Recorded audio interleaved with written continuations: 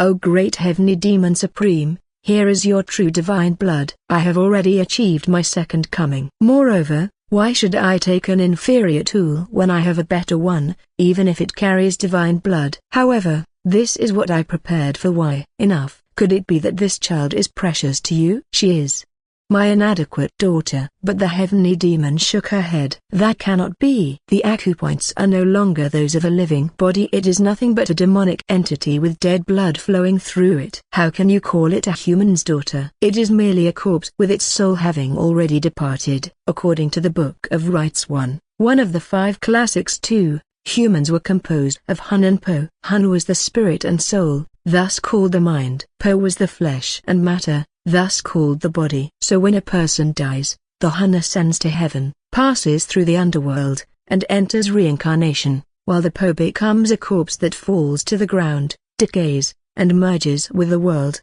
When the body dies, the soul naturally departs. But very rarely, the opposite happens. The soul dies and only the body remains, with the heart still beating and breath still flowing. But how long could a body even last without a soul? Even if one breathes life into it with utmost care and forcefully mashes food down its throat, it cannot survive past the 49 days it takes for the Hun to enter reincarnation and disappear.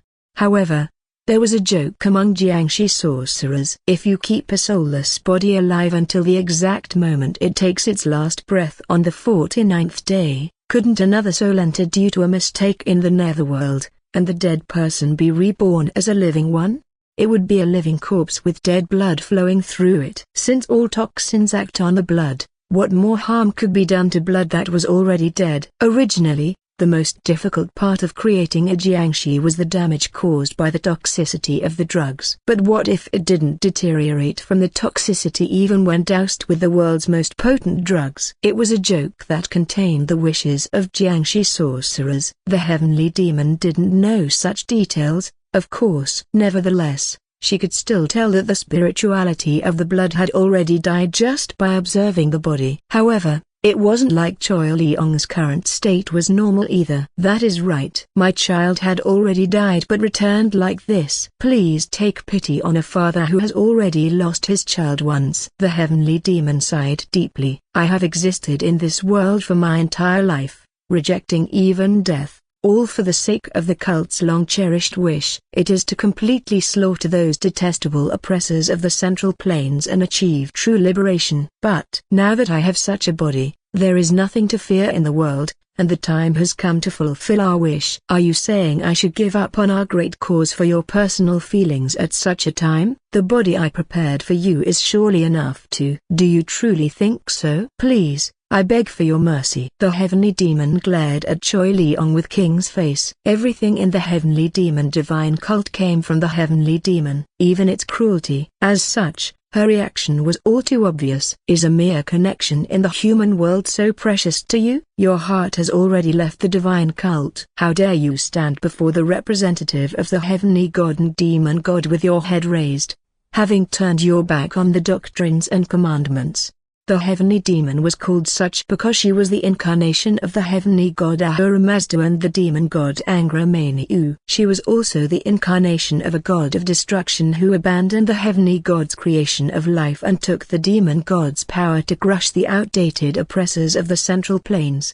And the anger of this very living god was directed at the old great demonic adept. Choi Leong trembled. But even in the midst of that, he cried out indignantly, "A mere connection in the human world, you say? How can you say such a thing? You too are human. How dare you claim mere martial arts intertwined with imagery as divine power?" The day the demon god had set to destroy the world was still billions of years away, at the end of eternity. Any end that comes before that is not the will of God, and moreover, there is no reason for God to want to destroy the insignificant Central Plains. As such, the heavenly demon was human, just a mere human clumped together with hatred for the Central Plains. Martial arts were human tools that recreated nature through imagery, so wasn't it laughable to pretend to be a representative by imitating the demon god? That was essentially what Choi Leong was saying. "How dare you?" The heavenly demon raised a finger and pointed at Choi Leong. She had surpassed the transcendent realm and achieved overhaul rebirth, but as the body was still young, She hadn't undergone body reconstruction yet. As such, it was unknown how far the heavenly demon's martial prowess had risen. However, the pitch-black force gathering at her fingertip already contained an absolute destruction that could not be blocked by the martial prowess of a mere unrestrained realm master. The heavenly demon finger. It was the infamous force arts of the heavenly demon divine art. Black death extended from her fingertip. The straight line of force that stretched out did not aim for Choi Leong's head. Suddenly, a demonic cult member who had been lying prostrate to the right of her outstretched finger exploded. Human debris scattered in all directions. Choi Leong looked back and forth between the heavenly demon and the blood stain left behind in the shape of a sun during an eclipse. King, holding the mouse, muttered in disbelief. What the hell? Suddenly shooting laser beams? Is this even allowed in Yuksaya? Of course. Murim had a fuckload of outrageous things when I experienced it firsthand. But even so, isn't shooting lasers a bit much? Shouldn't it at least pretend to be some kind of martial art? Even Master always rode on a sword when flying around, to at least keep up a pretense. Then, she could at least insist it was something similar to swordsmanship. But if you stretch out your finger and a laser beam comes out, isn't that more of a robot rather than a human? Or maybe a lich or some other endgame monster that could be categorized as a mage? For reference, this was actually the first time King had controlled this game with a keyboard and mouse. She had been thrown into Murim right after creating her character, so she hadn't actually enjoyed the main game for even a second. It went without saying that she didn't know the control keys. As such, she was in the middle of pressing various buttons. And when she saw that the old man was about to die, she frantically clicked all over. Fortunately, even though it was a game made by uncivilized Ching-Chongs, it adhered to the fundamental control method of right-clicking to target enemies. Even though they're fucking Chinks 3 who don't even follow international law, should I at least praise them for matching international standards for the game interface? Or should I say it's typical of those uncivilized Ching-Chong motherfuckers who consider plagiarism a virtue? Maybe they just copied and pasted a familiar UI. At any rate, King was a skilled gamer. And following this logic, this also meant that being able to quickly adapt to basic controls without seeing instructions was very easy for her.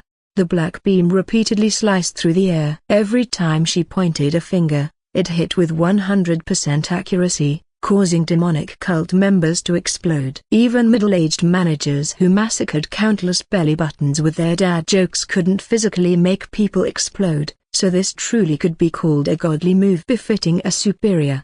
The heavenly demon shouted angrily, What are you doing? Stop this immediately. But her body moved on its own. Suddenly her legs stepped in a strange footwork pattern, her knees gave quick beats of momentum, her waist twisted, and her arms swung.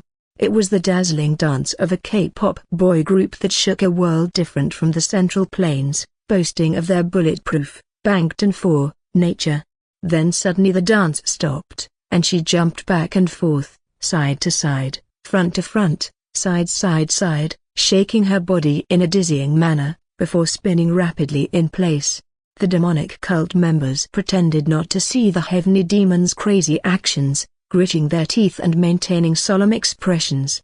You wench, stop it, I said stop it. Behaves. The heavenly demon suddenly recalled the true kiss stuck in the upper dungeon. They seemed to be tightly wrapping and protecting something. It must be the original owner's soul hiding there. The heavenly demon roused the heaven-shattering demonic chi. Demonic chi in the form of a hideous shape with eyes densely packed became a high tidal wave, devouring the meridians and boiling violently. A powerful hostility, the realm of which was not in the least decipherable. This massive flow created through countless lives, charged forward with spearheads raised. Compared to that, King's true chi was merely a handful. King's true chi, regardless of yin and yang or orthodox and unorthodox, united as one in the face of crisis. They tightly embraced each other and built a wall in preparation for the impact. And then, bang! Unfortunately, the difference in enlightenment was also a difference in level. As such, there was too great a gap between King and the heavenly demon's levels. King's true kiss crumbled in one hit. The heaven-shattering demonic chi wedged into the gap and burrowed in. Boom! King, who had been giggling while holding the mouse, was startled. Anyone would be startled if they saw a strange person appear by breaking through an one-room apartment wall. At the same time, a reflexive scream burst out. "No, my deposit!" The man who had broken through the wall scanned the surroundings. He was wearing only a pair of shorts on his broad shoulders. His exposed upper body was so densely covered in scars that it was hard to find a spot without them. King, a common citizen whose knees would go weak just at the sight of tattoos, was faced with something even worse. Traces of surgical procedure that resulted in full-body mutilation. King tucked in her neck and spoke. Coming all the way here is, how should I put it? A bit unfair, isn't it? It's kinda cheating." "Are you for real right now?" "Breaking through walls and coming for an IRL fight just because of a little prank is too much, don't you think?" "You seem more cowardly than I thought." "When I lost control of the body, I expected a more dignified soul to shine through." "Well, you know how it usually is." Everyone hiding behind a screen is a third-generation chaebol who graduated from Seoul National University, got their master's degree, clapped pro gamers silly, and is a cute girl who's completed military service. I do not understand what you are saying, but I can tell you are not even worth dealing with." At that, King smiled awkwardly. Of course. Don't mind me and just continue with what you were doing." "I'll just stay here." King couldn't finish her sentence, because people who have their heads exploded can't continue speaking. King's headless body fell from the chair and rolled on the floor with a splat. Bright red blood spread across the yellow linoleum. The heavenly demon stretched his mouth into a smile and closed his eyes. And at the same time, the heavenly demon opened her eyes. She slowly curled her fingers one by one, finally clenching her fist tightly and turning her head. Her wrathful gaze was directed at Choi Leong. "Your wench of a daughter was quite insolent." What? If she hadn't acted up, she could have at least lived on in consciousness to witness our great cause. This must also be because the father failed to educate her properly. As Choi Leong's expression became wrought with despair, the heavenly demon again spread her fingers. Pitch-black force was released from her fingertips, forming a spherical force compression, and a destructive straight line extended out. Choi Leong simply closed his eyes calmly. Then a broken bar. It missed. The demonic cult member exploded. The cult members kneeling on both sides flinched as chunky liquid splattered on their cheeks. Was it perhaps because it was the uncivilized ancient primitive China that pathologically hated cold water? The fluid was almost scalding hot even when soaking them thoroughly. At this point, even the most devout, or ambitious, divine cult believers would start to have their faith shaken. This was the heavenly demon supreme who promised to bring eternal wealth and power through the liberation of the central plains and the divine cult's rule over all under heaven.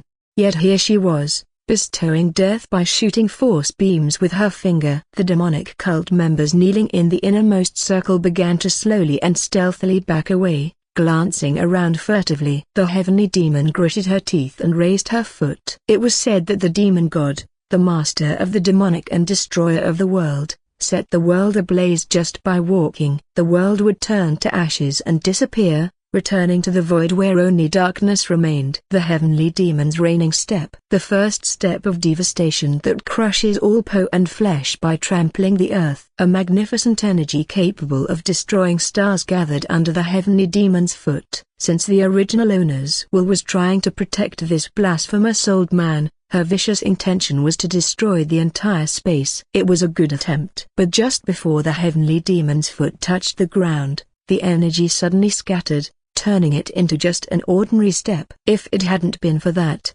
Choi Leong would have become a flat corpse like a squashed frog. At that moment, there was a sudden mysterious movement, and the heavenly demon's foot slid back as if flowing like rivers and seas. The opposite foot followed with the same technique, making it look like the heavenly demon was advancing majestically while actually retreating backwards.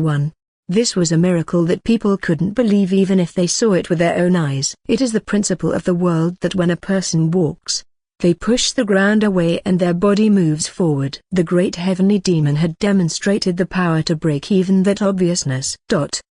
While it was an amazing technique, Why suddenly the solemn silence that had fallen over the tomb chamber began to take on a slightly awkward and uncomfortable air. It was like that eternal awkwardness when your friend leaves you alone with their friend whom you've just met. In that uncomfortable atmosphere, only the heavenly demon kept moving backwards in a circle while facing forward. How dare mere humans try to understand the will of the great demon god? The demonic cult members could only lament as their eyes trembled. Rip. The duct tape that had patched up the wall was roughly torn off. Having passed through the tape wall with her body, it naturally stuck all over him. The heavenly demon, who had been flailing about as if chasing away bugs, finally threw away the ball of duct tape he had managed to clump together. "Ah, you're here?" King greeted the heavenly demon cheerfully. She was holding a chicken leg in each hand. "Sorry, but I can't give up the chicken legs." "Of course. The wings and drumsticks are off limits too, and the juicy part between the thigh and body is mine as well. The breast meat, well, it has its own chewing texture. So choose between the right or left chicken breast." "Right? Left?" Offering me a chicken breast, not even the tenderloin, was an insult worthy of getting slapped by a guest. But it was an overly generous gesture for an uninvited guest who had broken through the wall and destroyed her security deposit. The heavenly demon raised his voice in anger, stumbling over his words. What on earth is going on? Surely the root of your existence, your very hun and po, should have been damaged." "Not telling." "Well, the feeling of having your head explode was surprisingly okay. I'd say there was a certain sense of liberation." Then she bit into the chicken leg heartily. The heavenly demon frowned, and as he raised his hand to point his finger, Stop that finger!" King hurriedly shouted, spraying half-chewed chicken from her mouth. "Hey now, don't mess with someone while they're eating. Even dogs bite when disturbed while eating. You know, I might just go more batshit crazy than dogs do. I was born human. I can't lose to those mongrels." The heavenly demon's mind went blank for a moment at this nonsense she had never heard before. So, you are saying you shall be worse than a dog? If you dance the lustful immortal disrobing dance in front of your believers, you'll regret it and think, "Ah fuck, I should have just quietly watched a mukbang instead," don't you think? This heavenly demon was also the one who had accepted the bliss palace. After all heavenly demons were this man. He knew what kind of dance the lustful immortal disrobing dance was. If the supreme of a religion were to strip and perform such a vulgar seduction, their reputation would be shattered forever. Though it was something heavenly demons in other worlds often did. The heavenly demon's mouth gaped in disbelief, and finally, with a deep sigh, he lowered his pointed finger. "Fine. I will no longer touch your father." "Is that enough now?" "Really, like father, like daughter." Clinging to such petty emotions. "How can you, born as a daughter of the divine cult, interfere with our long-cherished wish of liberating the Central Plains?" This was a major misunderstanding on the heavenly demon's part. In fact, it was an unavoidable misunderstanding. The body the heavenly demon saw was a living corpse. Naturally, he thought it had been created by divine cult members to receive the heavenly demon spirit. But when the old man jumped out to interfere, he thought it was because the old man who had breathed life into it and fed it for 49 days had become attached and saw it as his daughter, and that the soul that had entered also took the old man as its father and gave him affection. He had roughly drawn such a touching story in his mind. However, it was a grand misfire. "Huh? My father? Daughter of the divine cult? What are you yapping about?" "I mean that insolent old man outside." "Ah, Gramps isn't my father." It was just pure, bright irreverence. The heavenly demon asked seriously. "What nonsense are you spouting?" "Clearly, that old man's been a bit off lately." "I saw it too. He's completely lost it." "I don't have a hobby of pretending to be someone else, nor do I want to." King had also seen Choi Leong's passionate performance beyond the screen. In fact, it was a completely unwelcome attitude. She had only saved him because she had grown fond of him and pitied him, but if it weren't for this current situation, she would have immediately started some of that radioactive physical therapy to make him come to his senses. "Then why on earth are you interfering? Are you seriously asking because you don't know? Do you think I'd just stand by and watch as you all rush in while spouting nonsense about liberating the Central Plains?" "Ha! So it was merely your ignorance that was the reason." "What?" "No, Why do these people always? Enough. You will understand once you see with your own eyes. The heavenly demon cut off King's words and raised his hand. Then the four walls of the one-room apartment fell backwards, revealing the outside scenery. Hey now, why the fuck are you dismantling someone else's house as you please? King grumbled, saying let's see how great the thing you're going to show me is, as she continued to tear into her chicken leg. It was somewhere in the Central Plains, full of people who were weak from hunger. Emaciated and ragged people were just sprawled about, with no sign of vitality to be found. It was nothing short of a complete slum. About 10 men were walking around, checking on the fallen people. They spoke to them and waved their hands in front of their faces. Finally, upon finding a corpse, they poked and prodded it, shook it, and when there was still no response, they picked it up with a faint smile. As the men carried the corpses, at the end there was a huge cauldron. Stop, halt right there. What are you doing while someone's eating? Even if you think this will make me yield, you're greatly mistaken. It's obvious this is just propaganda by you demonic cult bastards. I saw it myself. For over 10 years, summers were cold and rain ceased, so crops couldn't grow. The animals were eaten long ago, and even after boiling tree bark to eat, even the trees withered away. It was an era where people just ate each other's corpses to survive. Ah, so this is for real? However, not everyone went hungry. Look. The world seemed to blur like a watercolor painting, then came into focus again, revealing a splendid palace. It was a grand banquet with all sorts of delicacies spread out on a huge table large enough for 20 strong men to lie down on. The man sitting at the head of the table, as well as everyone else at the table, had bulging bellies and multiple chins, their figures extremely ample. That man is the viceroy of the city we just saw. Instead of looking after his starving people, he squeezed them dry and held lavish feasts for every meal. The Taoist next to him is some elder from Mount Hua, and everyone sitting here are either so-called righteous experts of the Orthodox faction or the rich they protect with their swords. Is that Mount Hua the same Mount Hua? Is it just Mount Hua? Shaolin monks, Wudang Taoists, all those who call themselves the prestigious 9 sects and one union. They all cling to power and take the lead in exploitation. Wait, Orthodox Murim has such a dark past? King's eyes widened. The Orthodox faction did not exist in that era. Originally, it was like that. So isn't it ridiculous how later on the same bastards divided themselves into Orthodox and unorthodox factions? For the Orthodox faction to exist, there needed to be an unorthodox faction and a demonic path. Without the unorthodox faction and demonic path, there was no need to distinguish and gather only the more polite and courteous ones among the sword-wielding thugs. If one had to classify, there were only 2 groups, the government and Murim, and even then, it was an era where the government placed Murim below them and treated them as unpaid volunteers to use for free.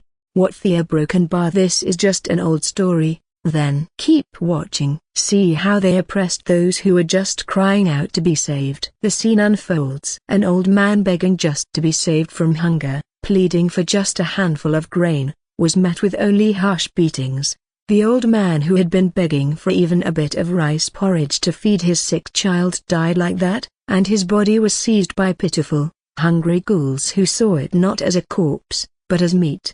Unable to bear the sight, one martial artist stood up. It was the man standing before King's eyes, and so, raising a red flag shaped like the sacred fire of the fire worship cult, he stood up. And soon the people's fervent "Wait! Can you not wave that red flag?" Why a red flag of all things?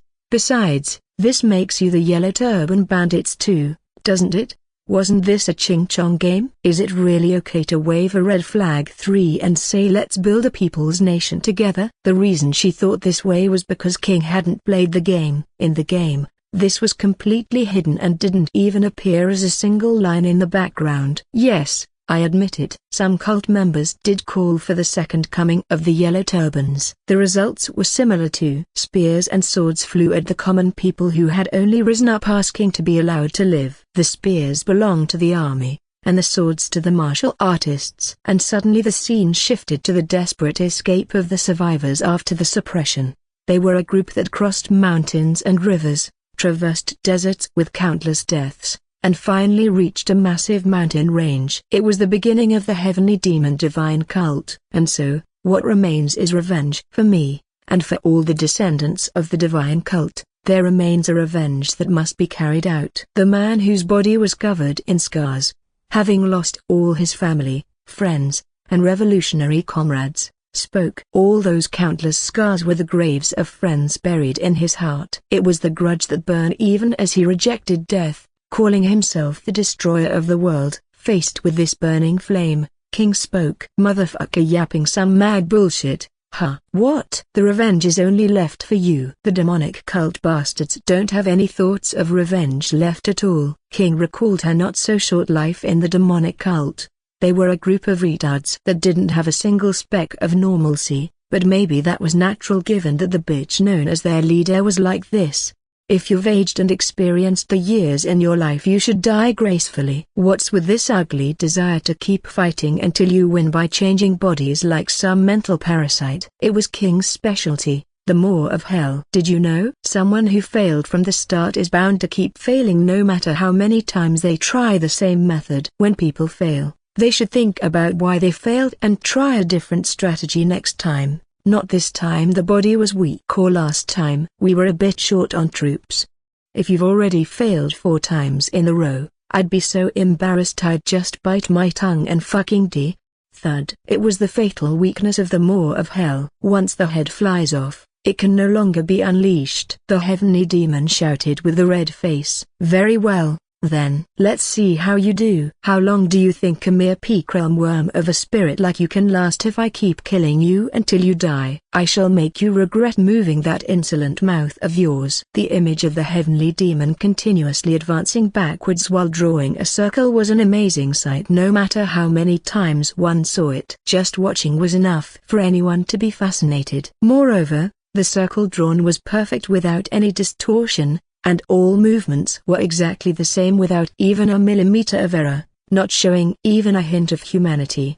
However, separate from that, as time passed, questions about what on earth was happening began to arise. However, how could the demonic cult members possibly know the inside story? That even with 2 minds, the mind manifested externally was in a state of mindlessness, and that it was just repeating the same motion in response to the command dance as an expression of emotion. Jisungya felt extremely awkward about the blasphemous gazes that occasionally reached him, those unfaithful glances that dared to ignore the heavenly demon supreme and look away.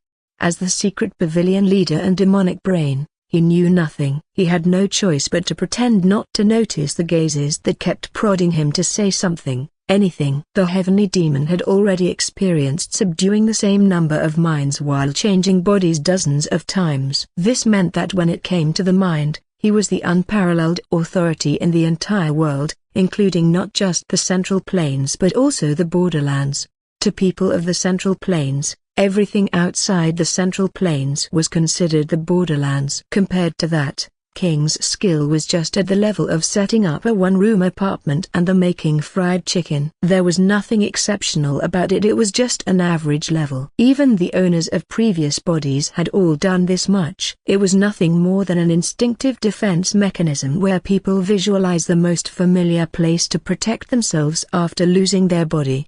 As such, the heavenly demon couldn't understand. He couldn't comprehend where the strange immortality of King's mental body came from. He could only guess that since the scenery created by King's mental body was unfamiliar even in the heavenly demon's long life, she might be a person from the very edge of the borderlands or beyond. He thought perhaps the barbarians there had developed techniques for handling the mind. When someone speaks, you should at least pretend to listen. Thud. Plop. Shit. Let me run my mouth for a bit too. Thud. Plop. Aren't you getting sick of it yet? At this point, you should know that it's no you. What could it possibly be? This ability to learn.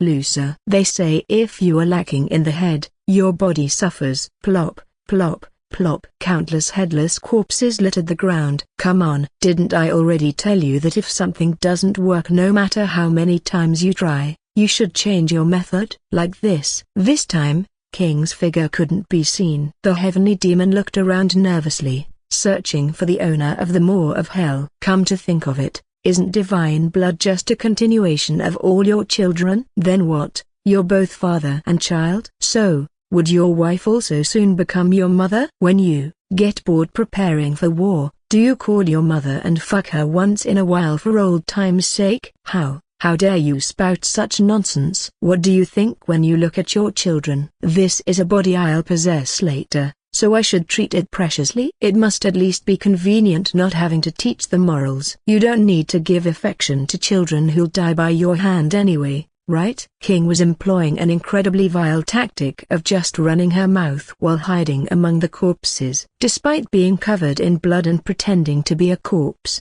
her mouth was very much alive. But bodies with the same clothes and shape had practically formed a lair on the ground. Finding one with a head among them was like playing a hellish game of spot the difference. The heavenly demon, who had never even played a spot the difference game at a 7-year-old level, let alone a hellish one, finally burst out in frustration. You wench, what do you know? Those detestable Central Plains bastards. Look at their descendants. Do they dare not know that all their prosperity is built on the evil deeds of their ancestors? You want them to atone for their ancestors' sins? That's a bit. Is it not only natural? They inherit their parents' wealth and connections and enjoy them as if they are rightfully theirs. Are they going to just leave out the ugly sins and history of exploitation? King hesitated. Doesn't that kinda make sense? Look at those so-called prestigious Orthodox sects. They are born and immediately have their meridians opened, consume elixirs, and train in precious martial arts, so even the dullest person in the world will reach the transcendent realm before they die. The wealth and glory obtained through exploitation have created the eternal rulers of the Central Plains. Yet they claim to be without sin. They do have sin, don't they? King couldn't completely deny that. After all, there was a certain island nation that immediately came to mind, and anywhere you pointed on the continent next to it was the same.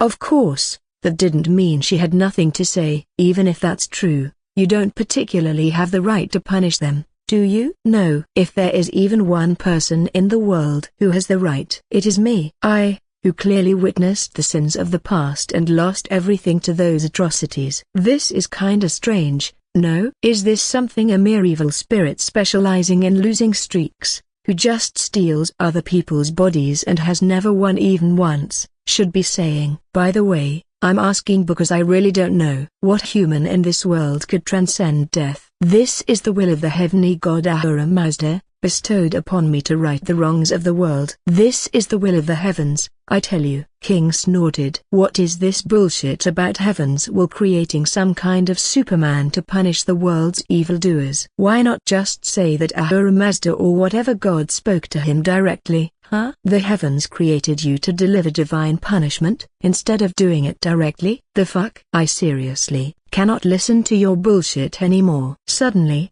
King's voice thundered from the sky. It was a sound that filled the world like thunder. The heavenly demon looked up. Above the sky, a huge square frame could be seen. It was a window attached to the sky, showing an even higher world. Beyond it, a giant face appeared, King's gaze looking down on the earth without hiding her disdain. What is this? What else? It means you're in the palm of the Buddha. The world shattered into sharp fragments and poured down. The countless corpses and sticky blood were now gone, and the revealed earth showed its true form as a palm made of white, fine skin. King looked down at the heavenly demon on her palm. The heavenly demon screamed in fury. Impossible. How can the consciousness of a mere thing like you be greater than mine? Someone who is merely in the pitiful peak realm. I don't know either. It was like this after I died once. King smiled like a god in her enormous form. So, try stating your claim again. What did you say? The what of the heavens? The heavenly demon gritted his teeth. If not the heavens,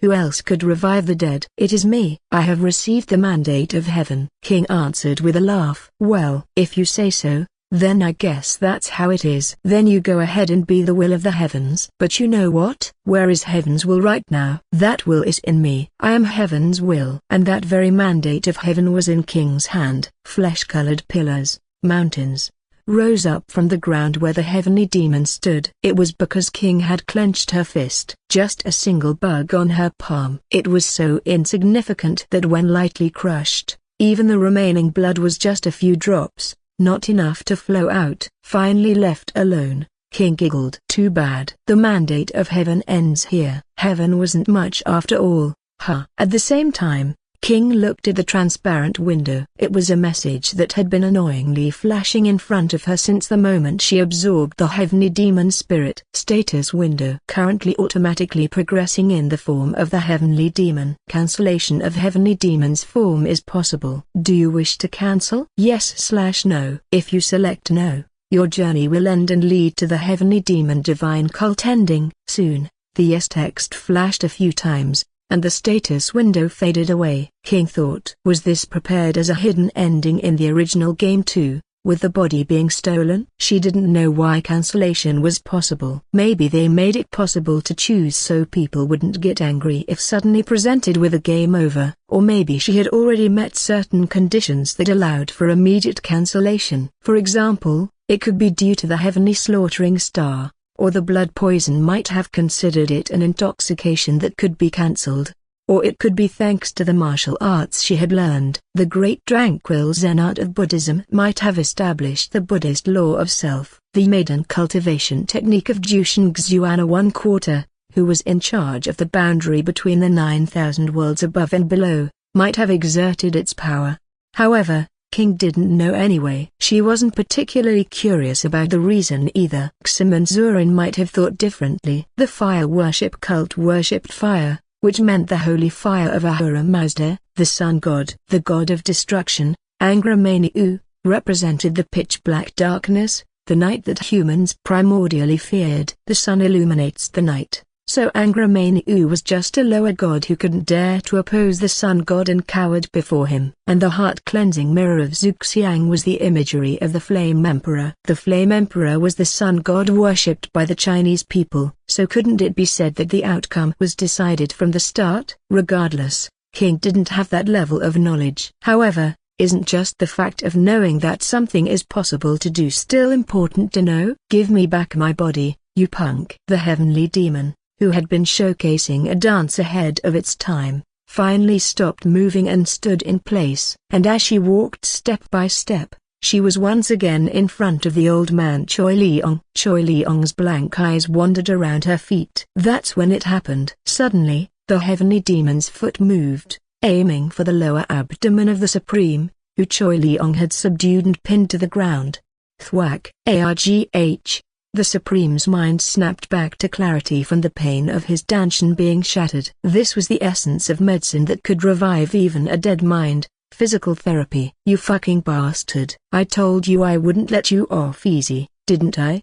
Or wait, maybe I didn't say it out loud? King continued with a vile smile. What did you say again? Natural realm this, setting your mind to that? Yap yap yap. Now that your danshan is shattered too, how does it feel to become a natural person instead of natural realm, you motherfucker? Only then did Choi Leong also come to his senses. Physical therapy was originally highly effective not only for the patient but also for potential patients watching. Child, King, is that you, King?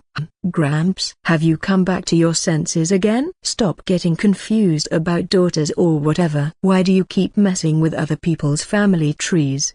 I want to eat Bossum and Jockable one. I should have ordered it when I could earlier during that imaginary space. Why do I never think of these things at the right time? King regretted it, but it was just a slight disappointment, because not only was she no longer fixated on hometown food, but Jockable and Bossum existed in the Central Plains too. There wasn't a culture of enjoying the original Jockable Hongshaozu, the original Bossum Dongporu, and the original Bibim Noodles Banmian too all at the same time, though. But still, isn't that up to the person ordering? I just need to add some clear ice wine to that. Then, bang boom pow. Based as fuck. Kiowa, that's the shit. You. Right as King was in the middle of swallowing her saliva while spreading her wings of culinary imagination, a broken bar, a young, ill-mannered voice rang out sharply. King turned her head, with a triumphant smile. Ah, kiddo. Right. You were here too, yeah? The Heavenly Demon Supreme. A broken bar. What has happened to the Heavenly Demon Supreme? After coming out to the world after so long, he got tired and is resting. Is that really true? I don't lie with my own mouth, King said proudly, puffing out her chest. In reality, King was only honest with her mouth. After all, deception and lies were not the same thing. She had never explicitly denied that the cripple was the culprit. Jisungyu didn't hide his suspicious gaze. From the heads of assassins to pretending to be a cripple, which to Jisungyu just looked like an actual cripple, she was a woman who couldn't be trusted at all. Moreover, when the Heavenly Demon Supreme was acting strangely, he kept cursing at a wench, so there was no need to think deeply about who the culprit was. Do you have any proof? Ho ho. Your gaze is very nasty. Do you dare doubt Ximon King, who has received the Heavenly Demon Supreme, the living incarnation of Ahura Mazda? It's Ahura Mazda. Potato. Well, proof. Right. Just a moment. Yes. Okay. I'll do that. King muttered like that while nodding her head. It looked as if she was talking to someone inside her, just as Jisungyu was starting to get confused. Now, listen. These are the words of your Supreme. As King opened her palm, the Heavenly Demon Spirit popped out and emitted a somewhat lackluster radiance. The cult members, who had been slouching while watching carefully, immediately straightened up and focused their attention. The Supreme speaks. King clenched her fist tightly. Ugh! A desperate scream echoed from the Heavenly Demon Spirit. It was a scream in the Heavenly Demon Supreme's own voice, no less. The pain of having one's soul wrung out is the worst thing that cannot be described in worldly expressions. If a living person experienced it, they would die instantly from the shock. But those already dead have lost the right to escape through death. Of course, King didn't know this pain as she hadn't experienced it. However, if even the Heavenly Demon was throwing away all dignity and reputation to scream so desperately, it must be no ordinary pain. Serves him right. When King opened her hand, what remained was a triangular pyramid cracking and crumbling with fragments flying off. The mystical radiance was gone, flickering feebly like a sad firefly. King spoke with a triumphant smile. Since you ignorant lot can't understand the Supreme's voice, I shall interpret his meaning for you directly. The Heavenly Demon says, today, this lowly Heavenly Demon has committed the great sin of daring to defy the great Ximon King. King clenched her fist once more. Ugh, ugh, ugh, ugh, ugh. Adjusting the strength with her grip, she managed to create a somewhat rhythmic beat. It seemed the Heavenly Demon had some musical talent as well. So you all should not defy Ximon King and serve her well on your own. This is what the Heavenly Demon implores you. Then King clenched her fist again, and with an ah, the Heavenly Demon Spirit shattered into pieces. The end. So, did you hear? That's how it is. Of course, I don't have the talent to understand screams, so I just roughly called out what I thought he might have said. What do you think? Was I right? It was the wailing of a soul being torn out raw. Paralyzed by the horrific sound, no cult member dared to step forward. We can just call him and ask. Yap. Heavenly Demon summon. A triangular pyramid rose up on King's palm again. Ah, Jisungyu lamented. It was a scene of the Heavenly Demon Spirit,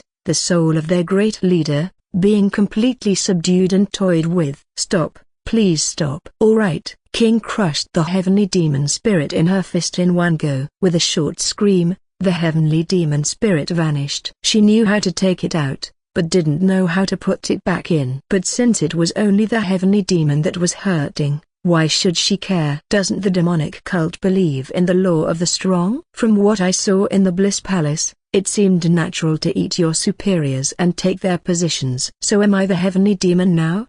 King was just trying to provoke them further. However, far from having hope drained from his eyes, Jisungyu's eyes suddenly flashed with a strange light. Are you saying you have inherited everything from him? You mean, like this? King roused the heaven-shattering demonic chi. To be precise, it was the dregs of the heaven-shattering demonic chi. Almost all of the heaven-shattering demonic chi had been compressed tightly with the Heavenly Demon and tucked away in a corner of her danshin, and only an extremely small portion had defected and newly joined King's true chi alliance.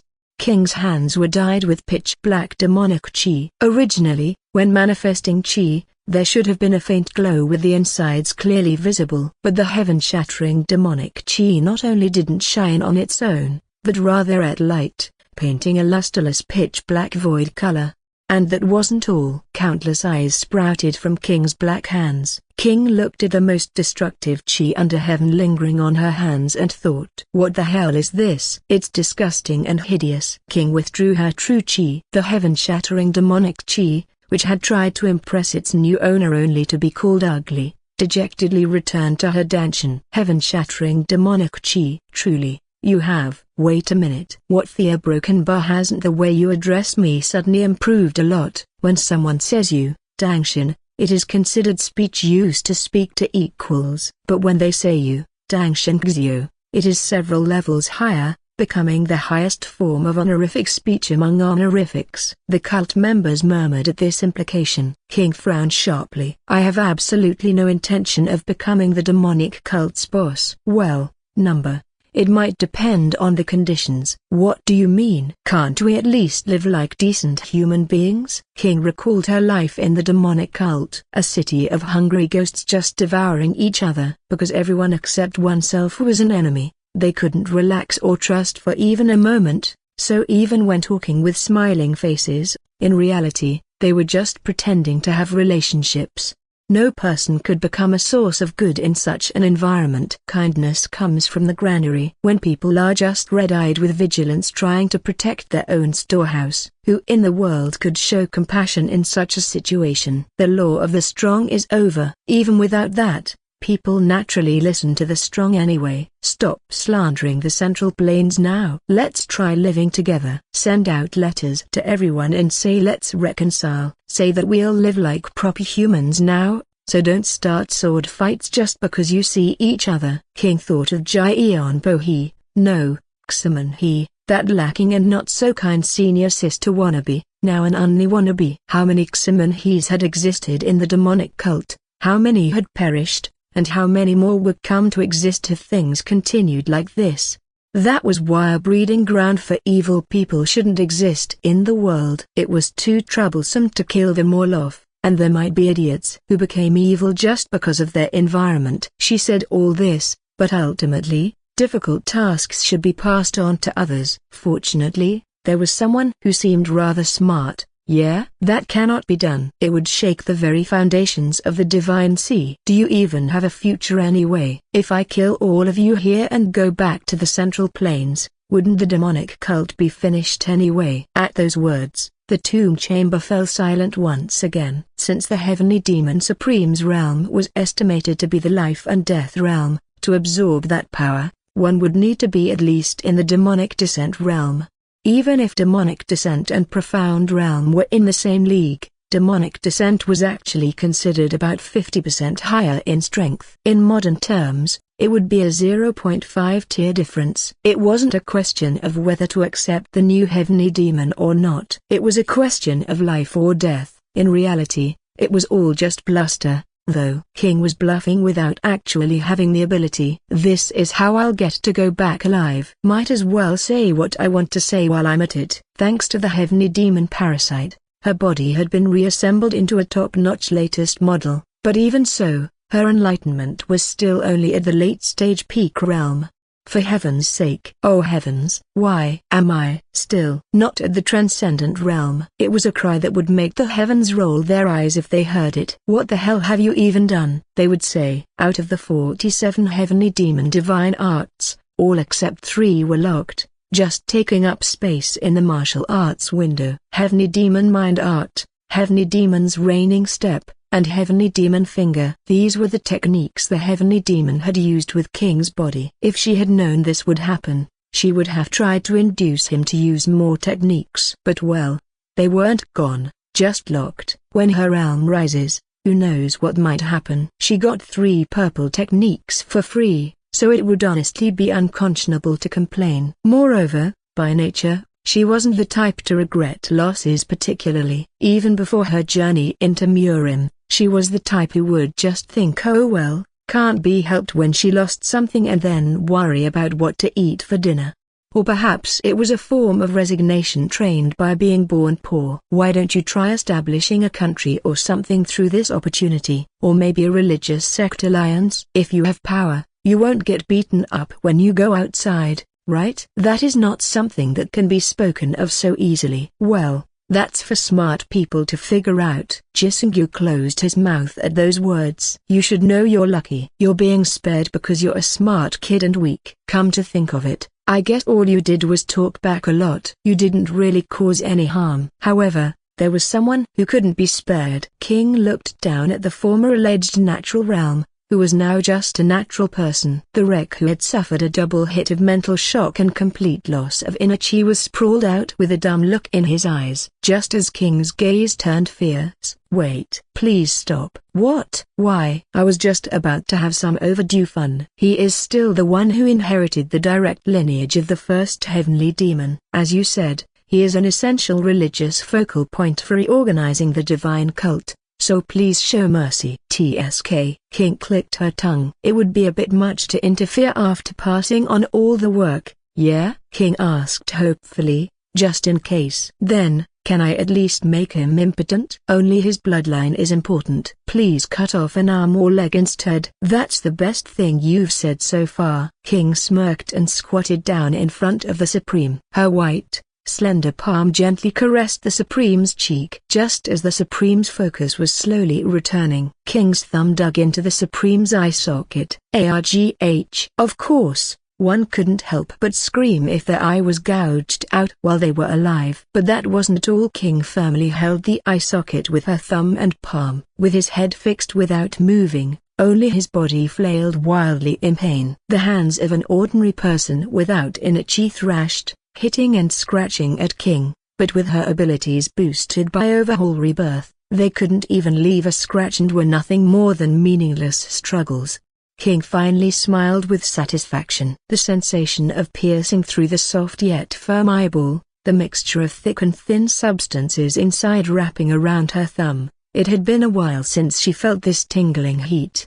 Have you come to your senses? Should I pierce your other eye socket too? It hurts. It hurts so much. Mommy, it hurts. TSK. You should use honorifics. From now on, you'll use honorifics with everyone in the world. You've been ill-mannered all your life, so you need to balance it out from now on, King said. With a bright smile, the Supreme looked up at King's face, trembling in pain. His one remaining eye perfectly reflected King's beautiful smile. I understand. Good boy. That's right. Who's a good boy? King's thumb popped out of the Supreme's eyelid.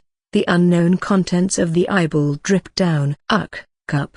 The Supreme gritted his teeth and endured the pain. King tilted her head and thought, what's this? He's holding back his screams. Does it not hurt enough? Should I have just pulled out the whole eyeball? But the Supreme's appearance was already in a pathetic state. Remembering the scene she saw in the formation, her excitement completely faded. Also, now he's just a commoner who doesn't know martial arts. King wiped her sticky thumb on the Supreme's head. She wiped off the sticky foreign substance by rubbing it front, back, side, and front again. While cleaning her hand like that, she spoke. Consider this forgiveness for trying to burst my eye after punching me in the stomach. From now on, just keep being a good little boy. Then, even if we meet again, we can look at each other with nice smiles. You understand what I mean, right? If you're not a good boy, I'll look at you with a broken barbed smile. That was essentially the message King was trying to convey. And she delivered such a chilling warning in a gentle voice. The Supreme nodded blankly. With that,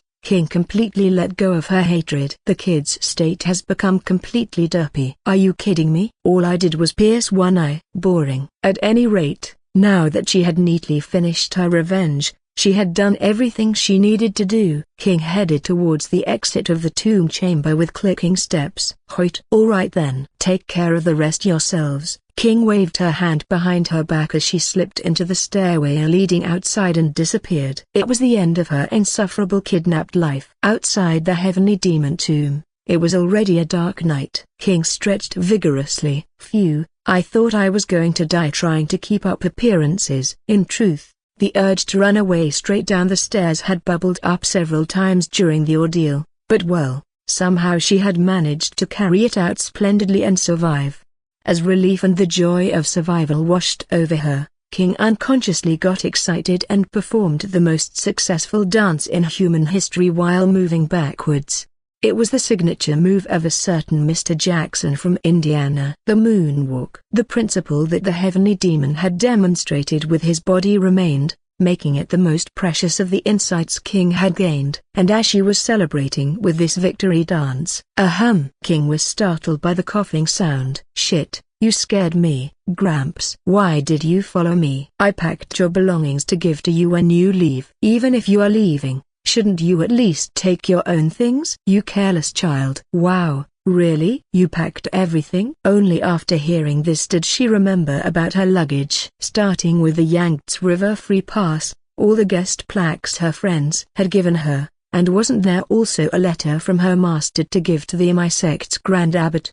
Come to think of it, the old man's words were true. If her personality had completely changed, the attention given to King would have disappeared along with it, and since he had even packed her luggage, he must have intended to let her go willingly after she opened the door by blowing the boxin she out. King followed behind Choi Leong, trotting along. Upon reaching a certain luggage cart, Choi Leong went inside and came out with a bundle, revealing familiar items. King eagerly grabbed the most welcome item among them. "You're back." "My moonlight sword." Though it had been a while since she held the moonlight sword, number 8, the handle fit snugly in her hand as if it had never left her side. King grinned as she fastened the sword to her waist. Then, as she was about to receive the rest of the luggage, Choi Leong held onto it, hesitating to hand it over. King's eyes narrowed. "What's this about? Is the rest pay to win or something?" Was this sort of business acumen also a tradition? As expected of China. "Do I have to pay a price to get my own things back?" However, Choi Leong spoke while looking uneasy. I am old and do not know how long I shall live, so I was thinking of looking for a good burial site, perhaps. Would that be all right?" "Wait, why are you asking my permission to find your deathbed?" "No, never mind." Sigh. King sighed deeply. Even if she pretended not to understand, it didn't seem like the old man would back down easily. Saying he wanted to find a place to die wasn't really about reserving a sunny spot with good feng shui facing a mountain and overlooking water. It was a desperate wish to spend what little life he had left together and die by her side. "Gramps, let me make this clear. I have absolutely no intention of accepting you as my stepdad. In exchange, I don't care in what way you view me. I'm just going to use you to carry my luggage, pull the carriage, and do all sorts of chores." Though her words were irreverent, it was ultimately permission. Choi Leong's eyes reddened. Thank you, even that much is too generous." If the old man's remaining life could be peaceful just by following her around and taking care of her, there was no reason not to grant that wish. He had already suffered through his life, and he was too old now to mentally abuse himself by being shackled to the dead. But if he later came at her with "you are my daughter" or some shit like that, it would be a case of kindness turning into malice. She might not care about other things, but she couldn't stand that. "But I don't have a hobby of dragging around a great demonic adept and being pointed at by people while traveling." "Get rid of that demonic heart that you can't even control anyway. What if you later go crazy and come at me saying shit like 'why did you deceive me and give me back my daughter?'" It was telling him to disperse the hostile arts he had cultivated his entire life, something a martial artist valued more than their own life. "I shall do so right now, even." Yet, there was not a hint of hesitation in Choi Leong's answer. King sighed deeply again. "Let's get out of here first and then talk. If we linger here, all the demonic adepts will come rushing in." Inside the heavenly demon tomb, the elite masters of the divine cult gathered around Gisungyu. In the divine cult, which followed the law of the strong, elite masters were essentially synonymous with the cult's leadership. "Look, demonic brain, do you really intend to follow that wench? She is the heavenly demon of this age. Did you not see her heaven-shattering demonic chi with your own eyes?" "That may be so, but isn't she still just a young girl?" "There is also the matter of the divine cult's dignity. After all, it is even more splendid because she is young, is it not? Think about the celestial martial sword ghost. Is it possible for such a figure to exist only in the orthodox faction?" However, Isn't she already a member of the Orthodox faction? Did you not see her actions? The heavenly demon will inevitably have no choice but to return to the cult. The masters let out contemplative sounds. Gouging out a living person's eye was not something that could be done without considerable cruelty, especially if it was done with a smiling face, not hiding the pleasure, as if playing with a toy, even more so. But must we now give up the long-cherished wish we have been pursuing all our lives? Moreover, reconciling with those Central Plains bastards. Is that even possible in the first place? It might actually be for the best. Isn't it said that the strong would not get beaten up, even if they act out? What force in the Central Plains would dare to confront the divine cult? The heavenly demon divine cult had already proven its true strength through 4 great wars between Orthodox and demonic. Although they had been defeated each time, hadn't they also left great wounds on Murim? Even if the divine cult suddenly declared that they would settle past grievances and come out into the light, Murim couldn't cry out, "What are you smoking?" That's impossible. And wage a war, voluntarily causing damage to themselves. To be honest, how long must we continue to control the fools of the divine city? Isn't it because of this that we have built up a history of defeat every time we invade? The divine cult lived hidden in barren lands. It was because they lacked the ability to support a large population. Even the gold cities earned by various departments of the outer hall through their businesses in the Central Plains were ultimately limited. That was why the divine cult had no choice but to follow the law of the strong. Thus, the divine cult's law of the strong served as a means to maintain a limited population while building the most elite forces possible. Ironically, the natural enemy of elite forces was a vast quantity of ordinary people. Even if they could overwhelm them with irresistible battle records and achievements, the loss of each individual was painful. The longer the war dragged on, the more overwhelming the military achievements became, but the more unfavorable the war situation became, ultimately leading to defeat and retreat. No one present was unaware of the harmful effects of the law of the strong. After all, everyone had gotten here by devouring others. But even knowing the severe side effects of the law of the strong, what could they do when that was simply how things had to be? Moreover, its results were impressive. Although King had constantly criticized them as retards without a single redeeming quality, the truth was that there was no group in all of Murim as powerful and unified as the heavenly demon divine cult. The masters looked very unenthusiastic. That was because most of them were people who had been pursuing wealth and power after the liberation of the Central Plains, just like in their illusions. However, Jisungyu was the secret pavilion leader and demonic brain, respected by the divine cult despite his terrible martial talent. Given enough time, he was confident he could easily manipulate these uneducated demonic adepts who only respected strength. It wouldn't be difficult for the heavenly demon divine cult, which controlled the Silk Road, to proudly claim its territory and achieve even greater prosperity than now by adding governance that combined doctrine and morality. Jisungyu swallowed his ambition inwardly without showing any expression. In the past, a general named Sia of the Chi-1 surname had said, for reference, his name wasn't Lion too. If born as a well-built and manly male, shouldn't one wear a 7-kai-3 sword and climb the stairs to the Son of Heaven? One who could dare to wear a sword and stand beside the Emperor, above all men and below only one, it would be the highest position that a schemer could reach. The Supreme had no name. He had never seen his father's face, and all his mother had given him was bitter hatred. In other words, all he had received was indifference and hatred. He hadn't even been given a name. However, the Supreme wasn't dissatisfied with this fact.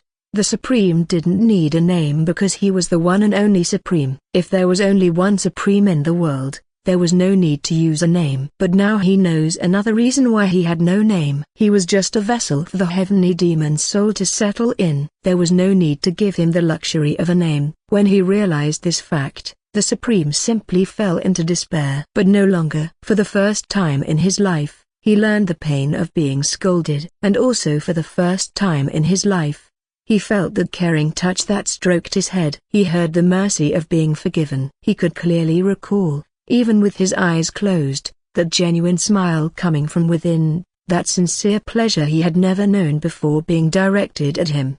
This was the love that parents bestow upon their children. Yes, that's right. Can those who irresponsibly create a body and carelessly throw it into the world be called parents? The qualification of parents lies in that very affection. Age, beauty, and even gender didn't matter, and this wasn't that why humans simply call men fathers and women mothers? But there was still one thing left. The most precious thing parents give to their children. Something the Supreme still didn't have. A name. She told him to be good, so he will be good. When they meet again, with that promise, he will finally receive a name. The Supreme looked at the elites of the divine cult. They were insolent bastards, busy whispering among themselves while daring to leave out the Supreme. Anger boiled up in the Supreme's heart. That wrath became strength, and black demonic chi seethed. The Supreme was a martial artist of the profound realm, and even that was merely something he had restrained himself for the sake of demonic descent.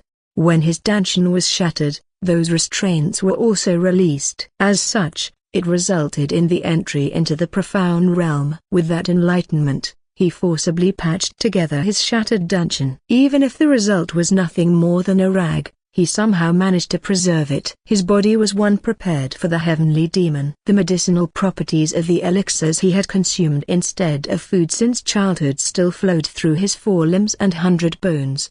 As long as the shape of the dantian was maintained, recovery was not impossible, just time-consuming. The Supreme calmed his anger. It wasn't such a difficult thing to do. Just recalling the smile etched in his heart was enough. His mind and body naturally settled, and his mouth unconsciously relaxed into a smile. As you said, I'll be a good boy. My beloved broken bar, mother. This was the Supreme, aged 47 years old this year. Sometimes, a person's upper dantian opens, allowing them to unconsciously read the workings of heaven and earth. This was called the sixth sense, or a premonition. King shuddered. Suddenly, she had a really bad feeling. The fuck is this? I just got goosebumps all over. But no matter how much he thought about it, there was no particular reason for such foreboding. King just kept mulling over the uneasy feeling. Well, of course she would. After all, how could she possibly know that she had just gained a grown-ass son in addition to a father and an older sister? Chengdu,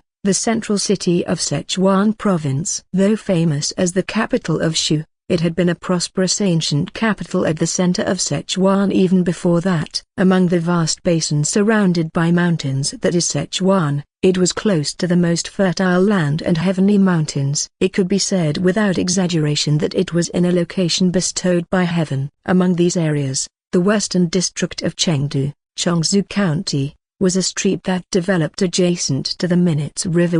The Minutes River, with its gentle currents, was the perfect place for floating lantern-lit boats. Naturally, a port town that developed along such a river would be densely packed with all sorts of taverns, tea houses, red and blue brothels, and gambling dens for pleasure-seeking tourists.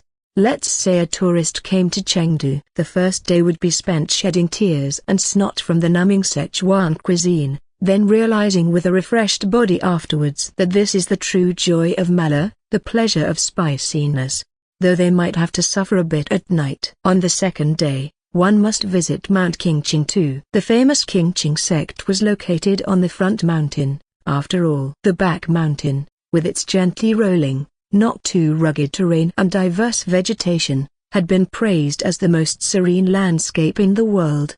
If lucky, one might even see a giant panda. Despite its name meaning giant bear cat, it was actually a type of bear, not a cat. If King had seen this lovable creature, she would have immediately exclaimed in admiration, "Wow, a panda!" You know about pandas, huh? Then, after enjoying the sights like Dujiangyan 3, Wu Shrine 4, and Wenshu Monastery 5 on the third and fourth days, one might be at a loss for what to do next. And that was when you should go to Chongzhou County. You can float boats on the Minutes River, drink, gamble, and have a wild and fiery time. And when you start to get bored of that, that would be when a suspicious man would approach. Big brother, I see you've been enjoying yourself. Perhaps you'd like to see something really exciting? If you follow the man with half curiosity and half suspicion, you'll soon find yourself descending stairs underground, passing through a long corridor, and reaching a vast underground plaza with a huge stage in the center. And this would be the underground life and death arena, Chengdu's famous attraction that everyone who knows about it knows about. Cockfighting was called Tuji, and human fighting for gambling was called Tugi, making this place, where mortal combat took place every day, the pinnacle of gambling for life and death duels. Today, too, the underground life and death arena was hot. The blue stone floor was drenched in blood and human remains, giving an idea of the heat. The host, with his smooth-talking skills, mesmerized the audience. Finally, today our challenger has issued a challenge to one of the 4 heavenly kings. For 10 straight days, he has slain one peak realm fighter each day for 11 days. This challenger from Hainan, please welcome him with loud cheers. The iron door under the cave opened. A man walked out, his footsteps echoing. The ghostly left-handed swordsman, the sword ghost from Hainan, the Dliakshaw, Yikte Ikong. The audience responded with passionate cheers. Then the host continued shouting with a volume that made one worry his throat might burst. Which great expert among the 4 heavenly kings of the underground life and death arena has accepted his challenge? They're appearing now. The opposite iron door opened, and a figure wrapped from head to toe appeared. Only the eye holes were open, but even those were covered with a veil, making them invisible. For a woman, she was quite tall, dragging an enormous dao that even a strong man would struggle to wield. Responding to the challenge is the 3rd ranked among the 4 heavenly kings of the underground life and death arena, the great expert female Xiangji, a mysterious woman whose face no one in this world knows, the second coming of the warrior Xiangyu 6 in the human world. Female Xiangji. An enormous reaction erupted, incomparable to before. It was almost like a collective frenzy had broken out. Female Xiangji responded to the cheers by raising her hands high and waving them around, in stark contrast to her heavy entrance. In fact, if any of King's acquaintances were there, they might have asked why she needed to cover her entire body. Finally, the two stood face to face on the life and death arena, messy with blood and remains. Female Xiangji. What a laughable wench. It was a light jab typically thrown before a life and death battle. However, when it came to the art of yapping, King had already passed the natural realm and reached ascension, thus finding only the immortals her match. Female Xiangji's glib speech was already famous, having been seen by many spectators. But female Xiangji was also known for picking and choosing who to deign such divine words towards. If they were worth or not of such a stellar yapfist. He ain't all that, huh? Let's end this quickly. King wiggled her fingers. At this, Yikte Ikong's eyebrows twitched.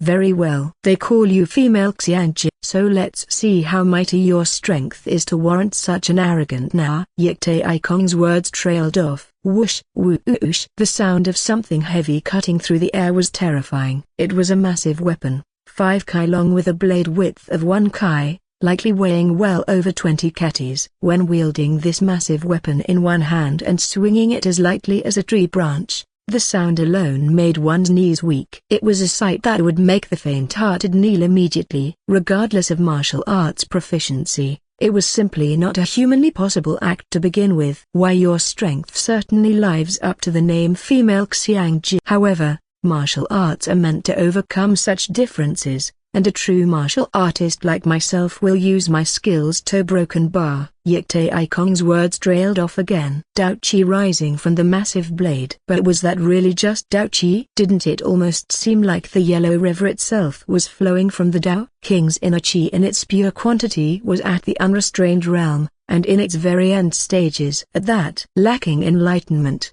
she couldn't compress it to form force, so she could only use it with brute output. The result was a blade of inner chi rising a whole kai thick. Yikte Ikong shouted boldly in response. I concede. Today, this yik has greatly realized that I am nothing but a frog in a well. As they say, a person should withdraw when they realize their shortcomings, so would you please allow this humble one to withdraw? At this, the audience erupted into the riot of curses and mockery. Chik Ball Sung, the vice leader of the underground life and death arena, wore a very displeased expression. Of course, because today's match, which should have been the greatest attraction, had ended so anticlimactically. You didn't kill him today, huh? However, King answered. Hello? Excuse me, Mr. Chick. If someone heard that, they might think I'm a demonic adept who kills people every day. I'm such a kind person, though. I'm a righteous female expert from the Orthodox faction, you know.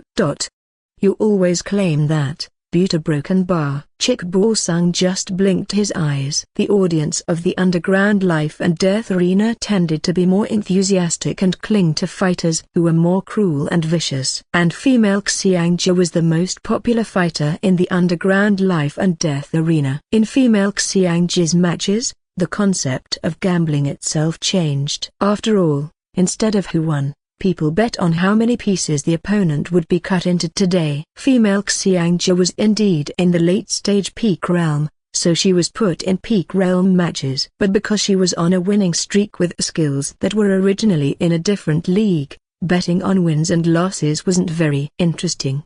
So they made money in a different way by betting on how many pieces the opponent would be cut into or how many rounds they would last. However, occasionally, like today, she would quietly send her opponent away without touching them, so they had suffered from complaints from customers today as well.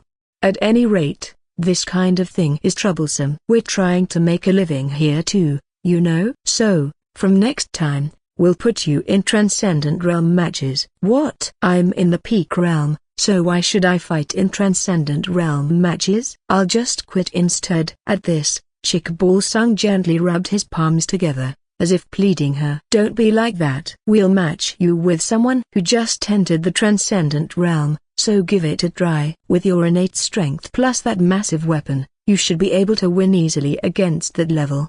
Is that so? King gently stroked the chin area of her mask. Her realm still hadn't risen, and perhaps she needed to face someone Transcendent Realm or higher rather than weak opponents. Originally, the biggest problem when facing Transcendent Realm opponents was sword force, as it was impossible to compete with just sword chi.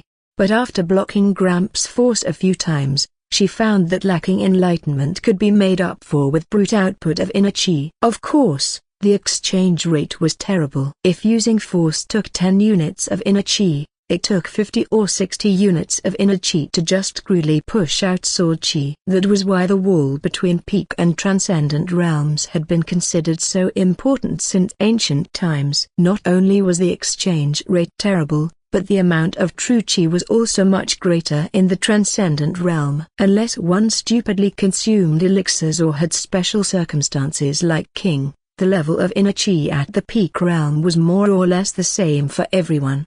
Moreover, King's strength had now reached a state far beyond human limits. No matter how advanced a martial artist's inner arts cultivation was, they couldn't ignore such an overwhelming difference in weight.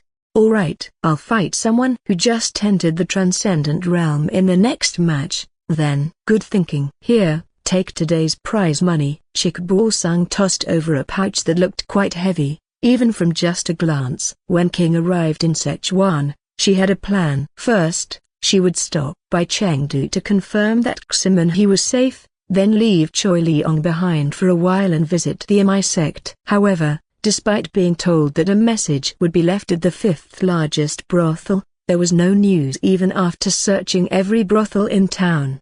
When Choi Liang asked why, she explained, and he clicked his tongue, saying, "According to what you said, didn't you leave the cult first and set out? And then you rushed from the heavenly demon tomb to Sichuan, so no matter how fast they are, they could not possibly be in Chengdu already."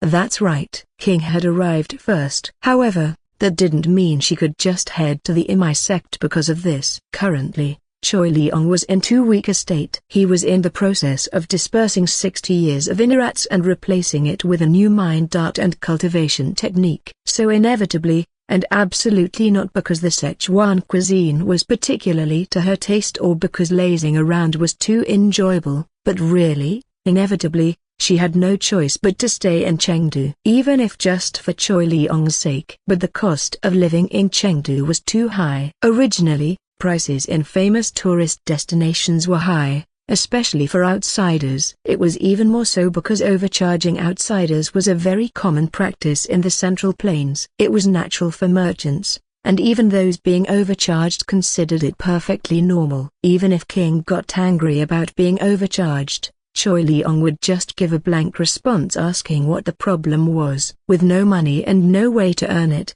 she was wondering how to continue this idle life. That was when she found out about the underground life and death arena. It had already been a month and a half since then. When King returned, Choi Leong clicked his tongue. "TSK. Did you go to that vulgar place to sell your sword again?" From Choi Leong's perspective, it was understandably distasteful for her to be swinging a sword in such a suspicious fighting arena. King frowned sharply. "Who do you think I'm going through this trouble every night for?" Of course, since most of the fighters were evil people, she gained righteous karma points and practice points for fighting them. The joy of killing evil people and the cheers that responded to it made for the highest job satisfaction. But still, no matter how fun and beneficial, work was still work. Didn't they say there's no high or low in professions?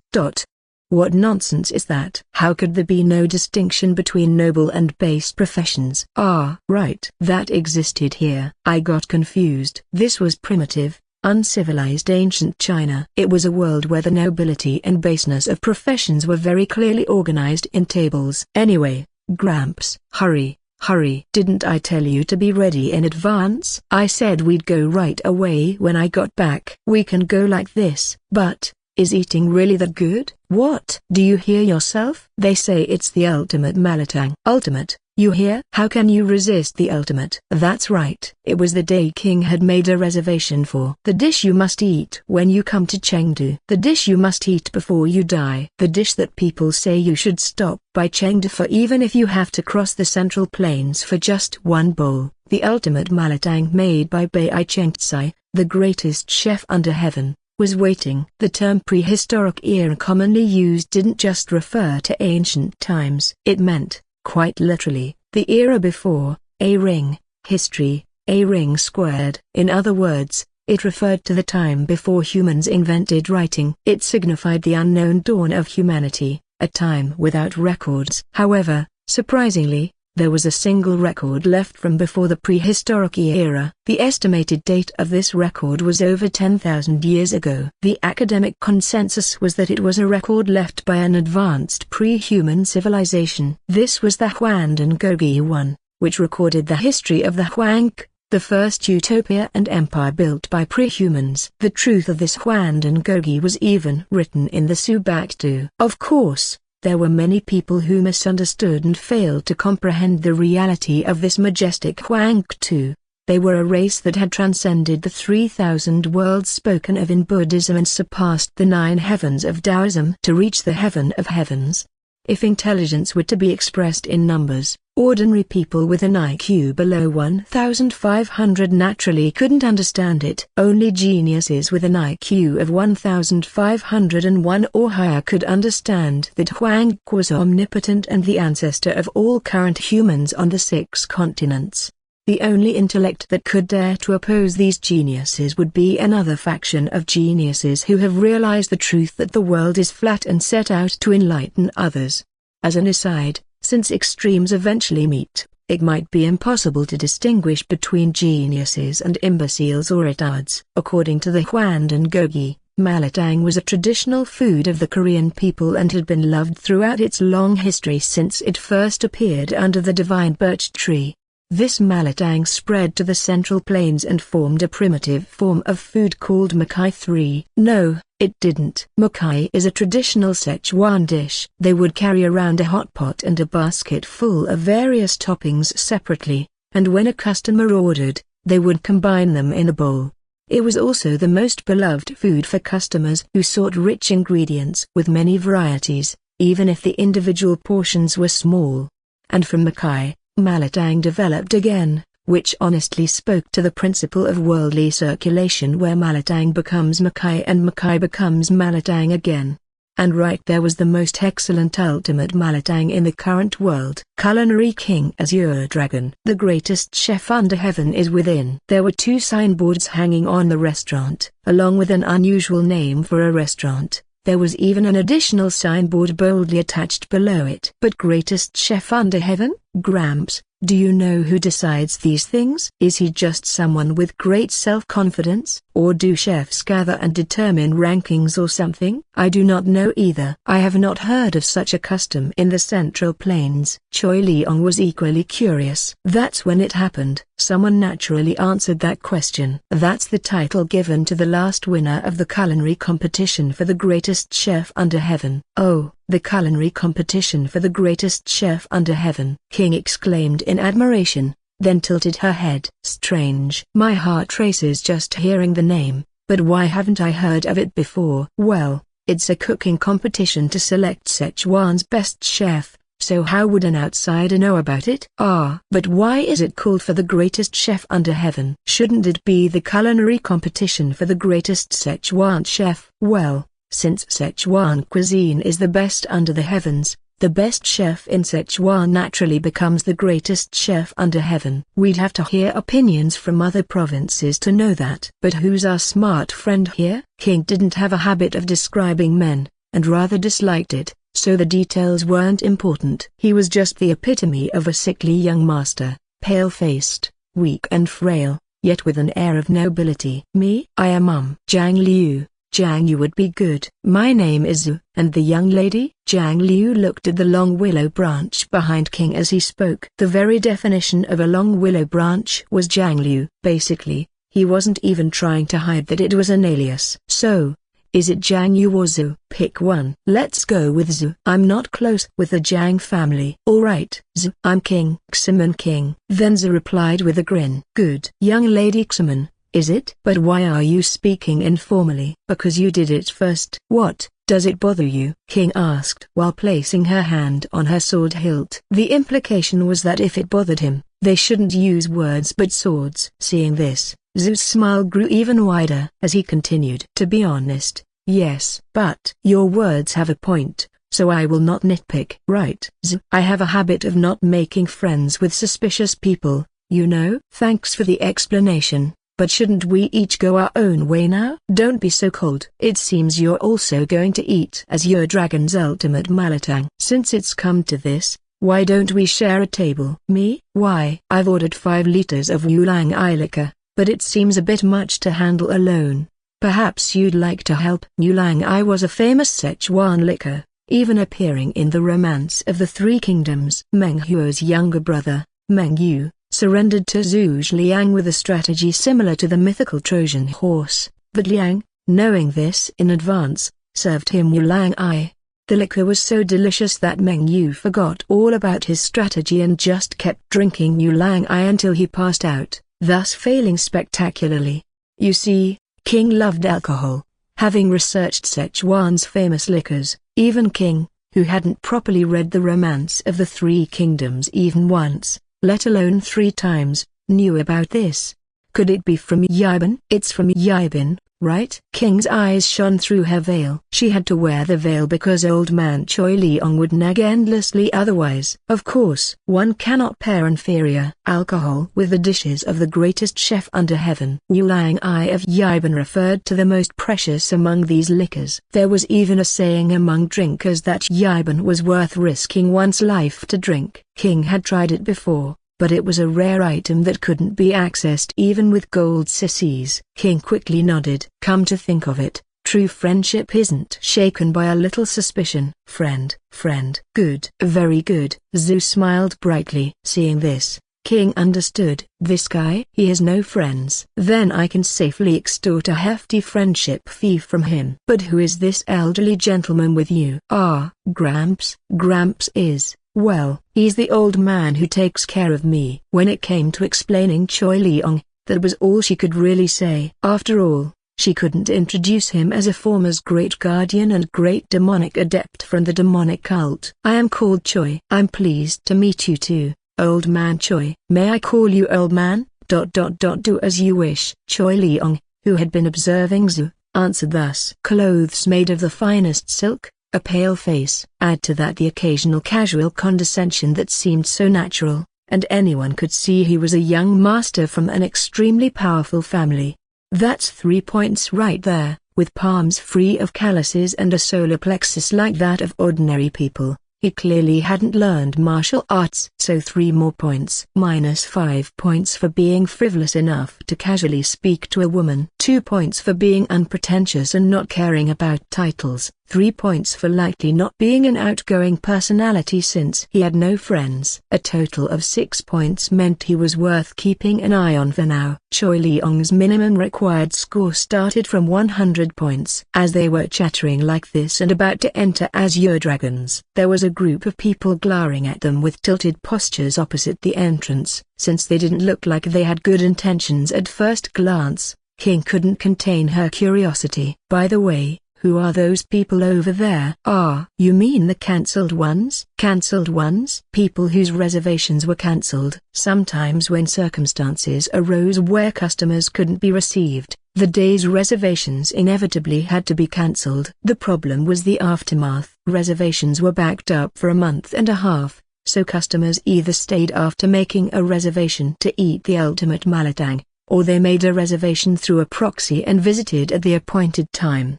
Naturally, they were upset when it was suddenly cancelled, and doubly so when they were just given back their deposit and left hanging. They just return the deposit and that's it. What else can they do? Should they give them a new reservation a month and a half later, or push back the next day's customers to fill the spots? That's not possible either. That's true. King nodded. After all, when it came to restaurants, good food was king. Customers were essentially paying money to get a mere taste, so the more successful a place was, the more they tended to close twice a week and take all public holidays off. They weren't that desperate, after all. So what are they doing over there? Probably trying to protest or something. Those people really have nothing better to do. King let out a hissing sound. Sure, you'd feel bad if your reservation was cancelled, but if they're not going to respond anyway, is there any need to gather like that and just glare angrily? Aren't they just wasting their time and spoiling their mood? That's why she said they had nothing better to do, ... Or at least, there was a time when she thought like that. Excuse me, customer, tonight's reservations have been cancelled because an esteemed guest has rented out the entire place. What? We shall return your deposit doubled. King received the pouch in a daze. The reservation fee wasn't insignificant, but it wasn't a large amount either, so even doubled, it didn't feel like a windfall.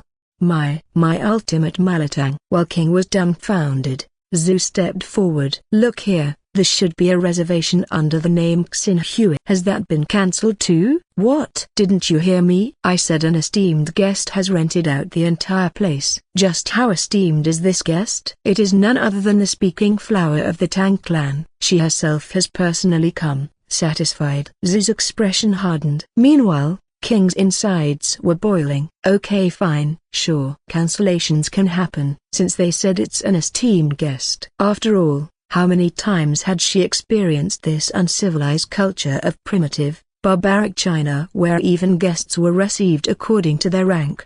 But rudeness was a separate matter. How could she just watch as this server, instead of bowing apologetically, stiffly told them to just take this and get lost? Right when King was about to explode a broken bar. Hey Yumo, do not do that, friend. In Sichuan, it is truly not worth it, especially when it comes to getting involved with the Tang clan's affairs. Tang clan? The Sichuan Tang clan of the 5 noble clans of the Central Plains. Ah, I've heard of them. She had heard a word or two from Peng Disan and Namgung Shinji. Peng Disan had described them as persistent and petty bastards, while her sword brother said they were the richest family in Sichuan, famous for their poisons.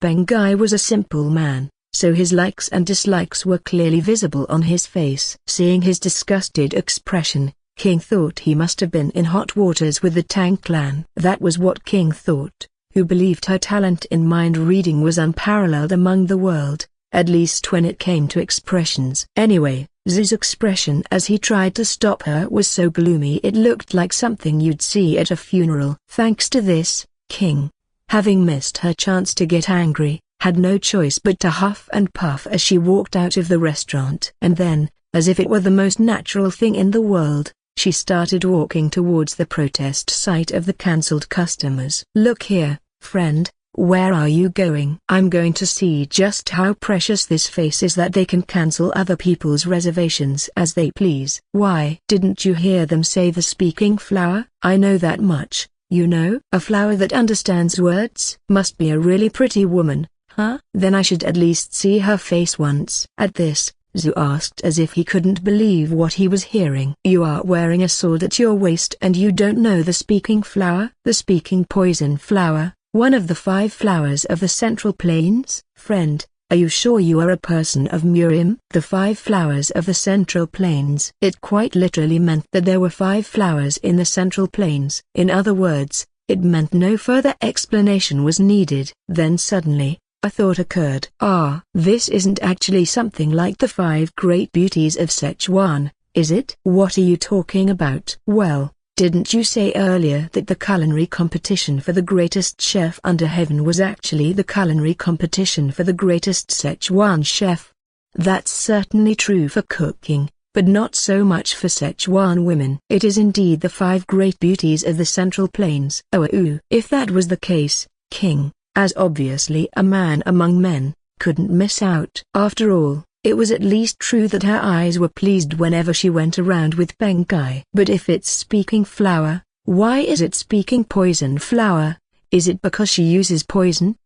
It's because her personality is nasty. Well, if she was the type to casually push aside other people's reservations, her personality must be more than just a little nasty. If she wanted to eat something delicious, she should have just come with 2 or 3 people and pushed out other customers besides herself to eat.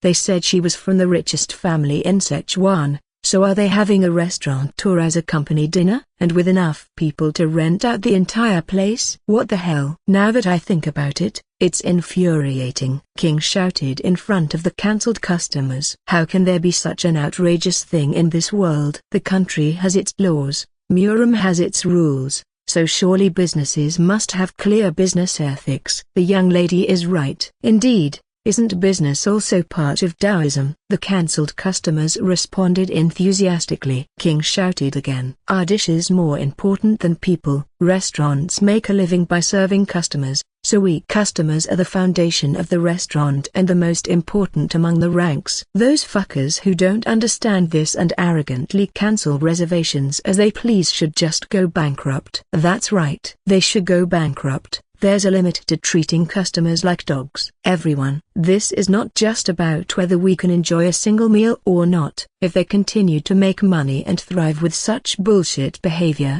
eventually all restaurants will treat customers like dogs. We must make such dog-like restaurants go bankrupt to show that justice is still alive in the Central Plains. Oh, right. That's correct, King passionately orated, asserting customers' rights with a fiery heart. Previously, the cancelled customers had gathered to vent their anger, comforting each other and wasting time in the process. But now, enlightened by King's eloquence, they embraced the great ideology of customer-centrism and were reborn as fighters struggling for their rights at this moment.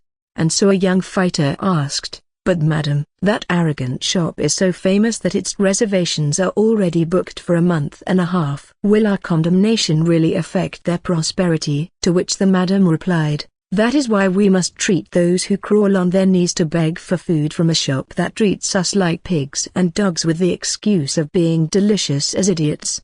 They are no different from petty pigs and dogs who sell their dignity for mere food, and they harm the public justice of the world, so their hearts are also extremely wicked. Therefore, if we all despise and curse those who say they have eaten Azure Dragon's food and shame them, won't they then know shame and stop going?"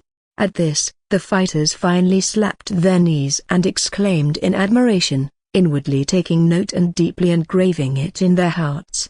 King's utterly wicked words were a new shock to the simple people of the Central Plains. It was an atrocity that might even earn her a place as the progenitor of mindless power tripping in the future. If that happened, her honorary title following Confucius, Mencius, as Wang Tsai and Han Fizi too might be something like Consumius or Consumzi. As a proud consumer, of course. Anyway, as King was watching the cancelled customers burn with their new mission with satisfaction. I didn't know my friend had a talent for sophistry and incitement. Hey now, what do you mean sophistry and incitement? King continued. Actually, you're right. Anyway, if they go bankrupt because of this, or even if their sales just plummet, I'll feel better. So isn't that good enough? Now that I see, you are quite a malicious woman too, friend, as Confucius said. Hey now, friend. Your way of speaking is becoming more and more like that of a noble person. Can you go back to how you were before? Ah, I didn't realize. You're right. I'll keep that in mind. Meanwhile, as the cancelled customers were uniting and making a pact, they were just about to resolve to pour great jeers at the mysterious VIP customer who caused today's disaster as their first step. That was when a huge carriage appeared in the distance. On its luxurious black walls, large gold-leafed characters were boldly emblazoned. Dang! The momentum of the cancelled customers who were about to pour jeers suddenly faltered, and they started to surreptitiously look around, distancing themselves one or two at a time and pretending not to be involved. Thanks to this, the passionate discussion about customers' rights also abruptly ceased and disappeared. What's with these people? They were so fired up earlier. Why are they suddenly? Who in Sichuan would dare to curse the Tang clan? King's voice turned fierce. Well, look at this shit. It's like an emperor has arrived. Anyone who sees this might think a king is making a royal procession. That's right, Zhu agreed with a somewhat gloomy expression. The carriage looked big even from afar, but it got even bigger as it came closer. It was a carriage pulled by 8 white horses, so naturally its majesty was extraordinary. That carriage looks really nice. Of course it does. It must be the top-of-the-line limited edition carriage from the 1000 trading associations. They won't even take orders unless you have considerable power. That's the 8-headed power carriage, of which there are only 3 in the Central Plains. Its exterior is made of ebony dyed by a master craftsman, fitted together without wedges, and also. Suddenly, Zhu's words burst forth like a waterfall. Ah, this guy was a carriage enthusiast. Anyway, the gist was that this carriage was amazing, so King listened with one ear and let it out the other. It seemed that whether in the Central Plains or modern times, the behavior of people who couldn't control themselves when their favorite topic came up was the same. In the meantime, Choi Leong whispered quietly, child. Do you perhaps want that, huh? Gramps. We don't have money, you know. We may not have money, but there are ways to acquire a carriage if we want to. Nah, forget it. Who wants to go around pulling 8 horses? And how would we maintain it? It's enough to just rent one when needed. Well, that is true. But Choi Leong looked disappointed. The 1000 Trading Associations was one of the front businesses of the Heavenly Demon Divine Cult. The ride quality of the prisoner transport carriage that King had ridden in was the culmination of that technology. King had absolutely no interest in carriages. Instead, she was interested in something else. So, you're saying one of the 5 prettiest women in Murim is riding in that? On the surface, that is certainly true. King raised her expectations at those words. After all, wasn't he saying that despite his obvious aversion to the Sichuan Tang clan, he still acknowledged her beauty? Finally, the carriage rolled up and stopped, and one of the coachmen leapt down with an impressive movement technique. What the? Are they using Peak Realm masters as coachmen? King snorted. No. Wait, what? Why would a master around the Peak Realm be working as a coachman? Do they not have any pride? Or do they pay that much monthly salary? Do they give 1 gold sissy per hour or something? As King was thinking this, the coachman opened the door with a respectful attitude, and finally, the speaking poison flower, one of the 5 flowers of the Central Plains and the greatest beauty of Sichuan, revealed herself.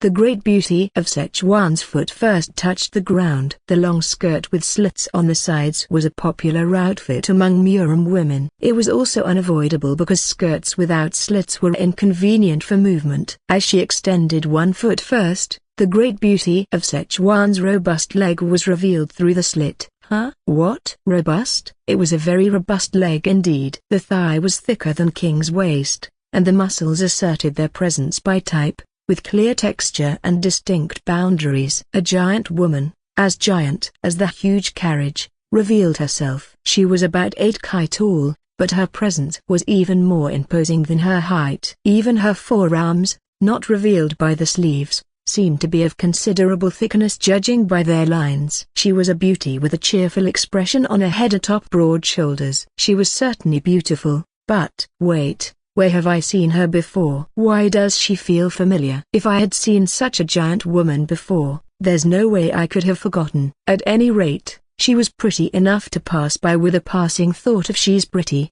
but not to the extent of turning around to look or stealing glances. Instead, anyone would rub their eyes and turn to look just because of that powerful physique. King realized her misunderstanding. So the 5 flowers of the Central Plains are ranked by strength? What do you mean? Right. After all, martial artists should fight to claim their positions. King looked at the great beauty of Sichuan's giant fist. It was a fist that looked like it could take down a bear with one hit. Since it was the 5 flowers of the Central Plains, it must be a position that female martial artists fight to claim. Venza spoke as if he found her pitiful. Isn't it obvious that she is female Xiangji Penkolai? I heard rumors that female Xiangji had appeared in the underground life and death arena recently, but I didn't know it was true. Female Xiangji was a real person? King, who had unintentionally become an imposter by using someone else's alias, looked around nervously. For people of Murim, impersonation was a serious crime tantamount to declaring someone your mortal enemy. It's my first time seeing her in person too, but indeed, she's a woman worthy of that alias. And then he muttered with a worried tone. But for a daughter of the Peng clan to come out in a Tang clan carriage, if there are marriage talks, it would be extremely troublesome. King only caught parts of what he said. Peng clan? It's that Peng clan? Indeed. That very Hebai. Your speech. Right. Yes, it's that Peng clan of Hebai. She's the eldest daughter of the Peng clan. Female Xiangji Peng Kolai. The name Kolai used the characters for crowded and beautiful, given because the baby girl born after 8 months was particularly small and petite, like a crowded. However, no one could have imagined that she would grow so enormously tall afterward. No wonder. She looks exactly like Disn. She was the female version of Peng Disn, the most handsome man under heaven. Perhaps that's why, while she was beautiful, she was the type of beauty that would be described as handsome among women. King sighed in relief. She had unintentionally become an imposter. But since it was a friend's big sister, wasn't that fortunate? She thought that if she confessed honestly, apologized, and explained the situation well, they might let it slide. That's when it happened. There was a woman who belatedly revealed herself, circling around the huge carriage. She had gotten off on the opposite side. And then she affectionately clung to Peng Kolai's arm and spoke in a coquettish voice. "Honey, you shouldn't look down on it just because it's Malatang. I'm sure you'll come back with your family members again. I'm sure you're not talking about the whole family. You mean just one certain individual, right? He. But, honey, you really will be surprised when you taste it." King was surprised too. Whoa, holy shit, she's really pretty. That's crazy work. Is that even human? How the fuck is that even human? Is this the caliber of the 5 flowers of the Central Plains? Okay, then. Yes, I do hereby acknowledge the label, 5 flowers of the Central Plains. The nature of people is to inherently praise and exalt what is beautiful, becoming endlessly generous in the process. Look at the incident from the past when Yang Gaifai won, indulging in playing the villain, wreaked havoc with all sorts of misdeeds, properly ruining the country and even causing a rebellion. At that time, and La Shantu, the rebel leader, couldn't bring himself to behead the emperor and advised him to get rid of that fishy woman. Yang Gaifai was also famous for having the worst body odor under the heavens. The emperor, unable to smell due to sinusitis, shouted that if she was the most beautiful woman in the world, she could ruin the country a bit. That obviously made sense, right? So why kill the spirit of our beautiful Yang Gaifai? The phrase "a beauty that can topple a nation" meant that if she was beautiful, one could forgive her even for shaking the country. Therefore, being generous to beauties could be said to be a characteristic of men. By the way, if a male friend stubbornly denies this, one should be very careful of their backside. And King was also an inevitable manly man. Now that I think about it, I guess it's possible they have some kind of company dinner with a guest. King, who roughly equated the 5 noble clans to charitable families, thought that if it was a gathering between charitable families, they could do it at a famous restaurant. At that, Zhu quietly asked a question. Don't women usually get jealous when they see a woman more beautiful than themselves? Hey now, isn't that too much of a stereotypical prejudice?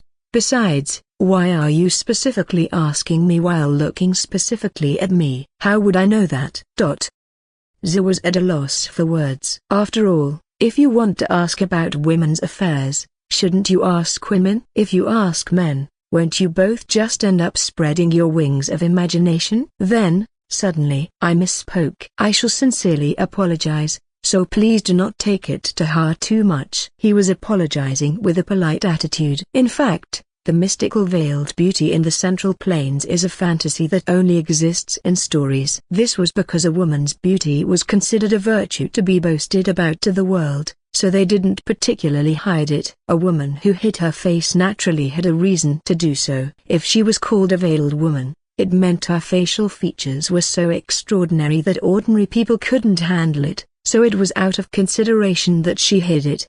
This was the Central Plains' conclusion about veiled women. In other words, it was an apology saying, sorry for pointing out that you're ugly. Your speech. That was intentional. It means my apology is that sincere. Oh really? Then, since you're so sorry, want to treat me to dinner? There must be other delicious things besides malatang, right? Sounds good. Actually, even if they say malatang is the ultimate, it's just malatang, isn't it? It lacks foundation. Malatang originated from Makai, a meal for the lowest class of commoners. About half of the Sichuan people didn't acknowledge malatang as cuisine, saying it was just a meal, not a dish. Of course, the ultimate malatang was an exception. Still, everyone lamented that if the greatest chef under heaven made other dishes, they would be much more delicious, but he was just fiddling with mere malatang.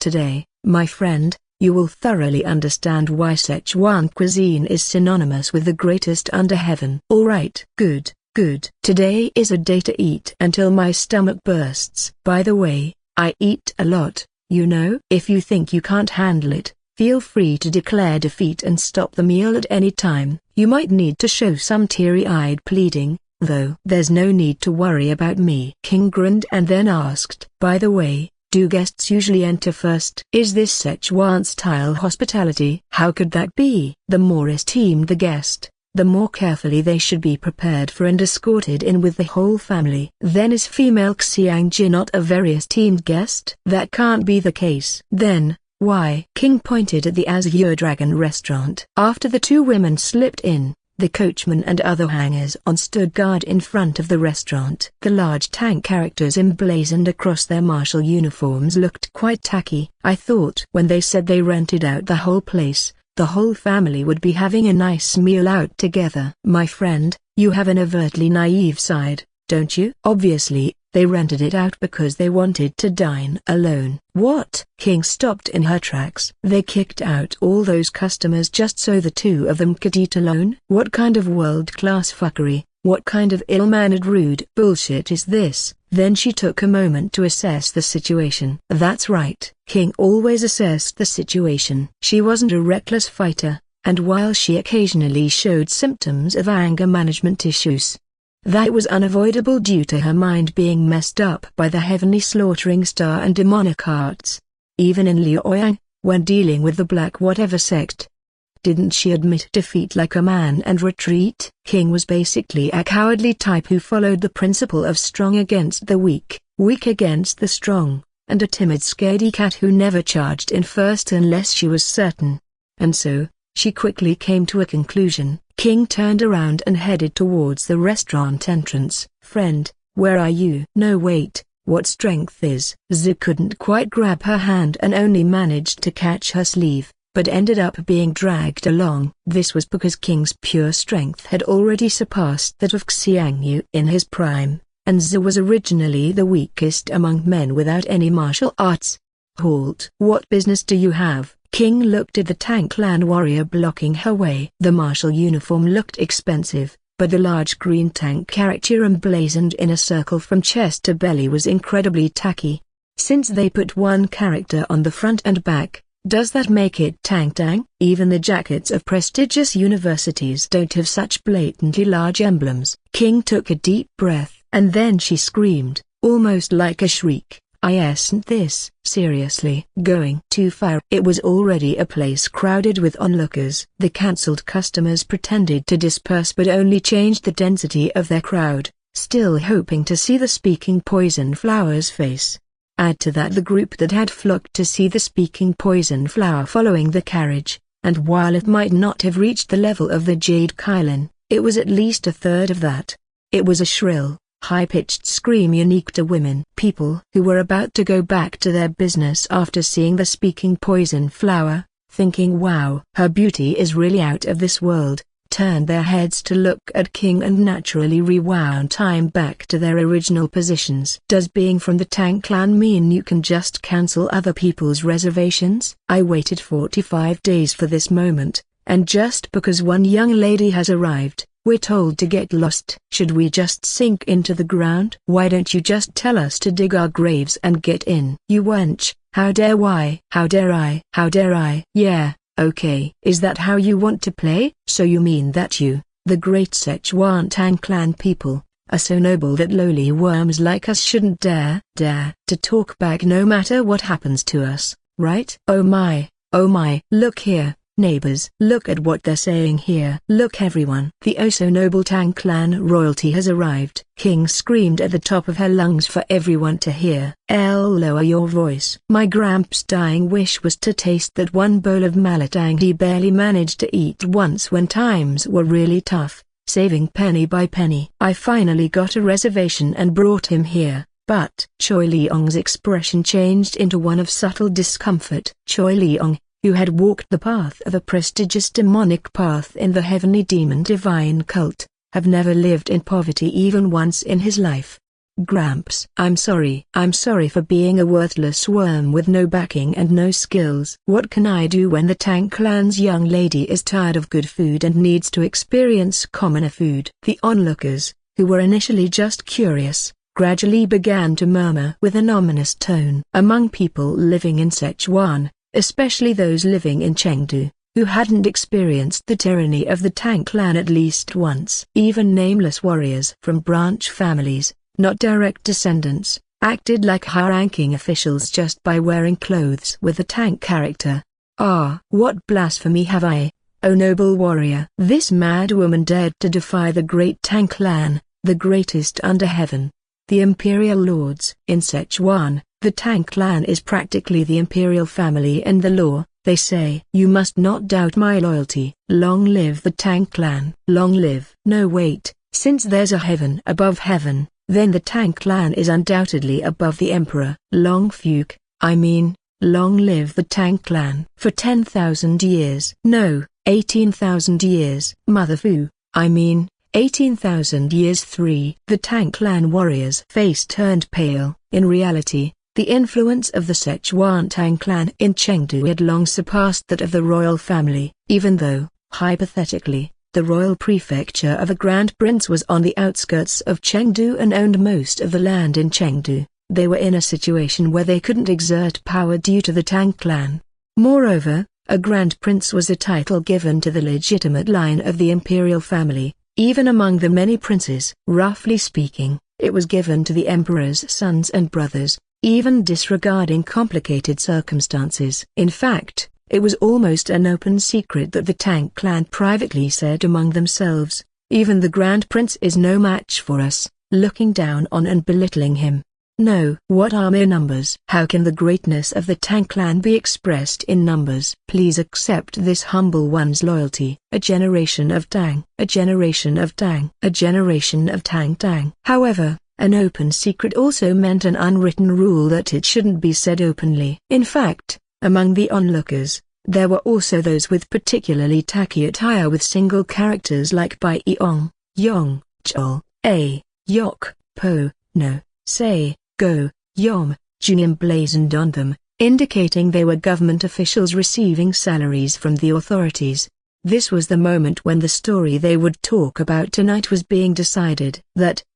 Please, just shut up, you say. Are you saying that this lowly being, not even as bright as a firefly under the sun as the great Szechuan Tang clan, still lacks volume in her voice. Long live the Tang clan. For 18,000 years. Long live the Tang clan. Kaya. King's breathing was already trained by the Bokshan Jiaok, making it superior even among masters. Her voice was so loud that, with a bit of exaggeration, it seemed like buildings were shaking and the earth was vibrating along with it. No, just feeling that this couldn't go on, the Tang clan warrior reached out towards King. He thought he should at least pull her away, as she was clearly causing a scene intentionally and couldn't be left alone like this. It wasn't a wrong judgment. The problem was that this was the moment King had been waiting for and aiming at. Kaya. King flew as if hit by an iron cavalry, cataphract. Moreover, she bounced twice on the ground, rolled over, and sprawled out, looking to anyone like she had taken a hit from a master, peerless under the heavens.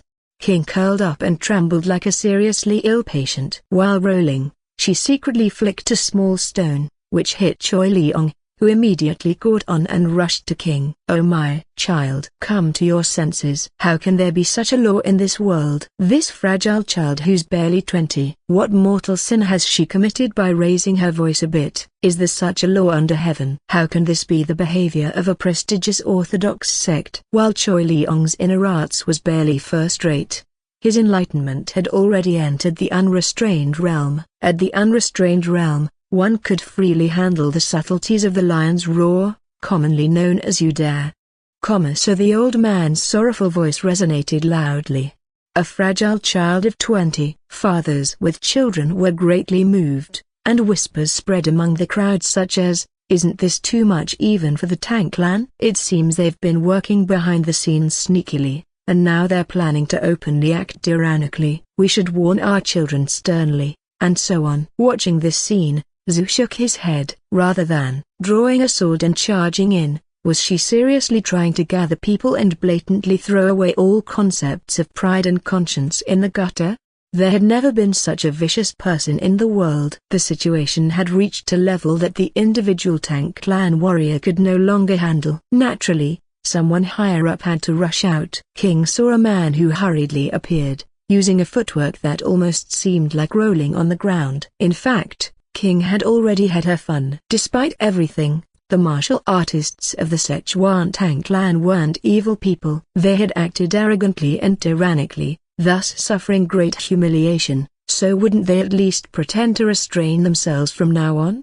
Even in King's homeland, when power abuse became widely known, they would at least pretend to be self-reflective for a while. So if they added a polite apology at this point, she was willing to forgive them magnanimously like a great person. However, the Tang clan had already been standing tall as the kings of Szechuan since the time of the celestial martial emperor. When one's nose is pointed towards the sky, no matter how much they lower their eyes, they can't see the ground. The man threw something swiftly. Thud. Something heavy fell in front of King. It was a whole ingot of gold. Enough. With the commotion, that should be sufficient compensation for your grievance. King's eyes took in the ever-so-yellow gold ingot. She had already caused all the embarrassment she could, so wouldn't this be getting practical benefits on top of that? King, still lying down, slowly reached out and picked up the gold ingot. Gold was inherently a heavy metal. As the weight settled in her arms, King's anger also melted away. Indeed,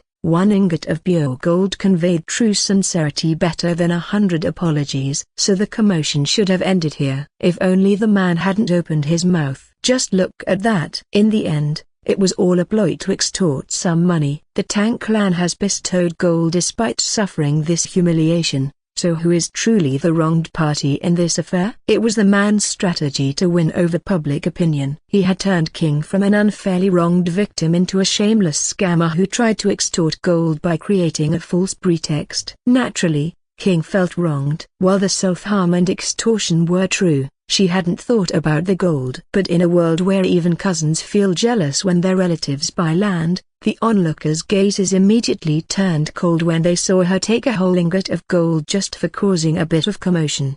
Consider yourself lucky. It's only because an esteemed guest is present that we're trying to avoid bloodshed. If not for that, you would have melted into a handful of poisonous water. When you go back, Offer thanks to your ancestors. He didn't forget to add a warning either. There was no guarantee that a second or third king wouldn't appear if they showed weakness. The man's handling of the situation was quite clean and excellent in its own way. He had turned the victim into a scammer, shown generosity by bestowing just 1 ingot of gold, and prevented recurrence through a warning. The only problem was that it was now that being's turn to step up again. As the even greater Sun Tzu had said again, and again, if you do not know the enemy, even the wisest plan becomes an act of retardation.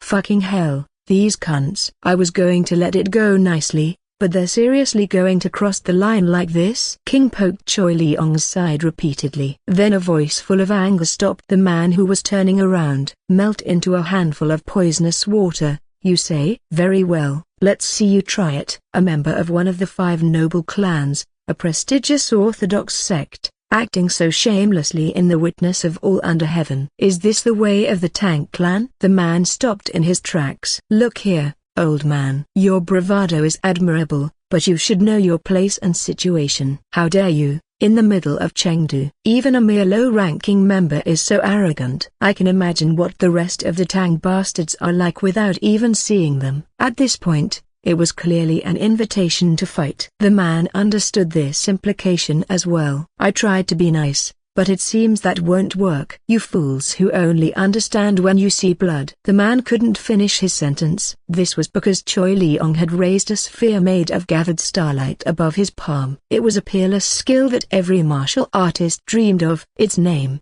force compression. Of course, it wasn't an incredibly rare skill. Any master around the unrestrained realm could use it. Only then did King reach out, pretending to stop him. Gramps, stop it. That's going too far. Are you planning to kill everyone? Then, should I just let such insolent words slide? But if you kill them all, wouldn't you find them way too pitiful? Choi Leong slowly withdrew the force compression. HMPH. With such a soft heart. How will you survive in the cruel world of Murim? You consider yourself lucky. In fact, even with force compression, Choi Leong's inner force was barely first rate, so he would have no chi left after using it just once. The man was pale and bloodless. He hadn't noticed before because his nose was too high in the air to look at others. But now he saw that the light in the old man's eyes was undoubtedly that of a great elder from Buddhism or Taoism.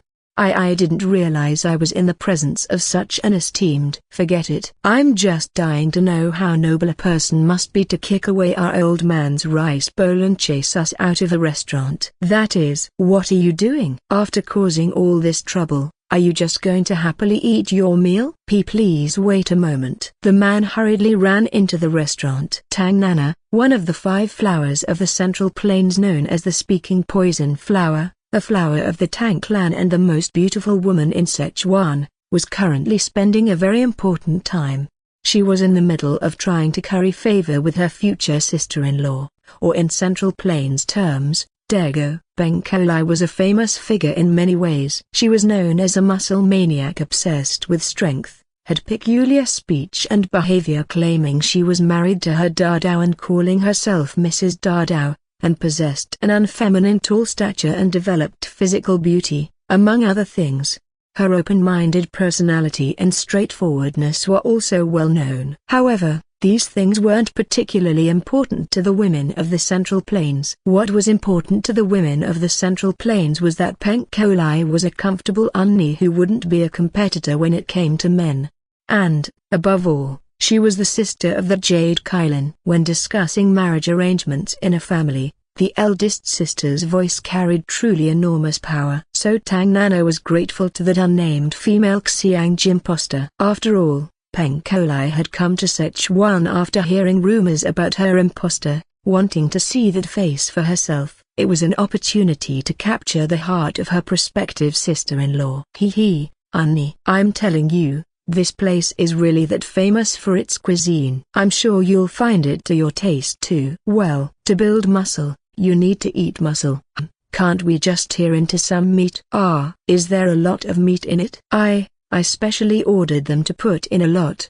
Tang Nana frantically waved her hand under the table. Fortunately, she saw one of the Tang clan warriors guarding the interior rushing to the kitchen. "Really? Thanks for being so thoughtful." "Hee. It's nothing. It's food for you to eat, Annie."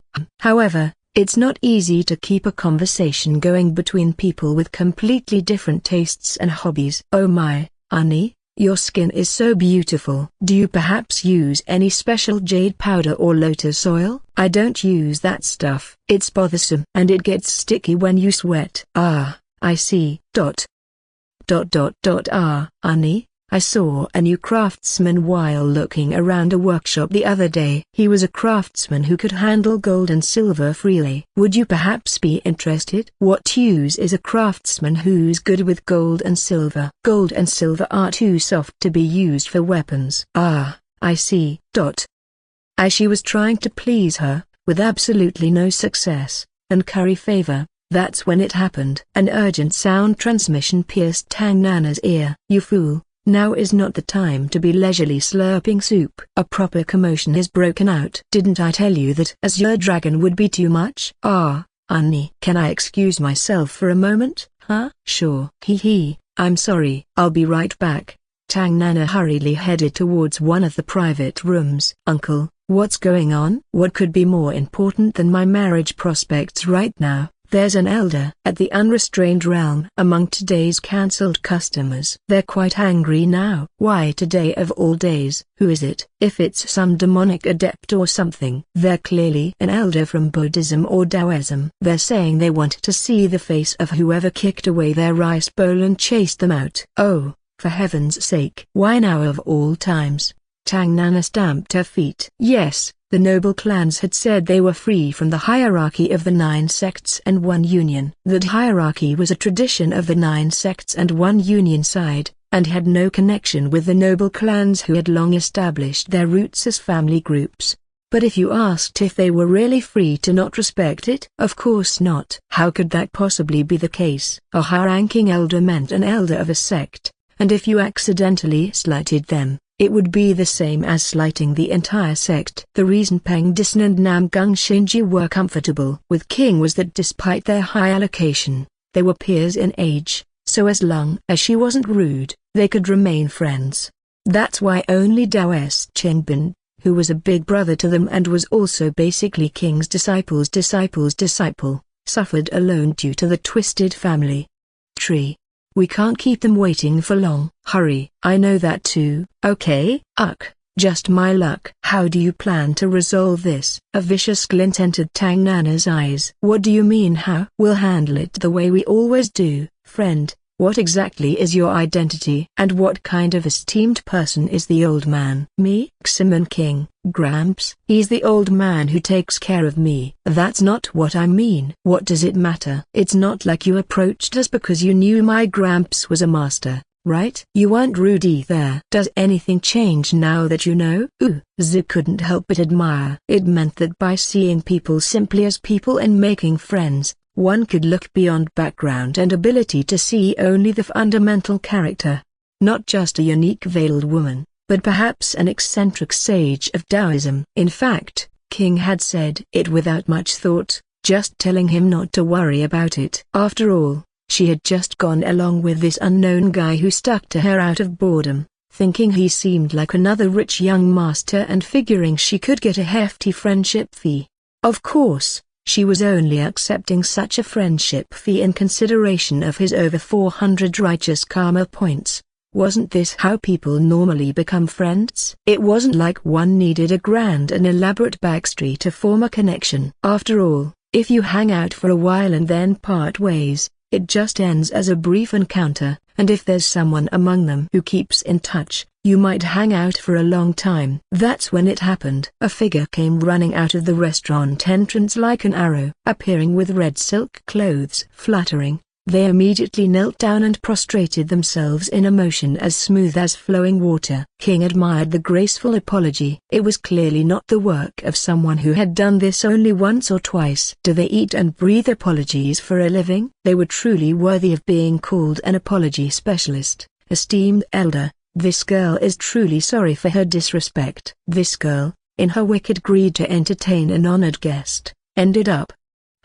Sob. What should I do? Sob. I'm so sorry, sniff, hic. And then, with a beautiful face, they shed tears like chicken droppings. Drip drip drip. King admired this sight once again. Wow, crocodile tears for the win. Are these tears the famous I'm sorry for whatever apology videos I've only ever heard about? There's a saying that a woman's tears are beautiful. That's bullshit. In fact, there's no such saying. When crying, the brow furrows downward while the cheekbones rise up, causing all the wrinkles around the eyes to appear in surprise as they fight each other. Meanwhile, the mouth takes on a terrible shape, carving deep lines like the character for it. The face turns bright red, tears flow in four streams from both sides of the eyes, and in severe cases, the catastrophe of snot bubbling up can occur. This was previously demonstrated by Jin Chang Myong's wailing so clearly. There was almost no such thing like the crying from dramas that didn't yet exist in the Central Plains, the kind of crying where tears gracefully roll down a beautiful face, making one think how lovely she looks, even when crying. But the reason there was almost none was because it did exist in some cases. It was when one had to swallow their sorrow and smile, showing restrained sadness, or when pretending to cry forcefully.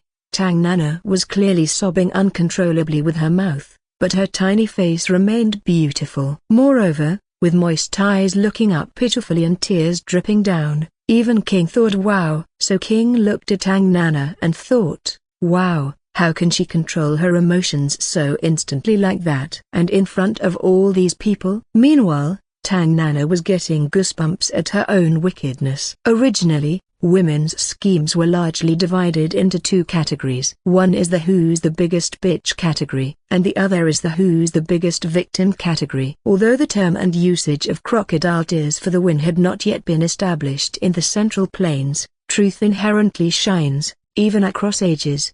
This was the secret technique that created the current speaking poison flower, the most beautiful woman in Sichuan. Tears of flowers filling the sky. When tears of flowers fill the entire sky, who in the world would not sympathize? In an instant, she had captured everyone's attention and transformed into a pitiful and lovely beauty. In terms of pitifulness, she had far outmatched the veiled woman who couldn't proudly show her face due to her looks, or the grandfather who was a master in the unrestrained realm. I've won this fight, haven't I? Tang Nana quickly saw her flustered opponent and raised her crying voice even louder. I'm so sorry. Hic, sniff, hic, hiccup. I'm sorry, please, forgive me. Hic. What's going on? Why aren't they forgiving me? If they leave it like this, won't they be the ones losing out? Won't they just be cursed as a heartless grandparent and grandchild? Don't they care about their reputation? Aren't they throwing away their reputation? Tang Nana had underestimated her opponent too much. If they had cared about their reputation, they wouldn't have rolled on the ground 3 times, then wriggled around before neatly pocketing a gold ingot. Hic, hiccup, sniffle, sniff, sob, sorry. However, now facing a formidable opponent, Tang Nana realized the fatal weakness of tears of flowers filling the sky. It consumed an enormous amount of mental and physical energy, and if she couldn't achieve a quick victory, she would be the one in trouble. Human tears weren't infinite, after all, and her emptied tear ducts were screaming for her to stop. Tang Nana drew poison from the poison down in her dantian and redirected it to her eyes, overworking her tear ducts. These flowing tears were an extension of her poison arts. At the same time, she kept thinking sad thoughts. Right, like when father scolded me just for breaking his precious vase. When practicing hidden weapon techniques, he had only placed the most expensive ones on either side of the target to create a sense of urgency. It's not like I broke it on purpose, but he got so angry. He really went too far. It was the same when I roasted and ate the 1000-year felice flower roots. How could the world's most precious daughter not be allowed to roast and eat a mere elixir? How could he fly into such a rage over some guest's gift? Surely his daughter is more important than someone's 60th birthday present. He really went too far. This resentment became the driving force that extended the duration of tears of flowers filling the sky once again. I'm sorry. Hic, please forgive me. What? Hic, sniffle, hic, Whoa! These were the tears of none other than the most beautiful woman in Sichuan. The onlookers clutched their chests at her pitiful state, inwardly thinking that surely it was time to forgive her. This proved that beauty was indeed power and authority. If just one person had taken the lead, everyone would have been on the verge of chanting in unison, "Forgive her, forgive her." That's when King finally opened her mouth. "Ah, come to think of it, doesn't this mean we can go eat malatang now?" "Gramps, let's go. They say it's the signature dish of the greatest chef under heaven, so we should try it." "Even so, how great could malatang possibly be?" Don't say that before trying it." "My good friend, let's go too. And don't think this means you're off the hook for treating us to dinner." "A man shouldn't speak with two mouths, right?" "That's right. I feel like even that much wouldn't be enough to pay for the show we've seen. It's quite satisfying." And with that, the three of them slipped inside as Dragon. Tang Nana, left alone kneeling, was flustered. "Oh number. What should I do in this situation?" Beng Kaolai was starting to feel like her time was being wasted. In the time it took to do all this, she could have swung her dao one more time, and it would all have been nourishment for her robust body. She didn't really know what malatang was, and a true Murim expert's dinner should be a whole roasted piglet or young calf, cut up and eaten. Where had Tang Nana gone after leaving earlier? And why were these three unfamiliar people giggling as they entered? Beng Kaolai quickly scanned the three people. King met that gaze directly. "I should probably greet her, right? I need to clear up the misunderstanding about the impersonation too." "Hello? You're Disney''s one older sister, right?" "I'm Xaman King, Disney's friend." "He hasn't told you about me, but... well, he never really talks about himself," Beng Kaolai asked with a puzzled expression. "Disney? Does that brat let people call him that?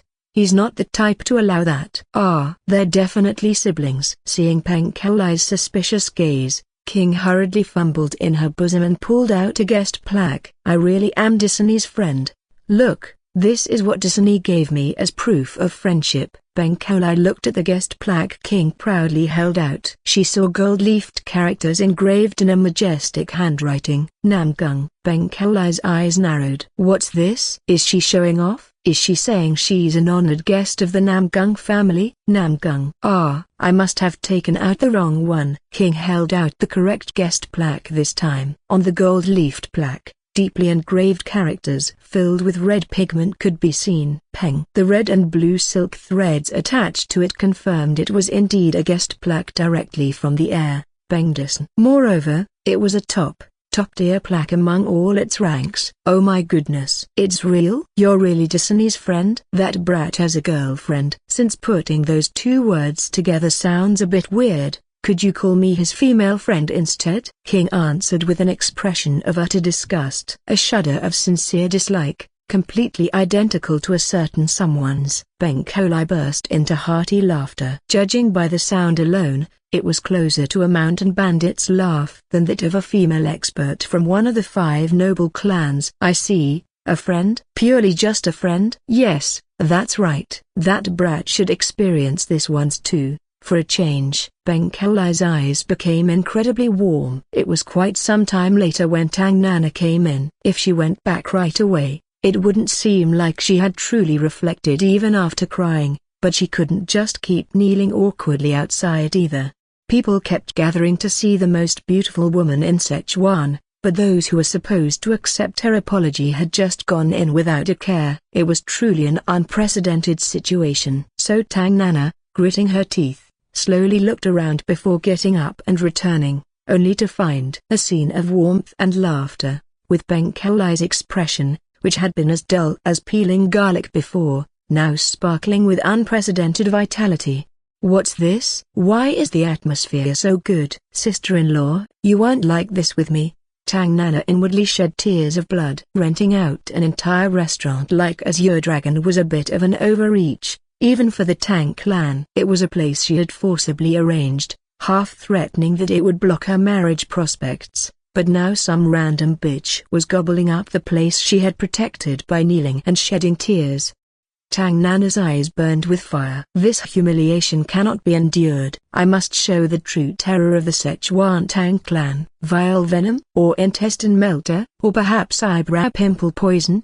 Tang Nana recalled the poisons she possessed. Vile venom caused a burning sensation in the nose, triggering a waterfall-like nosebleed. Intestine melter, true to its name, caused a storm in the toilet. Eyebrow pimple poison was such a terrifying poison that it made a volcano-like pimple erupt between the eyebrows. Truly worthy of bringing forth the tears of a woman, Tang Nana was the speaking poison flower, incomparably wicked woman who always carried such extremely dangerous deadly poisons. Ah, Nana. This is Kinga, I mean, young Lady Xaman King. Have you two met already? Was originally a term of endearment used by parents for young children, usually attached to the front or back of the last character of the name. When attached to the front, it was more formal and could be used in official settings, while attaching it to the back emphasized affection particularly. Using Pang Disan as an example, it would be San or Sana. It was also used to address someone as close as a younger sibling. However, an older male should absolutely never use it with the at the end when addressing a younger male. This must be emphasized with absolutely a whopping 3 times. Remember. Look here, San. Oh, listen, Sana, public enemy number 1 in Murim.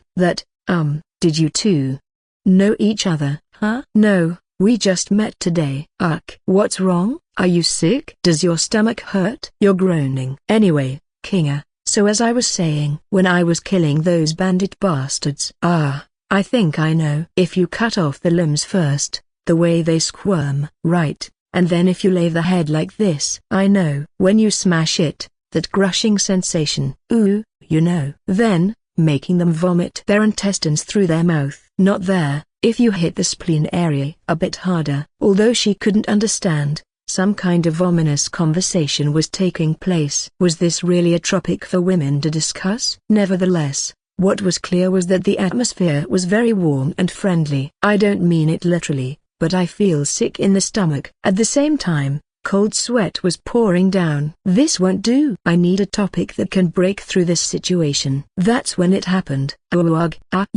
Suddenly, a scream full of anguish rang out. It was a scream that chilled the listener to the bone. A horrific sound echoing from the kitchen. Thanks to this, the conversation was interrupted and all attention turned towards the kitchen. Tang Nana shot a gaze as bright as stars towards Yomjung, who was serving as both her guard and uncle. As expected, Uncle, I believed in you. You do come through once in a while when it counts. Yomjung responded with sound transmission. It wasn't me, so stop looking at me like that. The kitchen was a horrific sight. The floor was covered in red liquid, with mangled flesh, chopped bones, and various soft and hard objects scattered about. The stench was so terrible that everyone reflexively covered their mouths and noses. Someone with a weak stomach made a faint retching sound, and the culprit of this disaster shouted while holding a sharp knife, "It wasn't me. I couldn't have done this." King looked at the scene and thought, why waste all this perfectly good food? Malatang oil was all over the floor,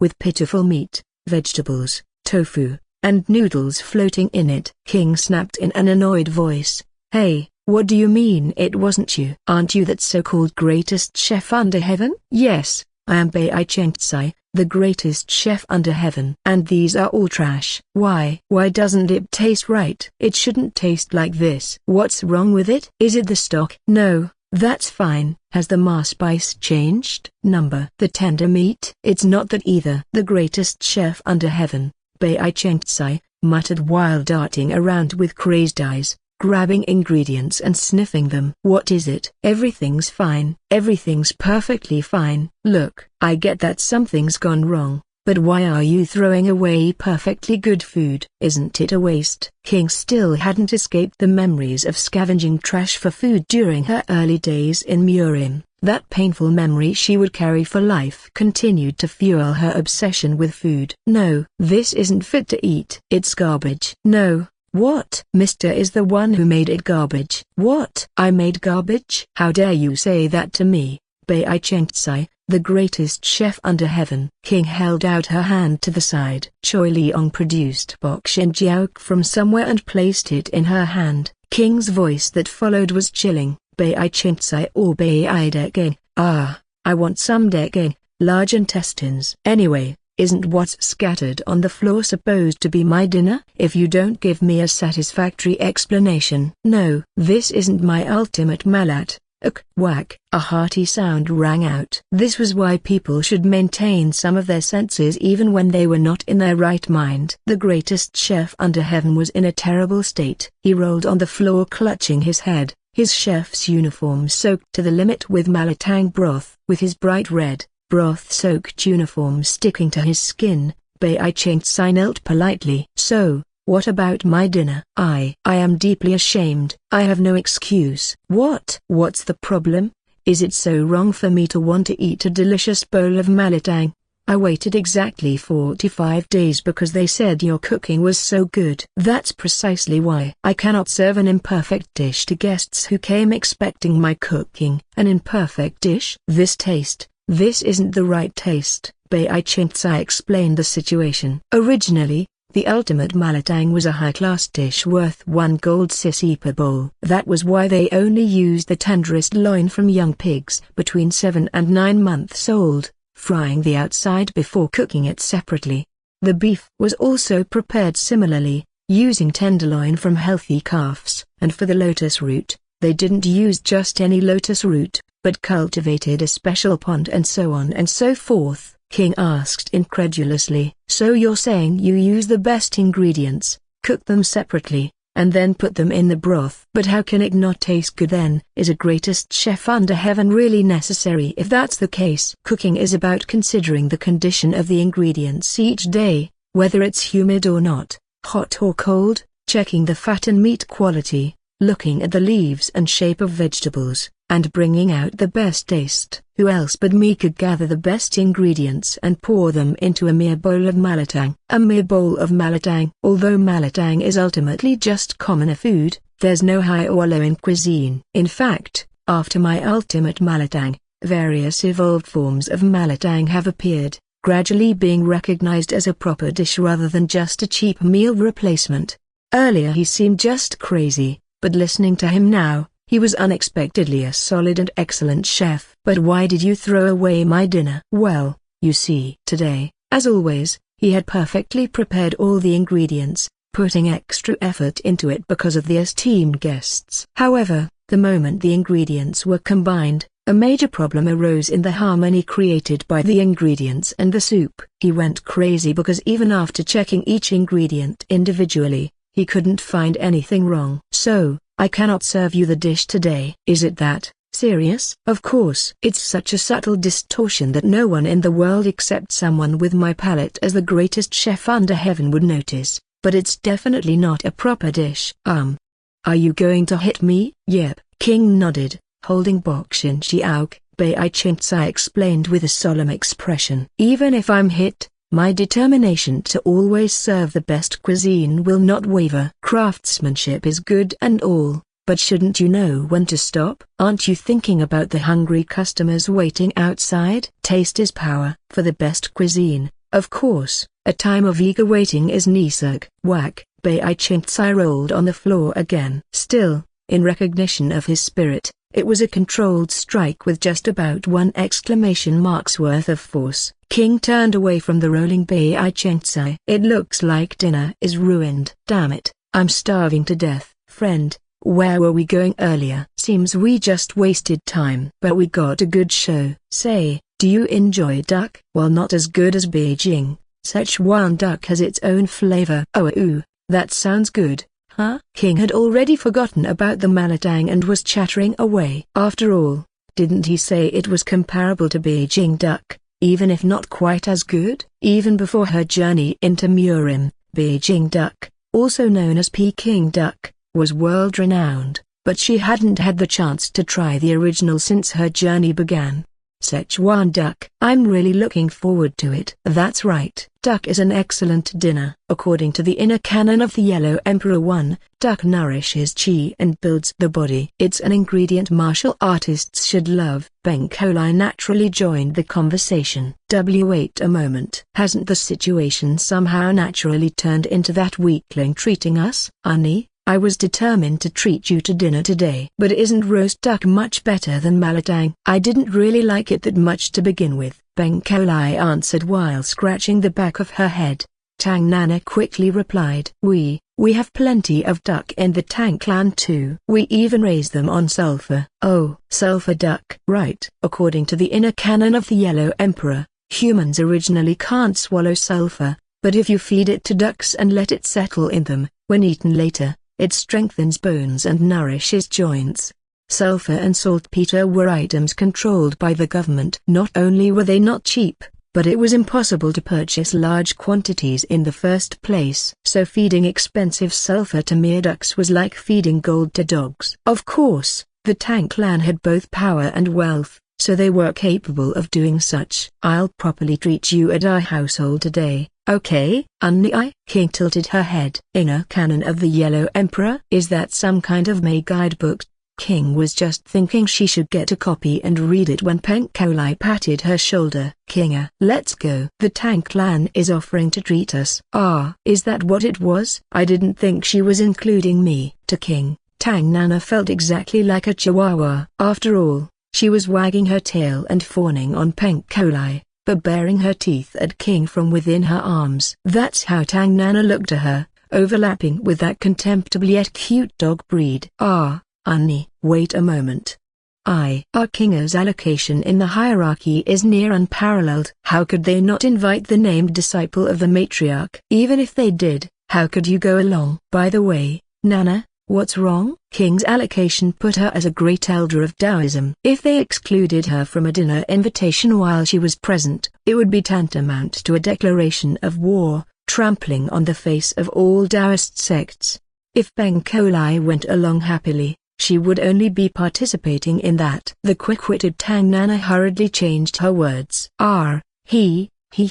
It's nothing. Of course, she didn't forget to think of various poisons at the same time. What? A mere veiled woman has such a good background? Then it will be a big problem if I'm caught using poison, wouldn't it? And then, immediately she thought, then I just need to not get caught. Right? What poisons can I use secretly? I'll have to combine a few with split poisons. Split poisons referred to substances that weren't poisonous individually but showed their effects when combined. For example, putting one poison in the soup and applying the other to the side dishes or personal utensils that are dipped separately. A poisonous glint appeared in Tang Nana's eyes. Arrogant veiled woman. Tonight, you won't be able to leave the toilet. Even if I'm caught, I can solve it with one use of my ultimate secret technique. Tears of flowers filling the sky, was what she thought.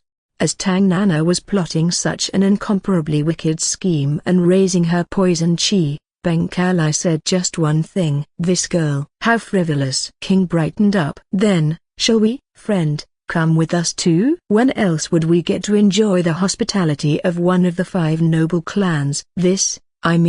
Are you talking about me? Zhu suddenly burst into laughter and continued. That does sound good. The hospitality of the Tang clan. I've been thinking I should experience it at least once. The Tang clan received unexpected guests that day. The daughter who went out to have dinner with her future sister-in-law, female Xiangji Bengkolai, came back not only without having dinner but also with a bunch of hangers-on. Thanks to this, even the Tang clan lord had to come out to entertain unexpected guests. Wasn't she a named disciple of that matriarch, after all? Although still young, she was at least of an allocation where the clan lord should show his face once. But not to the extent of visiting her personally. Of course they should come to pay their respects. It was not to the point where the Tang clan lord would go to receive them. So he had called them just to see their faces. And so the door opened. The Tang clan lord, who had been lying down half-heartedly, sprang up as if licked. There was Grand Prince Dixian's prefecture in Sichuan. This signified none other than a Grand Prince, the Emperor's own younger brother. Although the Grand Prince has never officially shown his face, someone of the Tang clan lord's status, being the head of Sichuan's most powerful local clan, would have paid respects during major holidays. And that very Grand Prince Dixian opened the door to the clan lord's hall and appeared. What on earth had this crazy daughter been up to? One had to note that while a daughter was a daughter, A grand prince was a grand prince, someone far too important to ignore. Just as Tang Clan Lord Tang Tuzhong was about to bow deeply, Zhu smiled and put a finger to his lips. At this, the Tang Clan Lord froze in a strange posture as if diving into water. "Dad, what's wrong?" Then the problematic daughter rudely asked in informal speech in front of the guests. It was truly a lifelong regret that he hadn't properly disciplined his lovely youngest daughter. In the end, it was all his fault. It's nothing. Didn't someone say this posture is good for the body? Tang Tuzhong awkwardly crossed his legs and sat down. It was a very uncomfortable position. In fact, the relationship between the royal prefecture and the Tang clan was not good. For generations, Sichuan had been the Tang clan's territory. This was true even before the royal prefecture suddenly appeared and became the owner of most of the land in Chengdu. So it seemed like a complex behind-the-scenes struggle over interests would begin, but the royal prefecture withdrew first, and since then, they had been gradually siphoning off interests.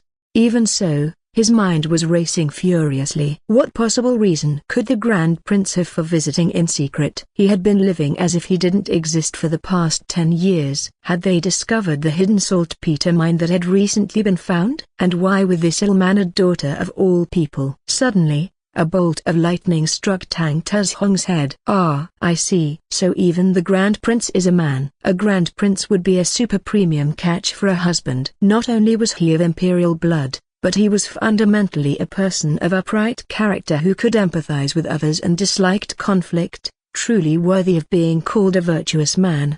Tang Tuzhong's attitude became more relaxed. He thought that perhaps he might benefit from his troublesome daughter after all. The Tang clan lord pretended to be calm as he greeted each guest in turn. "So, our esteemed guests. Oh, you are the matriarch's named disciple? How does the Sword Queen fare?" I see. The matriarch's named disciple, Ximon King. There was no reason someone at the level of the Tang clan lord's martial prowess couldn't see through the veil, so Tang Tuzhong was quickly disappointed. Well, of course, what did he even expect? How could it make sense for his daughter, who had nothing going for her except her face, to become a queen? Still, even the Grand Prince is a man after all, he thought. And this elder? Yes, I understand. Just an old man taking care of Ximon King. It is you, Kolai. How could I forget? Right. We met at Old Man Moyong's 70th birthday banquet. Is that Peng brat doing well? What's that? His realm has risen? Good heavens, does that kid just eat and swing his sword all day? Peng Kolai. In fact, beyond the 5 noble clans, even among the 10 great clans, no. Since the Jin Prefecture clan had disappeared, among the 9 great clans, there was no one who wouldn't recognize Peng Kolai. Not only because of her size, but once you heard the name Pretty Groated for someone with such a build, it would be etched into your mind. Wasn't it the case that even the Peng clan lord said he didn't know she would grow so much every time? He joked that if he had known, he would have named her Tsn, Great Mountain, Mount Tai, or Tebong, Great Phoenix. And finally, it was the Grand Prince's turn. And that noble young master over there. Dad, forget about him. He's just a weakling who tagged along. A weakling who tagged along. Also known as Zhu. Well, welcome. Tang Tuzhong nodded with an expression that seemed as if he had reached a state of nirvana. Tang Tuzhong had 2 wives and 8 children. 7 sons in a row from the 2 wives, and at the end, a ray of light shone with the birth of a precious youngest daughter. 7 older brothers. The 2 mothers, tired of the boy's heedless detachment, all the elders of the family, and even direct and collateral cousins would go crazy just looking at her, saying how pretty she was. Moreover, she was objectively a beautiful girl with looks belonging to the 5 flowers of Murim. As such, was there any need to explain what kind of upbringing she had? She was the very definition of Tang clan's top dog, the family's greatest little villain. It was only thanks to the Tang clan's strict family traditions that she remained only a little villain. Still, when adults scolded her, she would obediently kneel and cry while reflecting, so the child wasn't completely hopeless. And that very little villain gathered all 7 of her older brothers before dinner. Do you know how much humiliation I suffered from that veiled wench? I can't stand this. I won't stand for it. Tang Nana breathed heavily. The eldest son, Tang Jinchul looked troubled. No matter what, that woman is of an allocation equivalent to a great elder of Taoism. And it's only because we're a noble clan, otherwise, she'd be on par with the grand elder. What? Oppa, are you serious? Your Nana suffered such humiliation. In front of all those people, she made me kneel and apologize. But how can we use poison on such an important guest? Nana cried and begged in front of everyone. Are you really my brother? How can you be so cold? Elder brother, doesn't Aha have a point? No matter if she's a Taoist elder or whatever, is there any justification for making a direct descendant of the Tang clan kneel in the middle of the marketplace? It's not like we're using any serious poison. She'll just have a stomachache. The 7th and I will pretend to have stomachaches and go back and forth at dawn. If there's a problem with the food and even the direct family members are affected, who would question it? Elder brother. Me too, as expected of Hyanoppa. Jinoppa is the only one I can rely on. HMPH, whose side are you on, eldest Oppa? No, Aha. If that's how it is, eldest brother can just pretend not to hear. Third brother, fourth brother, and the youngest will do the poisoning. With a 4-combination poison, even a divine doctor couldn't detect it. Elder brother, do I have to do the poisoning too? While we're at it, let's rip off that veil too. I want to see how ugly her face is. The 7th can pretend to trip and grab it. No, wait, what? Elder brother? Why do I have to do that too? Interfere with her eating too? Make noise next to her and spit while talking? Put half-chewed food on top of her dishes while laughing? Isn't the 7th an expert at that? If the 7th sits next to that young lady, it'll solve the problem. That's a bit. I have my own dignity. Alright. Then let's do it like that. But remember, everyone, elder brother Jinchul is the young lord, so he didn't hear anything. Brothers? What about my opinion? Really? Can you not hear me? Hey, my brothers are the best. Except for the eldest. The Tang clan's vile plot was deepening. However, a broken bar. The reason King wore a veil was primarily because Gramps was so overprotective. Secondly, it wasn't particularly uncomfortable. Among the demonic cult's sources of income, trade goods from the strange-skinned Semu-1 people beyond the mountains occupied a significant position. Choi Leong had visited the Sichuan branch of the demonic cult's covert operations division and forcibly taken the most precious veil. Originally, it was an item that was supposed to be presented to that princess of Kafing. The merchant who heard the news foamed at the mouth, but, per usual, King knew nothing about that anyway. It was indeed a precious item, not visible from the outside but providing clear vision from the inside. Even when eating, she could just fold it once and adjust it at the tip of her nose, so she didn't feel much discomfort wearing it all the time except when sleeping. And there was a third reason. At first, the veil was fluttery and a bit annoying, but once she got used to it, it couldn't be more comfortable. Didn't the Korean people before her journey into Murim also cover the lower half of their faces with masks for peace of mind? Physical discomfort could be overcome with familiarity, but mental comfort would settle in and become indispensable before one realized it. However, if the reasons disappeared, there was no need to wear it. The third reason, King, who knew her own allocation, had entered a noble clan's house. So there was no need to be mindful of others. There was no need to pursue mental peace. The second reason, the fact that it wasn't uncomfortable didn't mean it was comfortable. And the first reason, even Choi Leong's blood boiled a bit when he saw the speaking poison flower. In Choi Leong's eyes, no matter how much they called her the speaking poison flower or the most beautiful woman in Sichuan, she couldn't even reach King's toes. After all, even lowly cats, if pretty, were carried around and shown off to the neighborhood, weren't they? Though a cat, territorial as they were, might be troubled. And so, when King took her off her veil, Zhu just blinked his eyes.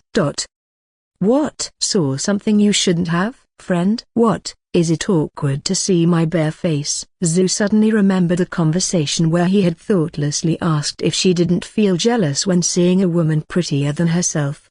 At that time, he had misunderstood her answer of why she would feel jealous. Of course there was no reason to be jealous when the speaking poison flower wasn't a woman prettier than herself. Did you really need to hide such beauty? Beauty my ass. King got goosebumps and hit Z's arm repeatedly. Ow, ow, Stop, stop. It hurts. Oh, it truly hurts. Ze rubbed his arm vigorously and shrank back. He could instinctively tell it was the kind of hit that would leave a dark bruise by the next morning. Why don't you manage your speech? You're sounding more and more like you have a stake stuck up your ass. Ahem. It's become a habit, so I can't help it. Forget it. Let's go eat duck. Ugh, I'm seriously starving to death. What time is it anyway? And so, Ximon King descended upon the Tang clan's banquet hall. Benkolai, who had been carefully observing King's physique, immediately recognized her identity. Oh, Kinga, you took off your veil? What's this? Why were you hiding such a pretty face? That bastard. What did he say again? He doesn't look at faces? Doesn't look at faces. My foot. Well, why am I even surprised? The first to move was the Tang clan's fourth son. The youngest, the seventh son, was flustered by the fourth's smooth intrusion. Ah, elder brother? My seat. Ha ha. How dare you covet the seat next to your sister-in-law? Wait, no, why are you suddenly? That's enough, move. Ugh. Suddenly, another hand struck the back of his head. You should move aside too. Even cold water has its hierarchy. So how can you try to get married before your older brother? In the end, the second son took the youngest's seat and grinned while squirming with a dignified expression. At this, Tang Nana smiled with a venomous glint. So second Arabioni is going to take action himself. Yes, I was a bit flustered because she's a tiny bit prettier than expected, but just you wait and see. But of course, in what world would things go as planned? Especially when King was involved? Tang Nana's expectations were shattered from the very start. When the thick fat under the duck's tail is trimmed and roasted, it creates a chewy and crispy mass of rich fat with a different texture from large intestines. This delicacy, which only yields a few pieces even from a large duck, was traditionally served in a golden bowl towards the seat of honor. However, in the Tang clan, there existed a separate, undisputed number one whose position no one questioned. At least, that had been the case until now. Just as Tang Nana reached out with her chopsticks, the table suddenly rotated, and the second son swiftly picked up the golden bowl and placed it in front of King.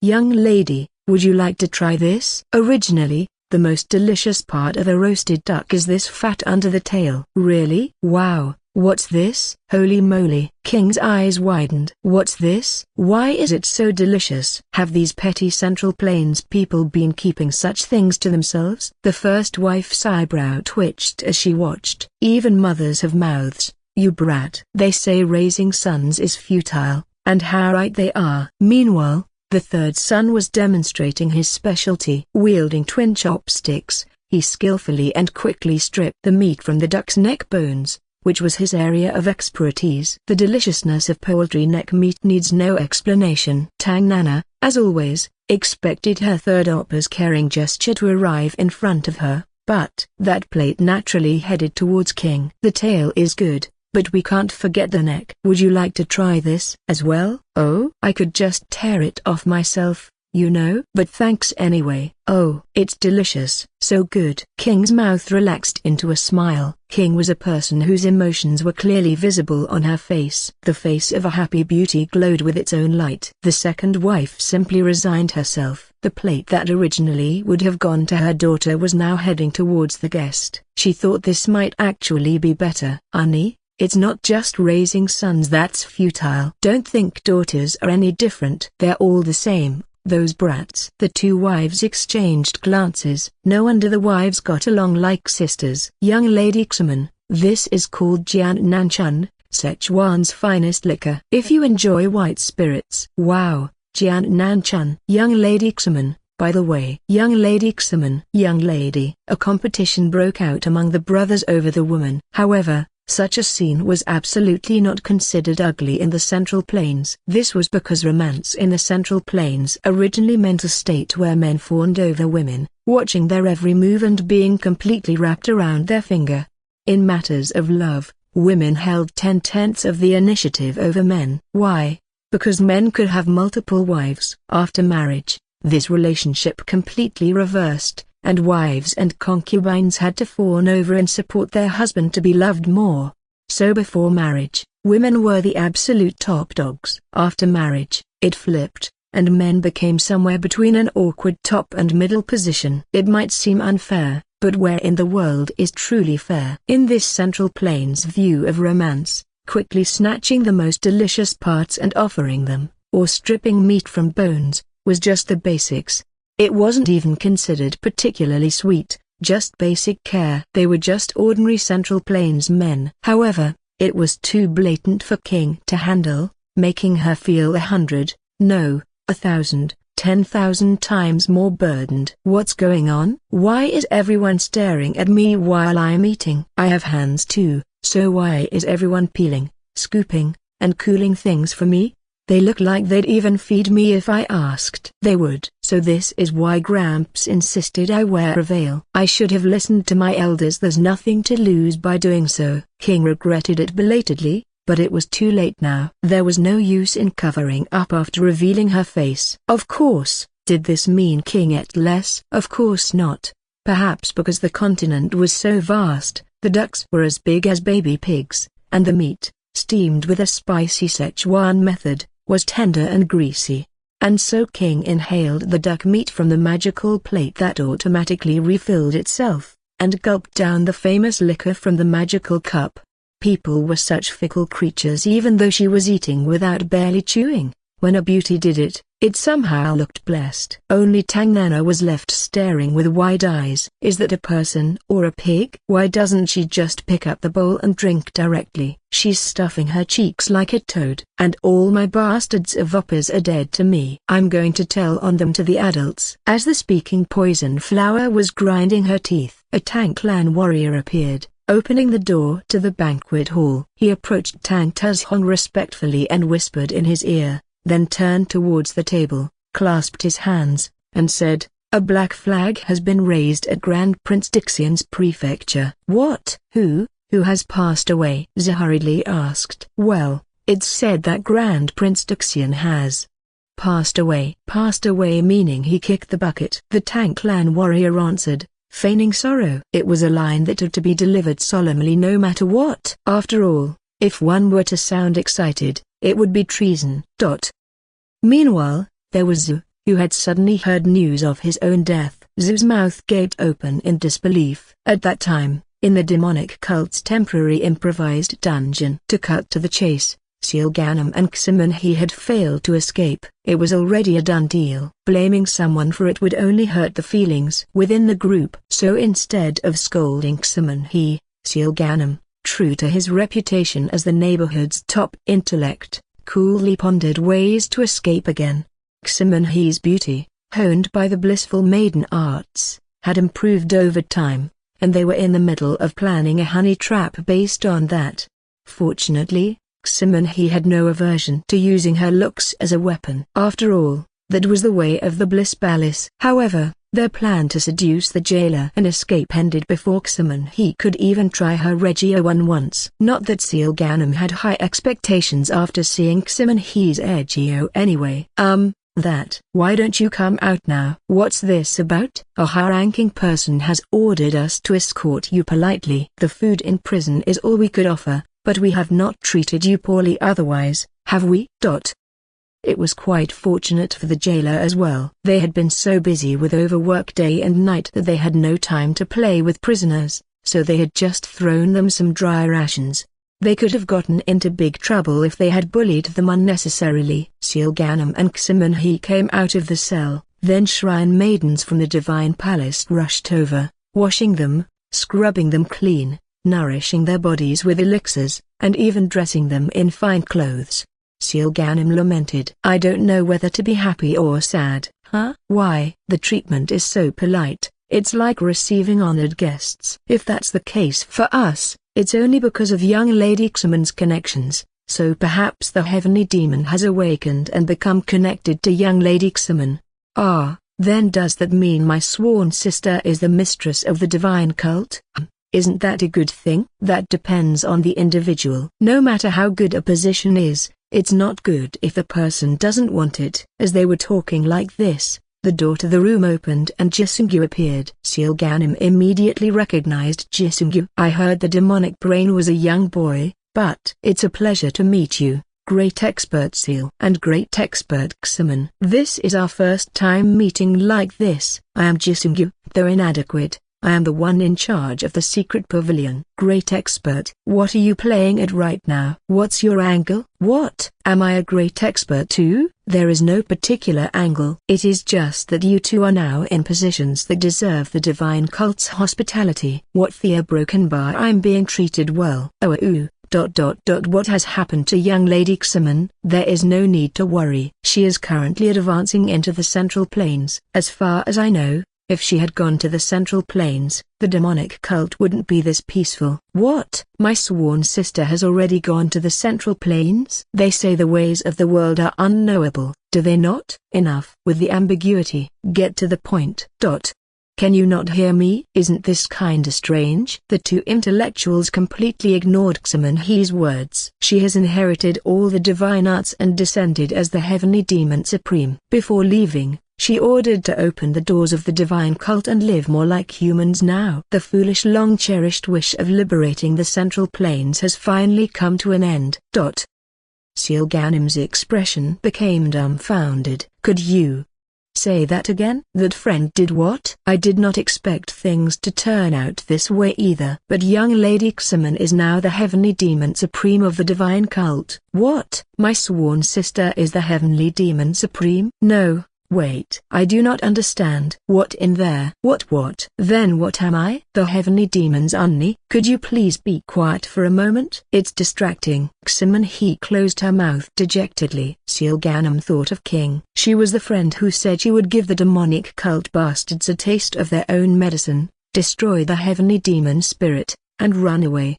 So, how did such a person suddenly become the heavenly demon? However, if asked whether it suited her or not, it was a perfectly fitting character, indeed. After all, she seemed truly born to be the heavenly demon. Of course, she currently has no interest in the divine cult, but would the people of the Central Plains think the same? That's true. So we would like you two to assist the esteemed heavenly demon supreme. You mean you want us to persuade young Lady Ximon to return to the demonic cult? At this, Jisungyu smiled faintly. There was no need to hide his expressions anymore since he didn't have to cater to the Supreme's whims. Is there really a need for that? From what I have seen, the heavenly demon supreme is someone who will return to the divine cult sooner or later anyway. I can't deny that. Seal Ganim agreed gloomily. How long could a heavenly slaughtering star who returned covered in blood every night endure staying in the Central Plains? Great Expert Seal, you cannot hide forever either, can you? The heavenly demon supreme seems to be a person overflowing with affection,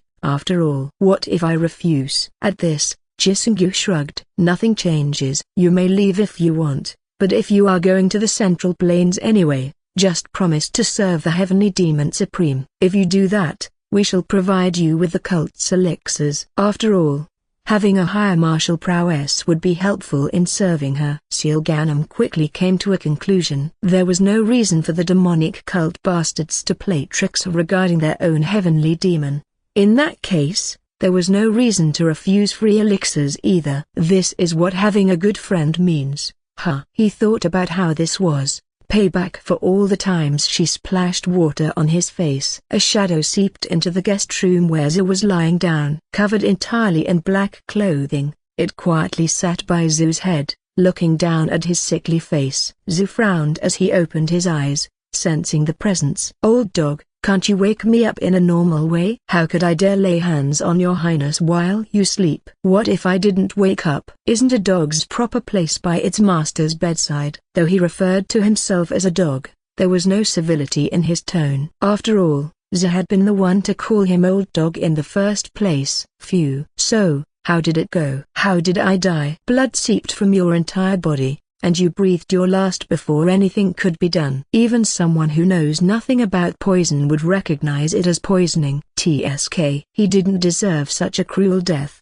Wasn't he just a lowlife who crawled around gambling dens? Even if your highness allowed it, he enjoyed luxury while pretending to be you. His life was paradise until he died, and even after death, He took your highness's place in tragedy. He must have gone to paradise. Take good care of his remaining family. I should have something to say in my defense when I meet him in the afterlife. Zhu then fell into deep thought. I'll have to rely on the Tang clan for a while. Your highness, are you saying your highness shall stay in this den of shameless parasites who feed on poison? I saw the Tang clan lord today. He looked surprised by the sudden intrusion, but not guilty. So the poisoning wasn't the Tang clan's doing.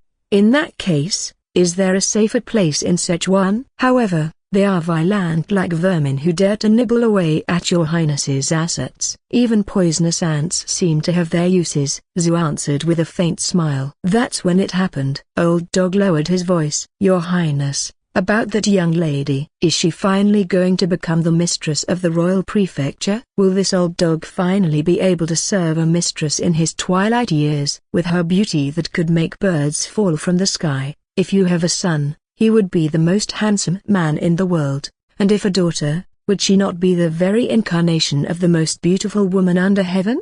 Zhu nodded unconsciously. Well, she is beautiful, so if we had children. In fact, the children of famous sects or noble clans were all handsome men and beautiful women with an air of nobility from their very appearance.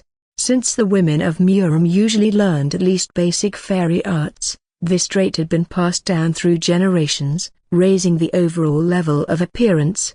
Of course, no matter how much attention one paid to appearance, there wasn't anyone who would learn fairy arts as crudely and ignorantly as King did.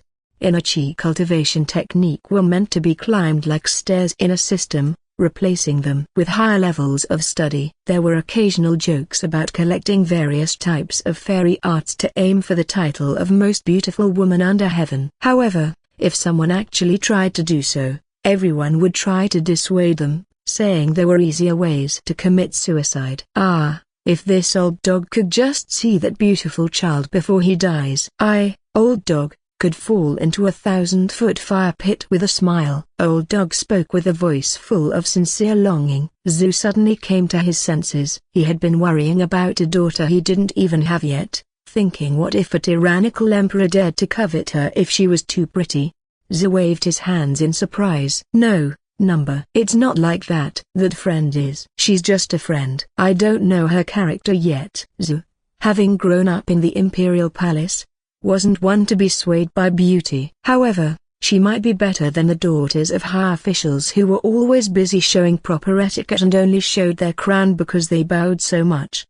It was only to that extent, nothing more, nothing less. It was a morning where she was reminded of her crutch. In truth, she missed her every morning.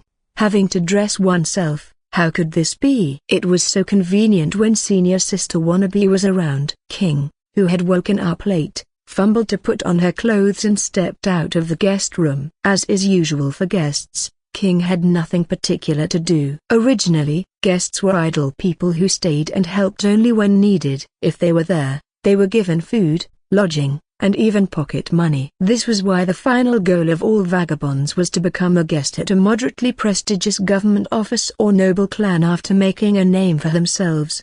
The vagabonds enjoyed being treated well, and the hosts enjoyed having emergency forces or temporary instructors. If they stayed for a long time and settled down, they would either become real family or take up a position and become officially affiliated. This was how the culture of guests worked. Of course, sects or clans that were too powerful and renowned were exceptions. At that level, they had no need to import outside talent, so they were very selective about accepting guests. Of course, King could be treated as a guest anywhere due to her allocation, but no matter what, she wasn't thick-skinned enough to barge into a completely unfamiliar place and demand food. That was why King had diligently worked as one of the 4 heavenly kings of the underground life and death arena. I need to explain about female Xiangji too. She had meant to talk about it when the vibes were good yesterday. But the duck was so delicious that she got completely absorbed and forgot all about female Xiangji and everything else. The duck was delicious, but somehow, I keep thinking about the ultimate Malatang. The greatest chef under heaven, Bai Chengtsai, had said this. Taste is power, and King agreed with him. Even if his business practices are dog shit, as long as the food is delicious. A broken bar. Is there any more that needs to be said? If a dish gives more satisfaction than the money spent and the discomfort endured, isn't it unavoidable even if your pride is hurt? So she thought she should make another reservation today. In truth, when King used to go around with Namgung Shinji, the crown prince of Anhui province, they often cancelled other people's reservations. But King didn't know the details of those situations. Moreover, if Tang Nana had brought all her relatives and filled up as Dragon, King would have just thought it was a company dinner and let it go.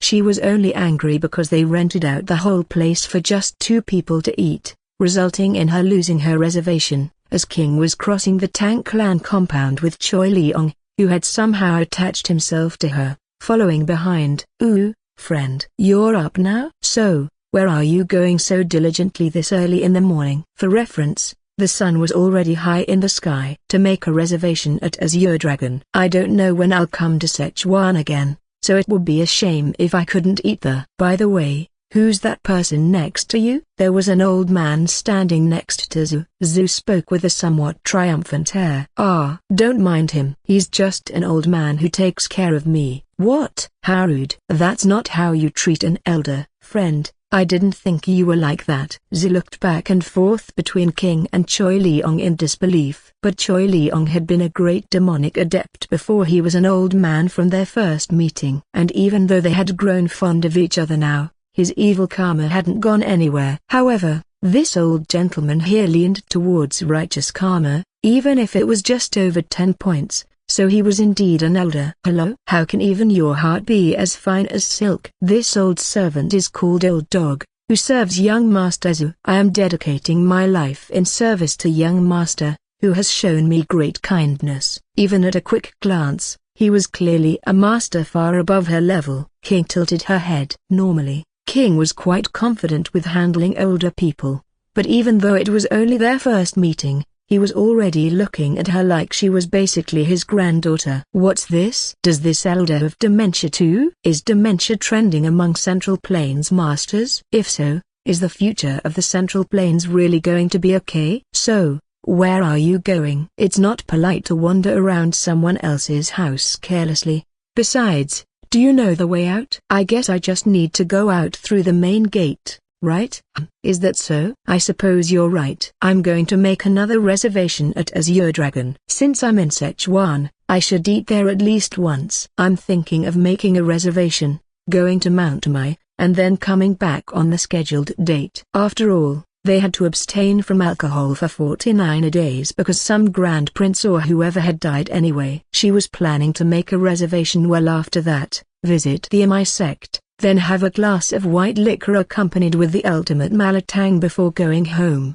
Mount Imai, ah. "So you have business with the Imai sect." Meanwhile, the 2 old men exchanged glances. As they were both masters in the unrestrained realm, they immediately recognized each other's realm. To use a master of the unrestrained realm as a servant, they must be an incredibly powerful family. So add 15 points but subtract 14 points for being too powerful. It's not good if the in-laws are too successful. Choi Leong ended up giving Zhu 1 point. It was a scoring system as salty as seawater. Old Dog immediately noticed this. Yikes. What a picky old man. Better not offend him unnecessarily. The clash between the 2 unrestrained realm masters ended in Choi Leong's victory on points. After all, the one who was at a disadvantage had no choice but to bow in defeat. Upon stepping out onto the street, to exaggerate a little, it was a sea of tears. There were even people openly wailing, which King found quite strange. Is the death of a grand prince really that sad of an event? Of course,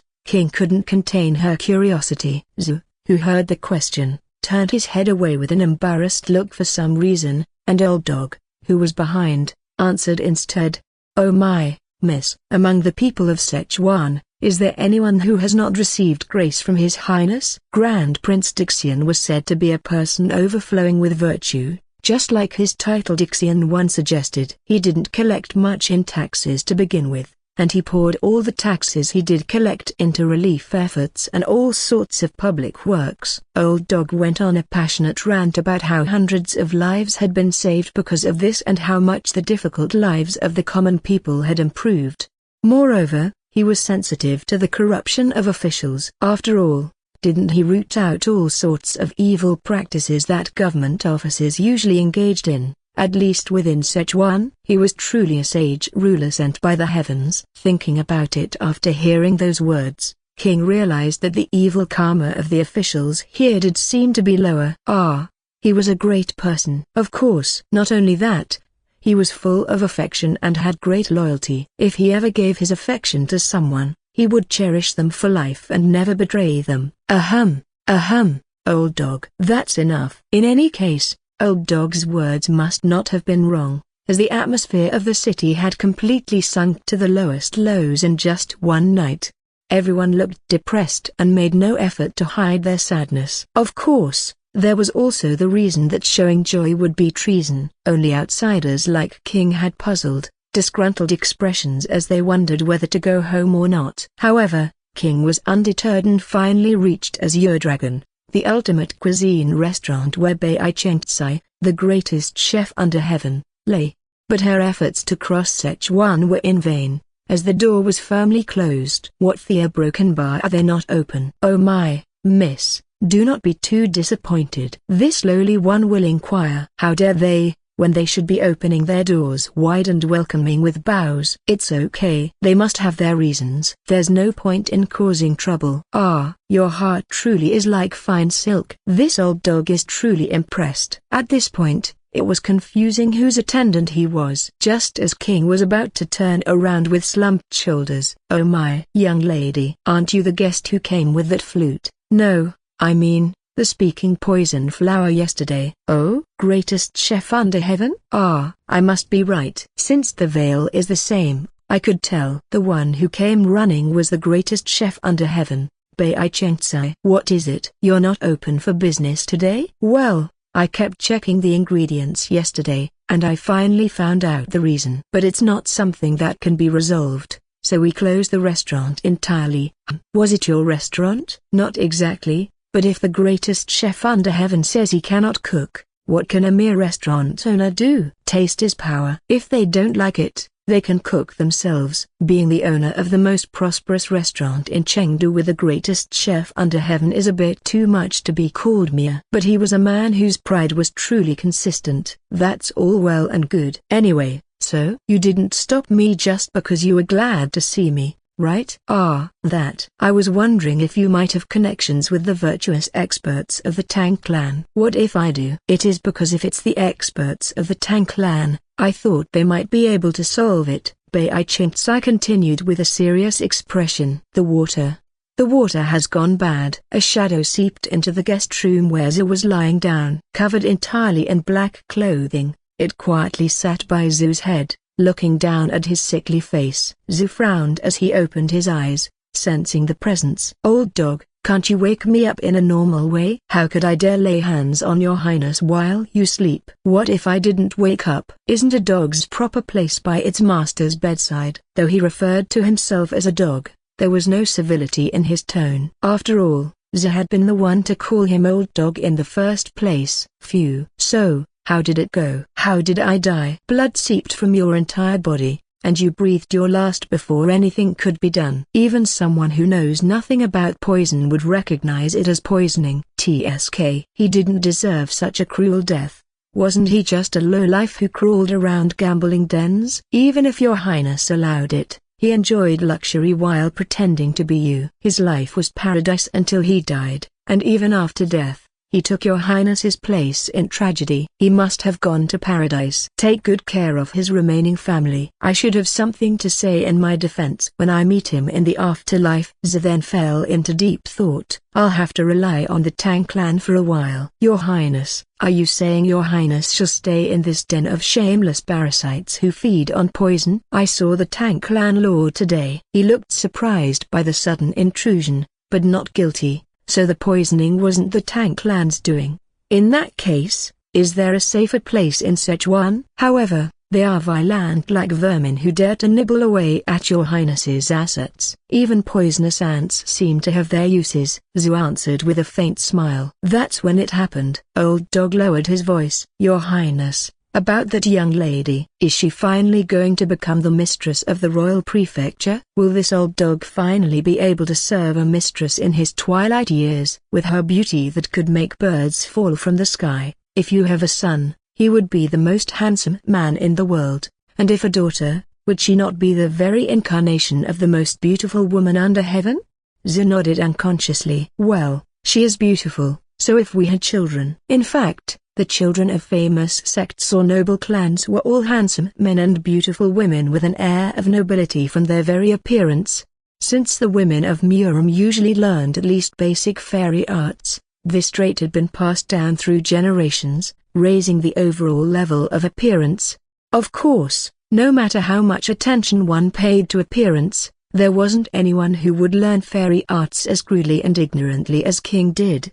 Inner chi cultivation technique were meant to be climbed like stairs in a system, replacing them with higher levels of study. There were occasional jokes about collecting various types of fairy arts to aim for the title of most beautiful woman under heaven. However, if someone actually tried to do so, everyone would try to dissuade them, saying there were easier ways to commit suicide. If this old dog could just see that beautiful child before he dies. Old dog, could fall into a 1,000-foot fire pit with a smile. Old dog spoke with a voice full of sincere longing. Zhu suddenly came to his senses. He had been worrying about a daughter he didn't even have yet, thinking what if a tyrannical emperor dared to covet her if she was too pretty. Zhu waved his hands in surprise. No, number. It's not like that. That friend is. She's just a friend. I don't know her character yet. Zhu, having grown up in the imperial palace, wasn't one to be swayed by beauty. However, she might be better than the daughters of high officials who were always busy showing proper etiquette and only showed their crown because they bowed so much.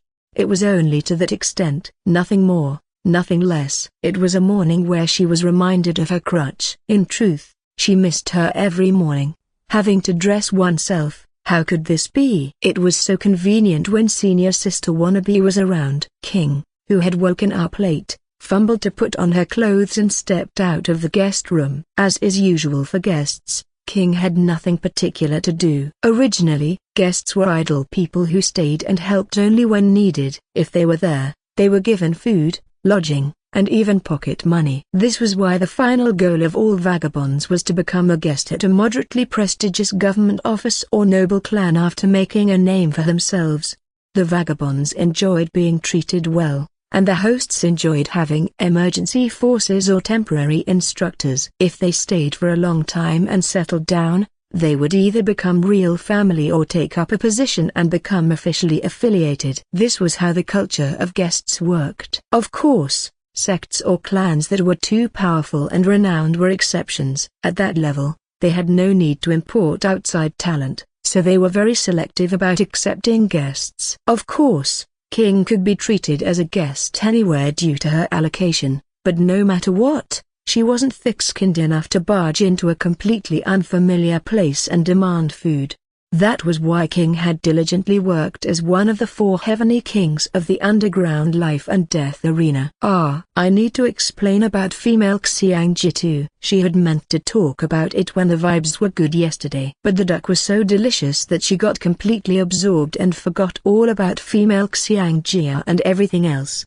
The duck was delicious, but somehow, I keep thinking about the ultimate Malatang. The greatest chef under heaven, Bai Chengtsai, had said this. Taste is power, and King agreed with him. Even if his business practices are dog shit, as long as the food is delicious, a broken bar. Is there any more that needs to be said? If a dish gives more satisfaction than the money spent and the discomfort endured, isn't it unavoidable even if your pride is hurt? So she thought she should make another reservation today. In truth, when King used to go around with Namgung Shinji, the crown prince of Anhui province, they often cancelled other people's reservations. But King didn't know the details of those situations. Moreover, if Tang Nana had brought all her relatives and filled up as your dragon, King would have just thought it was a company dinner and let it go. She was only angry because they rented out the whole place for just 2 people to eat, resulting in her losing her reservation, as King was crossing the Tang clan compound with Choi Leong, who had somehow attached himself to her, following behind. friend. You're up now? So, where are you going so diligently this early in the morning? For reference, the sun was already high in the sky. To make a reservation at Azure Dragon. I don't know when I'll come to Sichuan again, so it would be a shame if I couldn't eat the. By the way, who's that person next to you? There was an old man standing next to Zhu. Zhu spoke with a somewhat triumphant air. Ah, don't mind him. He's just an old man who takes care of me. What? How rude. That's not how you treat an elder, friend. I didn't think you were like that. Zhu looked back and forth between King and Choi Leong in disbelief. But Choi Leong had been a great demonic adept before he was an old man from their first meeting. And even though they had grown fond of each other now, his evil karma hadn't gone anywhere. However, this old gentleman here leaned towards righteous karma, even if it was just over 10 points. So he was indeed an elder. Hello? How can even your heart be as fine as silk? This old servant is called Old Dog, who serves young Master Zhu. I am dedicating my life in service to young Master, who has shown me great kindness. Even at a quick glance, he was clearly a master far above her level. King tilted her head. Normally, King was quite confident with handling older people, but even though it was only their first meeting, he was already looking at her like she was basically his granddaughter. What's this? Does this elder have dementia too? Is dementia trending among Central Plains masters? If so, is the future of the Central Plains really going to be okay? So, where are you going? It's not polite to wander around someone else's house carelessly. Besides, do you know the way out? I guess I just need to go out through the main gate. Right? Is that so? I suppose you're right. I'm going to make another reservation at Azure Dragon. Since I'm in Sichuan, I should eat there at least once. I'm thinking of making a reservation, going to Mount Mai, and then coming back on the scheduled date. After all, they had to abstain from alcohol for 49 days because some grand prince or whoever had died anyway. She was planning to make a reservation well after that, visit the Mi sect, then have a glass of white liquor accompanied with the ultimate malatang before going home. Mount Imai, so you have business with the Imai sect. Meanwhile, the two old men exchanged glances. As they were both masters in the unrestrained realm, they immediately recognized each other's realm. To use a master of the unrestrained realm as a servant, they must be an incredibly powerful family. So add 15 points but subtract 14 points for being too powerful. It's not good if the in-laws are too successful. Choi Leong ended up giving Zhu 1 point. It was a scoring system as salty as seawater. Old Dog immediately noticed this. Yikes. What a picky old man. Better not offend him unnecessarily. The clash between the two unrestrained realm masters ended in Choi Leong's victory on points. After all, the one who was at a disadvantage had no choice but to bow in defeat. Upon stepping out onto the street, to exaggerate a little, it was a sea of tears. There were even people openly wailing, which King found quite strange. Is the death of a grand prince really that sad of an event? Of course, King couldn't contain her curiosity. Zhu, who heard the question, turned his head away with an embarrassed look for some reason, and Old Dog, who was behind, answered instead. Oh my, miss. Among the people of Sichuan, is there anyone who has not received grace from His Highness? Grand Prince Dixian was said to be a person overflowing with virtue, just like his title Dixian one suggested. He didn't collect much in taxes to begin with, and he poured all the taxes he did collect into relief efforts and all sorts of public works. Old Dog went on a passionate rant about how hundreds of lives had been saved because of this and how much the difficult lives of the common people had improved. Moreover, he was sensitive to the corruption of officials. After all, didn't he root out all sorts of evil practices that government officers usually engaged in? At least within Sichuan, he was truly a sage ruler sent by the heavens. Thinking about it after hearing those words, King realized that the evil karma of the officials here did seem to be lower.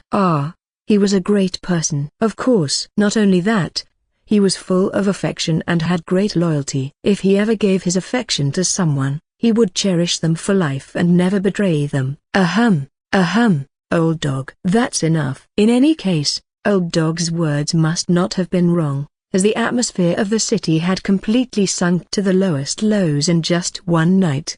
Everyone looked depressed and made no effort to hide their sadness. Of course, There was also the reason that showing joy would be treason. Only outsiders like King had puzzled, disgruntled expressions as they wondered whether to go home or not. However, King was undeterred and finally reached Azure Dragon, the ultimate cuisine restaurant where Bai Chengtsai, the greatest chef under heaven, lay. But her efforts to cross Sichuan were in vain, as the door was firmly closed. What the broken bar are they not open? Oh my, miss, do not be too disappointed. This lowly one will inquire. How dare they, when they should be opening their doors wide and welcoming with bows? It's okay. They must have their reasons. There's no point in causing trouble. Ah, your heart truly is like fine silk. This old dog is truly impressed. At this point, it was confusing whose attendant he was. Just as King was about to turn around with slumped shoulders. Oh my. Young lady, aren't you the guest who came with that flute? No, I mean, the speaking poison flower yesterday. Oh, greatest chef under heaven? Ah, I must be right. Since the veil is the same, I could tell. The one who came running was the greatest chef under heaven, Bai Chengtsai. What is it? You're not open for business today? Well, I kept checking the ingredients yesterday, and I finally found out the reason. But it's not something that can be resolved, so we closed the restaurant entirely.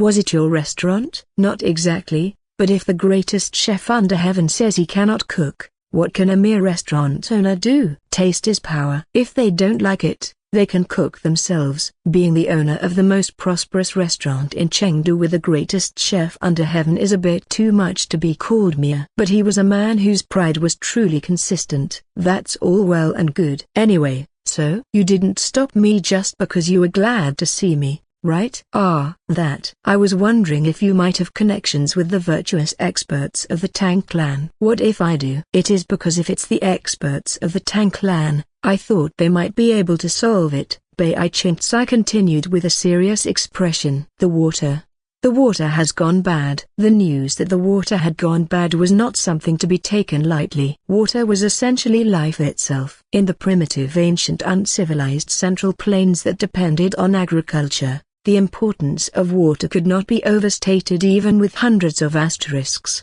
In the past, King Yuan manipulated the floods and established the domain of the Central Plains, stabilizing the world through water management. This moved Emperor Shun too so much that he passed the throne to you. The 3 sovereigns were gods, and the 5 emperors were demigods. Emperor Shun, as the last of these 5 emperors, passed the throne to humans. It was a historic moment when the emperor transitioned from a mythical being to a human. In other words, the link between myth and humanity laid in water management, the control of water. This was how important water was. What do you mean the water has gone bad? I'm not sure. We always use well water from the Upper Minutes River because it's good, but it's the same with all the wells I visited throughout the night. However, the taste of the water from the Chuo River 3 is still fine, so I think there might be a problem with the Minutes River. Isn't this kind of thing the specialty of the Tang clan's experts? Sichuan has 2 waterways flowing east and west. They were called the Chuo River and the Minutes River as they flowed to join the Yangtze River. They were also called Chuo and Minutes without the river part. Several streams flowed through Chengdu city, but the main waterways were 4 rivers branching off from the Minutes River. Starting the Yunyang River flowing north, in order, the Baidu River, Zuma River, and Dao River were known for their clean and clear water taste, often used as a basis for Sichuan cuisine to claim it was the best in the Central Plains. It wasn't just about the taste of water. Most rivers in the Central Plains were yellow, murky, and tasted of earth. Rivers clean, enough to drink directly were common only in Sichuan, rare in other regions. The Minutes River is always busy with boats. So isn't that why? But it's not something we can easily dismiss. Let's go to the Tang clan first. Zhu naturally tried to lead the group. That is. King took a step back. Her stomach was too upset to be swept along by such an atmosphere. It was because she didn't know whether this river or water management issue was serious or not. I need to eat lunch. It's breakfast and lunch combined, so I can't delay any longer. You go ahead first. I'll eat with Gramps and come in later, okay? However, Zhu was starting to understand how to handle King. No, with the greatest chef under heaven here, why look for another chef? You must have wanted to stand in the Tang clan's kitchen at least once, haven't you? At this,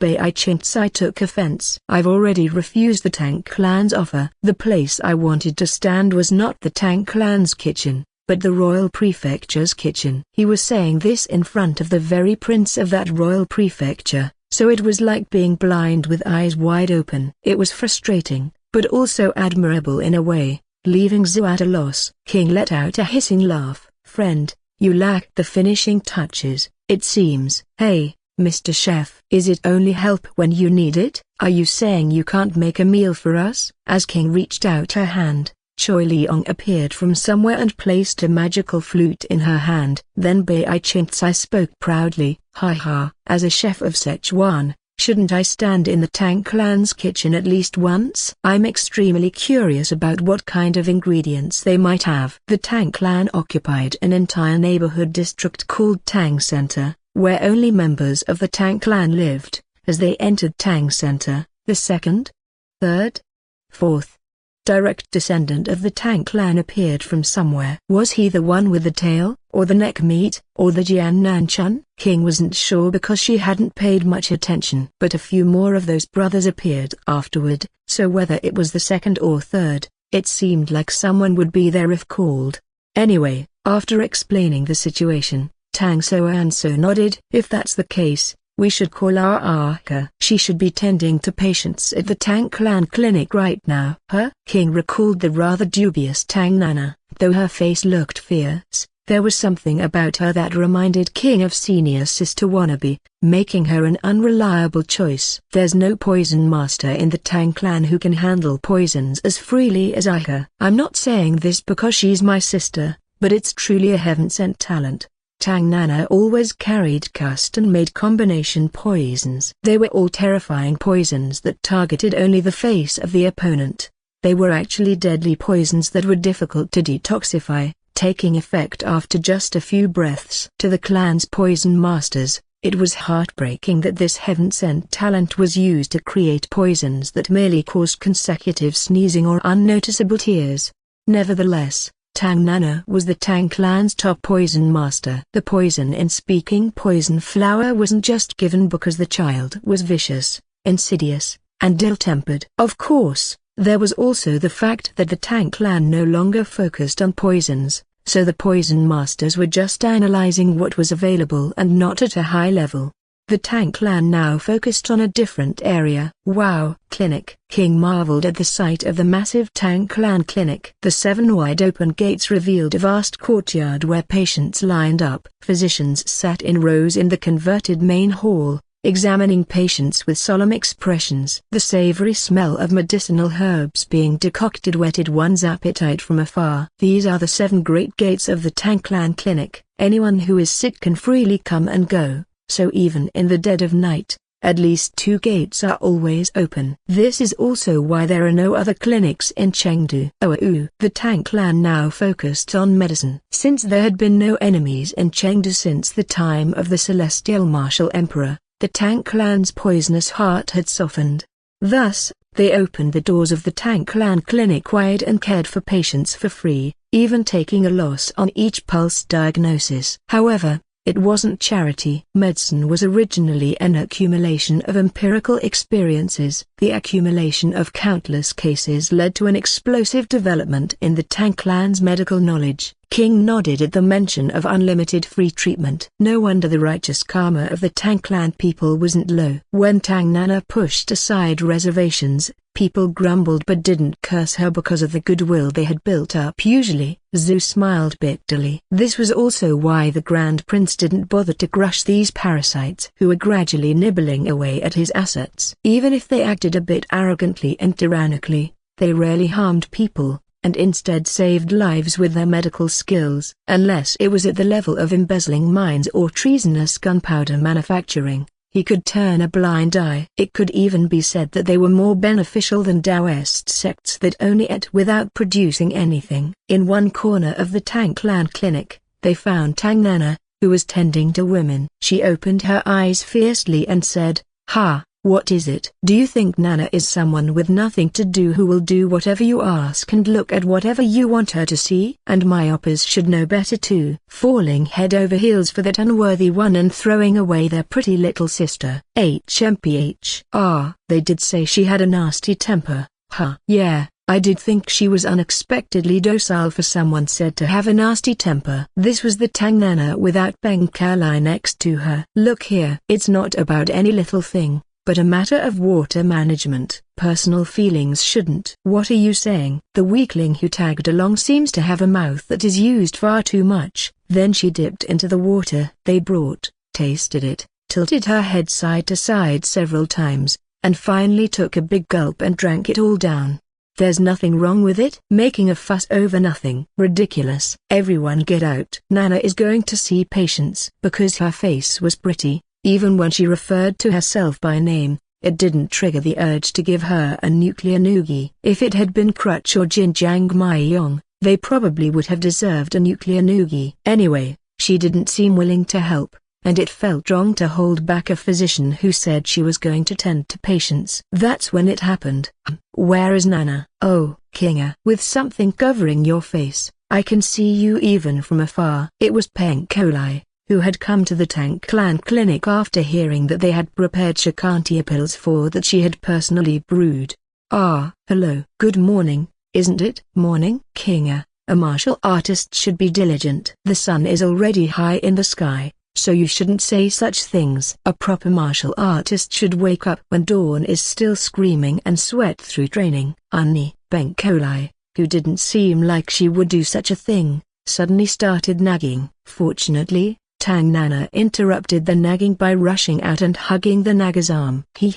Annie, you came? Oh my. Were you in the middle of tending to patients? I didn't see you that way, but you have an admirable side. That's good. That's really good. It's nothing. A broken bar. Wait. Huh? What's this? Something strange. Is this supposed to be Ray's? While Tang Nana was slightly confused. But I feel left out. Are you all gathering without me? Kinga, is there something fun going on? The only fun thing is that the greatest chef under heaven here is going to make us lunch. Other than that, there's an unfun thing. They say the water has gone bad. At this, Peng Kaolai's face became as serious as if something had gone bad within her too. Everyone except King knew it was a serious problem. That is indeed a serious problem. So that's why Nana was trying to check? Of course. Who else in the world but me would volunteer for such a serious matter? As she said this, she shot a venomous glare that seemed to say don't you dare speak. King and Zi thought as they watched this scene. Isn't she like a dog? For some reason, she looks just like a dog. Something did come out. Even Tang Nana looked surprised. There's a fish called oingjuk that carries poison. If it spreads in large numbers, it could dissolve in the water to some extent. But it's not particularly harmful to the body, unless you get stung by a hongdu's angayabong after eating it. But anyway, they only live in Yunnan, so there's no need to be careful in Sichuan. That's right. I thought the taste was familiar. It was the fishy taste of oingjuk. At Bai Chintsai interrupted Tang Nana's words and shouted, then suddenly grabbed the back of his neck. He seemed to pull out a thin needle, and then his nose turned bright red and started gushing mucus. How dare a mere chef interrupt someone's words? HMPH. Tang Nana looked at Bai Chintsai with a sour expression. By the way, is he even human? How does he notice a change in water taste just because some river fish have changed? It's true. I am the greatest chef under heaven, so of course I would notice. This is the pride of the greatest chef under heaven. So, what should we do now? Are we just going to leave it like this? Bai Chintsai asked, undeterred by his runny nose. In a way, he was a very consistent person. Anyway, oingjuk can't survive the winter, so they'll all disappear after this winter. But, it is a bit strange.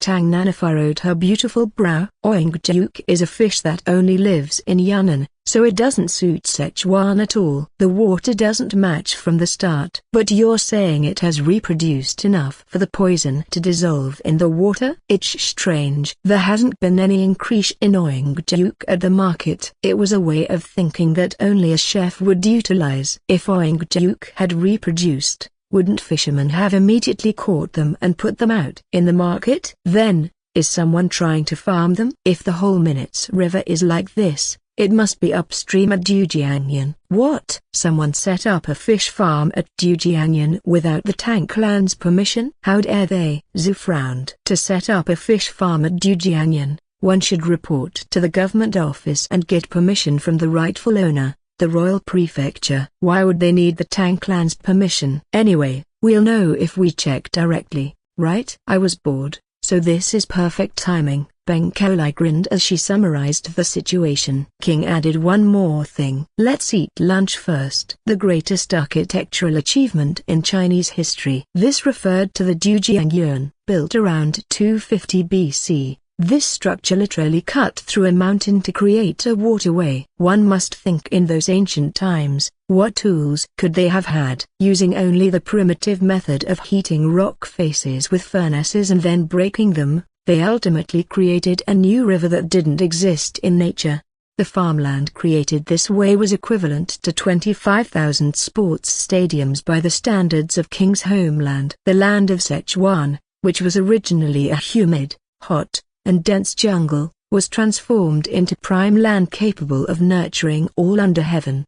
King listened to this proud explanation with one ear and let it out the other. It all depended on one's background. After all, in her homeland, they were already experts at controlling waterways. What's so great about just dividing a waterway and building some embankments that they have to make such a fuss? What was more impressive was the cooking of the greatest chef under heaven. The taste was as excellent as the chef's conviction. In other words, she ate an enormous amount. Thanks to that, after eating, drowsiness was washing over her, and she just wanted to take a nap. Why make such a fuss over a few foreign fish species entering the water? As she arrived at Dujiangyan while nodding off like this, what she saw was just an impressive waterside. Places with stakes driven in, nets connected, and tents pitched above were all fish farms. The aquaculture technology of primitive ancient uncivilized China was just about this level. The mere act of confining fish and feeding them was considered farming. The group began checking each farm, starting from the closest one. Please, oh master. This stake was driven in by my grandfather, and my father and I have managed it to grow it to this point. So, where's your permit? Tang Nana shot back confidently, then glanced at Peng Kaolai. It was a mysterious phenomenon where both her rudeness and politeness increased simultaneously when Peng Kaolai was in sight. Well, about that, the fisherman railed off. That's right. Even in King's homeland, a world where the rule of law had been established through legislation, wasn't it the same? Every valley was full of less than human parasitic vermin who had lost their conscience, laying out platforms and overcharging while claiming baseless ownership. If the descendants of the great Huang were like this, how much more so would the uncivilized Chinese people be? The basic sentiment of the Central Plains people was that anything was fine as long as you didn't get caught. This had been passed down from ancestors to descendants, continuing into the future as the most fundamental way of thinking of the Chinese people.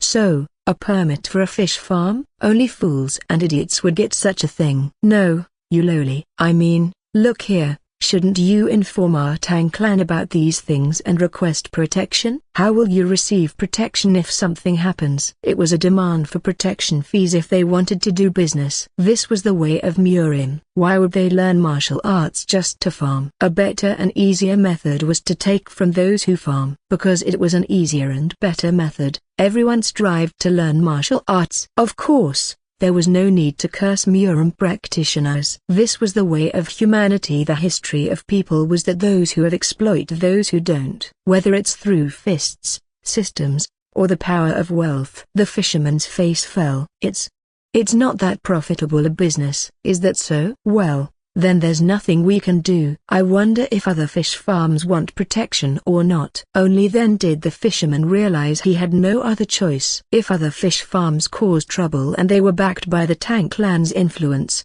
he would have to give in without resistance. If he resisted unnecessarily, the Tang clan's martial artists would come in force. After all, The Tang clan was a righteous, prestigious Orthodox sect that properly delivered on the protection fees they received. Since he hadn't reported to the government office, it was obvious the authorities wouldn't get involved. I'll take it. Of course, I should request protection from the Tang clan's experts. Good. When a Tang clan warrior visits later, settle the account and receive a flag. Until then, you can say the speaking poison flower guaranteed it. King watched this scene and thought, wow, she's good at business. She is different from Crutch after all. Maybe it's because I saw her tending to patients this morning.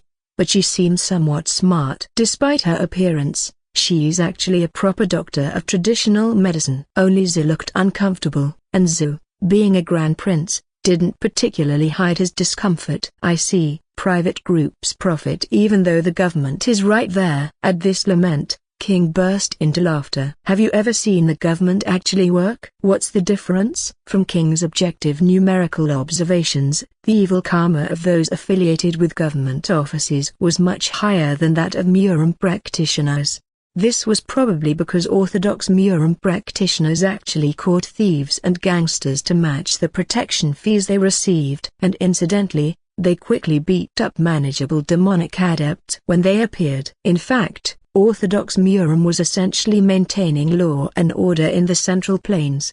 Wasn't this the case? For reference, look no further than a recent memory of her drifting on a boat. It wasn't even a government official, but the son of an official who was tyrannical. At this, Zhu tightly closed his mouth. King grinned. See? Isn't it kinda embarrassing even though you're the one to say it? Not all officials are corrupt. Szechuan seems pretty okay. Just Szechuan, though. The group, or more precisely, the precious daughter of the Szechuan Tang clan, conquered the fish farms one by one. Even in this situation, King didn't pity the fishermen, because King, now a proper martial artist with 4 years of experience in the Central Plains, knew how the world worked. They cowered because they recognized Murim practitioners and the speaking poison flower, but if there had been someone who didn't recognize them, they would have immediately charged them with bamboo spears. The fishermen were not innocent fish farm owners, but illegal street vendors. At this point, they were almost at the end of the left bank. In fact, the higher up they went, the worse the location became, because the feed used for farming flowed downstream. So while the prosperity should have gradually decreased as they went up, this fish farm had stakes extending far out with several planks reaching far into the distance. A fisherman who had been handling nets on the other side began to approach with quick steps as soon as he saw King's group.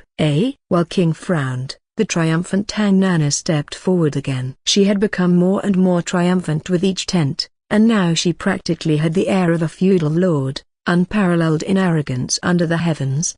Hey, Mr. Fisherman, who gave you permission to farm here? Well, about that a broken bar. I apologize, but this is a business approved by the councillor. I thought as Mew. Huh? Wait, what did you say? Since this is a business site approved by the councillor, if it's perhaps something the Lord knows about. The fisherman spoke while shrinking his neck and looking cautious. Ah, that fat pie, I mean, that person. I was wondering where he kept finding new sources of money.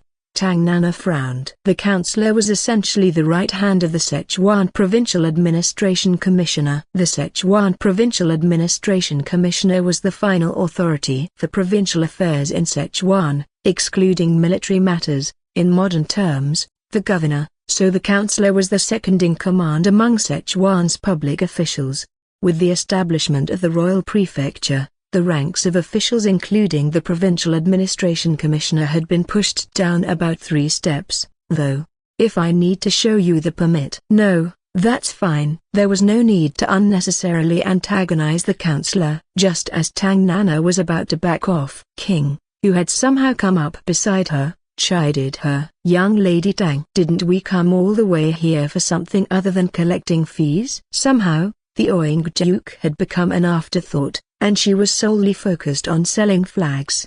Tang Nana's earlobes turned red. Right. I mean, number. I knew that. Okay. Look here. Forget about the protection fee. Can we take a look inside? It seems like someone is raising Oing Duke in large numbers. Oing Duke, you say? Who would? Right as he was saying who, The fisherman stretched out his hand. A beam of sharp light with a long tail rushed towards Tang Nana's face, and one delicate hand blocked its path. King, who had been slowly approaching and taking position because the fisherman's evil karma seemed unusual, had stretched out her hand.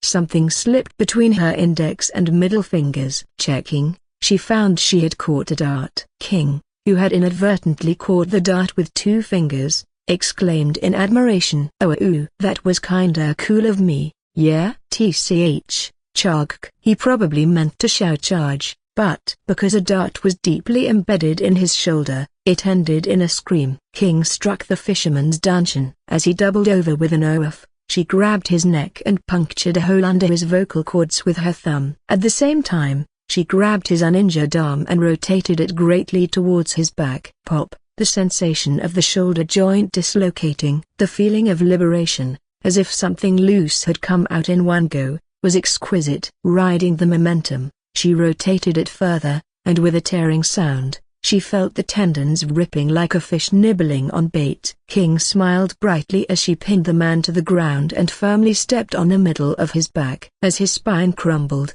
the man's lower body, which had been thrashing, immediately stopped moving and went limp. Because a hole had been punctured under his vocal cords, he couldn't even scream, and only the loud sound of rough breathing could be heard. "Ah, this is the shit." "As I thought, destroying bad guys is the best." The Central Plains people's mindset of "it's fine as long as you don't get caught" differed from other races in that it wasn't "it's okay if you do it secretly" but rather "it's okay if you eliminate all witnesses." They were the type to kill everyone to silence them if things went wrong. So judging by this evil karma, he must have buried quite a few people. "Young lady Tang, are you okay? You seem very shocked." Yes." Tang Nana, who had been frozen in a daze, finally focused. "HHMPH. I could have handled it perfectly well without your help, you know." "Sure. But catching that dart was pretty cool, right?" "That was a little." "No, I mean, it wasn't cool at all." "And that's not a dart, it's a throwing blade," Tang Nana shouted after inadvertently agreeing. Yeah, whatever you say." "What?" "It's not just whatever you say. Looks like this guy's about to die." King spoke as if looking at an insect. "I didn't give him any fatal wounds, though." "Did I utilize too much of my previous experiences into that stomp?" As King flipped him over with her toe, he was rolling his eyes with black blood trickling from his mouth. Tang Nana quickly grabbed King's wrist and pulled her towards herself. "Step back. It's poison." "Poison." Then she swiftly cut the clothing around the throwing blade embedded in the patient's shoulder with the tip of a knife. Black blood, killed by the poison chi, gushed out. It was at the moment that Tang Nana's expression hardened at the unusual details. Screech! A violent sound of a flute rang out. King's expression immediately turned fierce. This was because among those who played flutes at people, there were no normal individuals. They were all pieces of shits. Above all, the memory of the net of heaven and earth from Jinjiang Maiyong's time was already etched as a scar in her ample bosom. Soon, fishermen emerged from the cloth-covered fish farm's interior, each wielding weapons. King drew her sword with a chilling gaze. However, there were quite a lot of them. They came pouring out like a disturbed beehive, to the point where it was hard to tell if this was a fish farm or a soldier's barracks. "Ah, that's quite a lot, huh?" This wasn't said out of panic. If it were, King's expression wouldn't have been so bright. At a glance, they all seemed to be of similar cultivation, a bunch of easy targets. For King, who was strong against the weak, it was just an opportunity to dance with her sword without burden. Friend, you stay out of this." Even in this situation, King looked out for her weak friend. From their conversation yesterday, Beng Kaolai was also a true martial artist who understood the true joy of being a virtuous, honorable expert.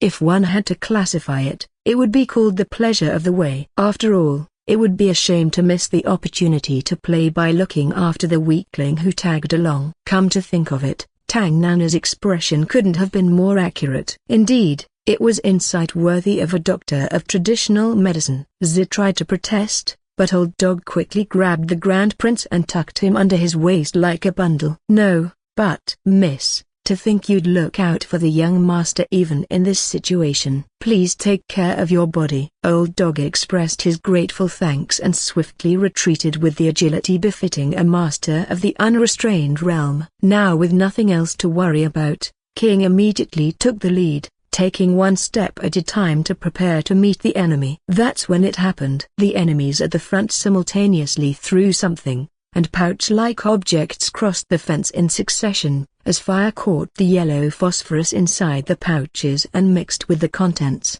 Bright yellow smoke immediately billowed out, forming clouds. The clouds flew straight towards them, riding the wind blowing from the riverbank. Wait, hey! Poison, poison, poison! Tang Nana, right behind King, grabbed her wrist and made a fuss. King smiled and answered, "It's fine." Black heavenly demonic chi rushed out from the soles of King's feet. Soon, King took a light step. Thud! The ground vibrated, and inner chi vibrated with it. While centered on King, in a wedge shape, it then went swoosh. The surface of the earth flipped over, and soil and dry grass all shot up at once. The poison clouds were torn apart left and right, flowing along the grain of their inner texture. The first step of the heavenly demon's reigning step. Earth King Gong. When 10,000 demons advance, the heavenly demon takes the lead and steps forward, and even the earth reveres and raises itself to protect the 10,000 demons. It was a legendary divine art that was said to be able to break tens of thousands of arrows with properties of the earth rising to a height of 10 jang. King, who couldn't even handle force, was merely imitating from memory, but with just that chi wave alone, she could easily split the smoke screen on the ground. What there? Very good. Kinga. A fisherman rushed in, but was dumbfounded by the clean air that centered solely around King. One must remember that no matter how amazing a technique one encounters, one shouldn't be distracted during battle. As King rushed past, she grabbed the fisherman's hair, and with that terrifying strength, his body was dragged in a straight line. King advanced steadily, stepping with the heavenly demon's reigning step in the movement of the maiden footwork. With it, her inner chi, too, slowly drained out. However, there was nowhere else to use the heaven-shattering demonic chi. Advancing without holding back, with each step, the ground flipped over, the earth swirled, and the poison fog was pushed aside left and right. Huh? What the? Where are you going? Why are you a broken bar? Nana, come to your senses. Don't get separated. Yes, yes. Annie. Tang Nana suddenly came to her senses, and as her hands alternately went in and out of her bosom, she followed with sharp acupuncture needles between each finger. Finally, a straight path was cleared through the pouches emitting poison fog to the crude fence about waist high. The alleged fishermen who had been about to jump into the poison fog in a line hesitated with their weapons raised at this spectacle. King plunged into their midst and swung what she held in her left hand magnificently. The fisherman whose hair she had grabbed drew a large circle, and his toes were embedded next to another fisherman's eye. The battle between toes and eye socket was a loss for both. The fisherman with the dented head was flung away, and at the same time, the caught fisherman's toe bones were shattered to pieces. This was because the fisherman was wearing sandals woven from mere straw. If he had been wearing safety shoes, only the head of the hit fisherman would have been broken, and the toes of this makeshift human weapon would have been fine. King, reconfirming the importance of safety shoes, continued to swing the human weapon itself that she happened to be holding. As it collided with enemies, foot bones and ankle bones were shattered, and when she thrust out the sword with that vicious momentum, the shins and knees were cut off by their comrade's very sword. Every time she hit an enemy, screams burst out twofold. Even when she missed an enemy, at least one scream burst out, so it was an excellent weapon that at least didn't disappoint the ears. However, even that didn't last long. Rip! With the exquisite sensation of tearing through flesh, the left hand she was swinging lost its weight and just swept through the air. The human weapon she had grown fond of flew off somewhere, and only the whole scalp attached to the hair she had firmly grasped remained, dripping blood. Oh man! King casually threw away the wig of actual human hair. As expected, swinging by the hair isn't economical. Just as King was clicking her tongue in disappointment, you witch! There was someone charging with a sword blazed emanating purple sword threads. However, Compared to his realm, his swordsmanship was only second-rate. Perhaps somewhere between white and blue. What's more, surprisingly, King was a swordsman. She had already learned peerless swordsmanship, been trained through duels with Xim and Zurin, and even seen the celestial martial emperor's sword style, so her discernment was already that of a true master. King scattered the clumsy illusions contained in the swift sword and extended her moonlight sword, number 8, in a straight line towards the enemy's heart. It was a move that Xim and Zurin would have praised as a perfect counterattack if she had seen it. However, the opponent was also in the late-stage peak realm, so he wasn't easy to deal with. He twisted his body at the last moment, narrowly avoiding his heart and ending up being pierced from his ribs to his back. Then came a woman's scream, like breaking glass. "No, Judge 1, junior sister." "This witch." "We need to move quickly," the Peak Realm fisherman shouted while firmly grasping the thin blade of the moonlight sword with both hands. King tried to pull out the blade, but with the bones of his hands protected by a protective mirror and interlocked with both hands, thus leaving only the fisherman's body to keep shaking. It was the mindset of dying together. King frowned. She could just let go of the sword, but then she'd be letting go of a late-stage peak realm enemy, which she didn't want to do. Besides, it somehow felt like losing. King raised her right arm high. It was the principle that people used the ground to support their strength. When lifted up, they couldn't possibly resist. The late-stage peak realm fisherman was lifted up, thus skewered on the sword. Then the slender fisherman running behind him was revealed, and King saw her eyes widen. "Let go of my judge," King answered. "As you command." King swung her right arm down with all her might vertically. The man skewered on the sword stood on the ground with both feet. Following the law of inertia, only King's blade slipped out from between his legs. The late-stage peak realm master, who had become a human embodiment of the Adiaris's superscripto shape, sprawled on the ground. As his head drooped, it looked more like the character for Enter a Ring. Yen than human Adiaris's superscripto. Jedge. The woman grabbed and shook her man's corpse, ignoring the great enemy in front of her. Thanks to this, the diligently gathered hands came loose and were in danger of changing to something resembling the character for Big A Ring currency section.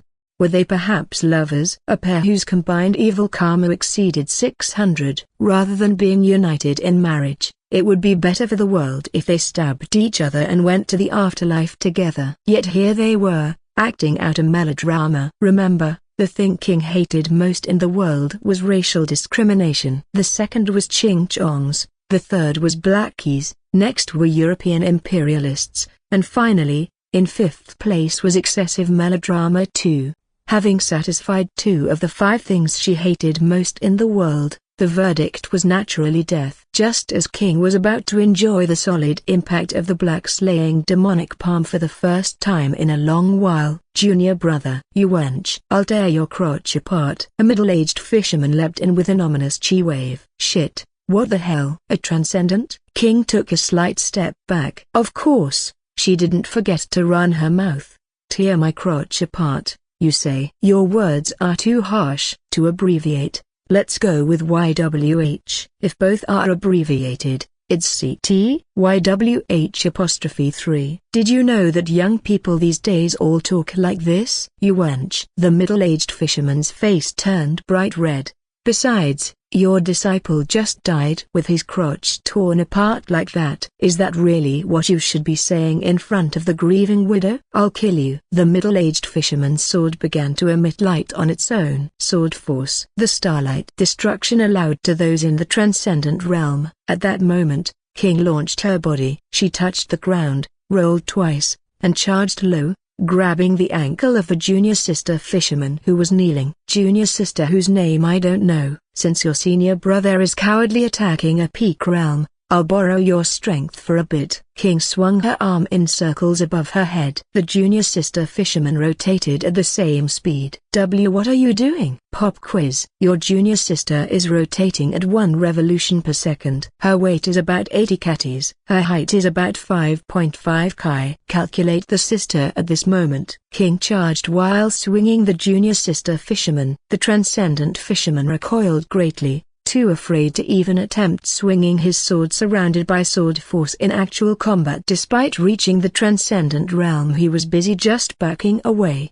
"Junior sister, I'm counting on you." King staggered and put great force into it, and the junior sister fisherman shot out like an arrow in a straight line. King followed right behind, raising her sword. The transcendent fisherman's choice was self-preservation over his junior sister. He leapt high, launching his body into the air, and the fiercely flying junior sister fisherman collided with the ground, making a long red line as she landed violently. King didn't miss the opportunity and shouted as she charged. "You didn't catch her, murderer! You killed her, your own junior sister, and you dare call yourself a senior brother?" King reached out her hand while spouting nonsense. Ding! The sound of a temple bell. He never imagined she would use an air palm, so the transcendent fisherman who had carelessly lifted his body into the air had no way to avoid it. King quickly ran to the fallen transcendent fisherman. Please spare." King looked at the transcendent fisherman's evil karma. If his evil karma had been just 200 points lower, she would have spared him. "What a shame. The junior sister you killed probably wanted to live too." King stomped on the transcendent fisherman's neck. King's footprint was deeply engraved on the earth, and compressed meat remained in the shape of the sole of King's leather shoe. It was a historic moment for the transcendent fisherman's neck, as it was liberated from his body, but sadly, it was caught by King's hand immediately.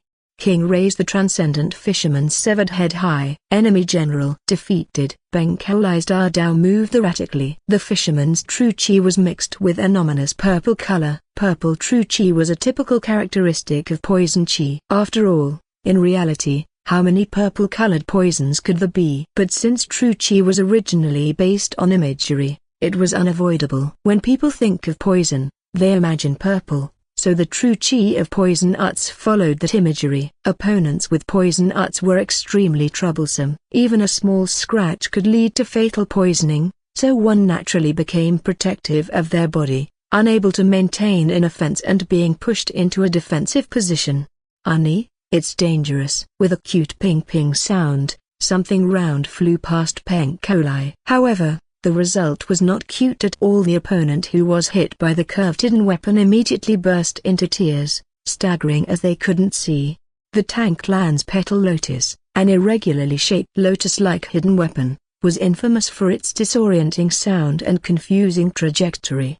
It was not easy to handle, showing that Tang Nana's achievements as a martial artist were by no means low. Peng Kaolai didn't miss the opportunity and swung her Da Dao imbued with force, causing the fisherman to be horizontally split and roll away. Then, turning her body fluidly, the Da Dao flowed and cut another fisherman's waist in half, settling behind Peng Kaolai's back. It was the preparation movement for the famous 5 tigers breaking the gate Dao. To be more specific, it was a family martial art of the Peng clan that pursued extreme speed with a massive Da Dao. When mastered, the rapidly striking Da Dao was said to have the momentum of 5 tigers. By using a heavy weapon to achieve extreme speed, it was a peerless Dao technique that possessed both weight and speed simultaneously. One swing of the Dao could split a person in half, so the surprised fisherman hesitated and widened the distance. Then, they started throwing hidden weapons. Peng Kaolai's Da Dao drew dense lines, creating a net-like shape. This artful technique was called a curtain. If done with a sword, it would be a sword curtain, but in this case, it was done with a Dao, so it would be called a Dao curtain. With clashing sounds, the heavy hidden weapons were deflected by the Dao, while the lighter ones were swept away by the wind generated by the Da Dao.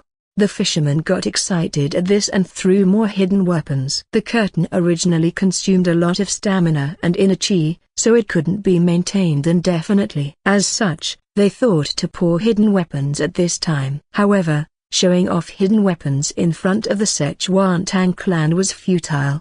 Tang Nana pulled out a large bamboo tube from her bosom. For reference, it was characteristic of Tang clan members to keep pulling things out of their bosoms, and the reason why the Tang clan was feared was precisely because of what was in those bosoms. The fishermen's faces turned pale. Rainstorm of pear blossom needles. Scatter! Someone shouted a warning, but it was too late. Boom! The sound of explosives. Thousands of thin needles poured out towards the front. Each was a fine needle coated with dried poison. As the needles penetrated the body, the powdered poison dissolved upon contact with blood, causing people to foam at the mouth and collapse shortly after.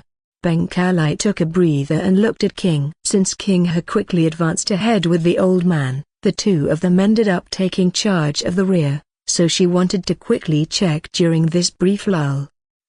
My goodness. At that time, King was in the middle of grabbing a fisherman's foot and spinning him around as a threat. Benkalai's eyes shone. That is the true strength of the flesh. Finally, King staggered greatly and threw what she was holding. Then, simultaneously, ding! The sound of a Buddhist temple bell rang out, causing everyone to look towards the source with surprised eyes. Enemy general defeated. The round thing held up high was probably a head. Benkalai thought that perhaps King enjoyed reading the romance of the Three Kingdoms. However, that wasn't the important thing at the moment. Dealing with the fisherman took priority. Most senior brother. Some cried out in anguish, while others lost their fighting spirit and pulled back their hips. At that moment, King's voice rang out again. Those who surrender will die comfortably, those who run away will be chased to the end. Those who want to live will die, and those who want to die will also die. It was a threat never heard before in the world.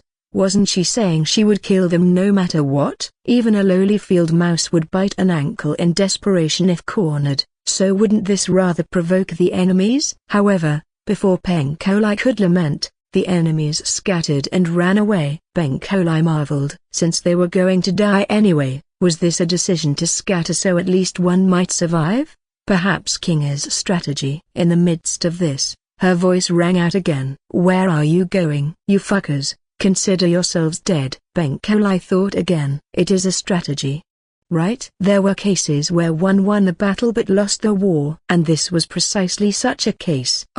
The Oingjuk. The fish farm was empty. After the nets on the stakes were cut, all the Oingjuk in the vast fish farm had gone into the Minutes River. Still, it wasn't a complete loss. At least they had found out the identity of the fisherman. Yunnan Poison Man. Akiolu, the most senior brother of the Five Poison sect. King tilted her head. How can his alias be Yunnan Poison Man? Then is the Tang clan's most senior brother's alias Sichuan Poison Heaven? Or maybe the Tang clan, being a noble clan, doesn't have a most senior brother? Come to think of it, Sichuan Poison Heaven sounds kind of cool. But how did you win? Akiolu's realm should be at the late stage transcendent, right? You're only at the late stage peak realm, aren't you? How did you win? He didn't seem that strong, though. Compared to the demonic cannibal, there was a huge difference. Of course, King was already in a state incomparable to that time. Not only her inner chi but all her physical abilities had surpassed human limits. However, there was a more fundamental reason. Our King had good luck. It seems he couldn't use his poison out of concern for the woman King was grabbing and swinging around. The poison Dan that poison art practitioners possessed was a form where poison was concentrated in the center of the dentin and wrapped within a chi. The more skilled the poison art master, the more vicious the poison chi in the poison den becomes, so if it was not well protected by inner chi and leaked out, it could harm its owner. As a result, if you exclude poison arts from a poison art master, they were at the level of a half-cripple compared to others of the same realm. Protecting the poison dan limited the usable inner chi, and the speed and power of its operation also fell far behind due to the constant attention required. That's not all. Gathering a poison dan was a process of studying all kinds of poisons, absorbing them into the body, and nurturing them. Naturally, they had less time to train with weapons, so they were also half-baked in terms of pure skill. If their dentin was damaged during a fight, they could die from being poisoned by their own poison. Unni. If you say it like that, Tang Nana couldn't hide her disappointed expression. Saying it like that made poison arts sound like trash, after all. Of course, that's only if you exclude the poison. Since poison doesn't distinguish between allies and enemies, he was stupidly defeated by a single hostage. But originally, they are quite tricky to deal with. True chi mixed with poison chi would seep in a little poison just by clashing or grazing. And that's not all. They quietly released poison and pushed it in using the principle of material void absorption, or carried around outlandish hidden weapons, or spit poison or sprinkle blood. The risk of poisoning was so high that it was even tricky to engage in direct combat. However, King, who didn't have to worry about poisoning, roughly concluded. So, people who handle poison are easy targets. Then the Sichuan Tang clan isn't all that either. As King was thinking this, Beng Kaolai looked at King with a subtle expression. By the way, Kinga? Yes, I saw you fighting, and, I don't mean anything by it, so please don't be offended, but can you listen? What is it? However, Beng Kaolai spoke with a serious expression. Kinga, a dao suits you better than a sword. Owing me? I do? Beng Kaolai answered with a voice full of conviction. Yes, and a very large dao at that. Life as a guest was truly paradise. If only senior sister wannabe were here, it would be perfect. Then I could have her help me bathe, do laundry, and dress me every morning. Suddenly, a thought occurred. Haven't I become a bit of a degenerate lately?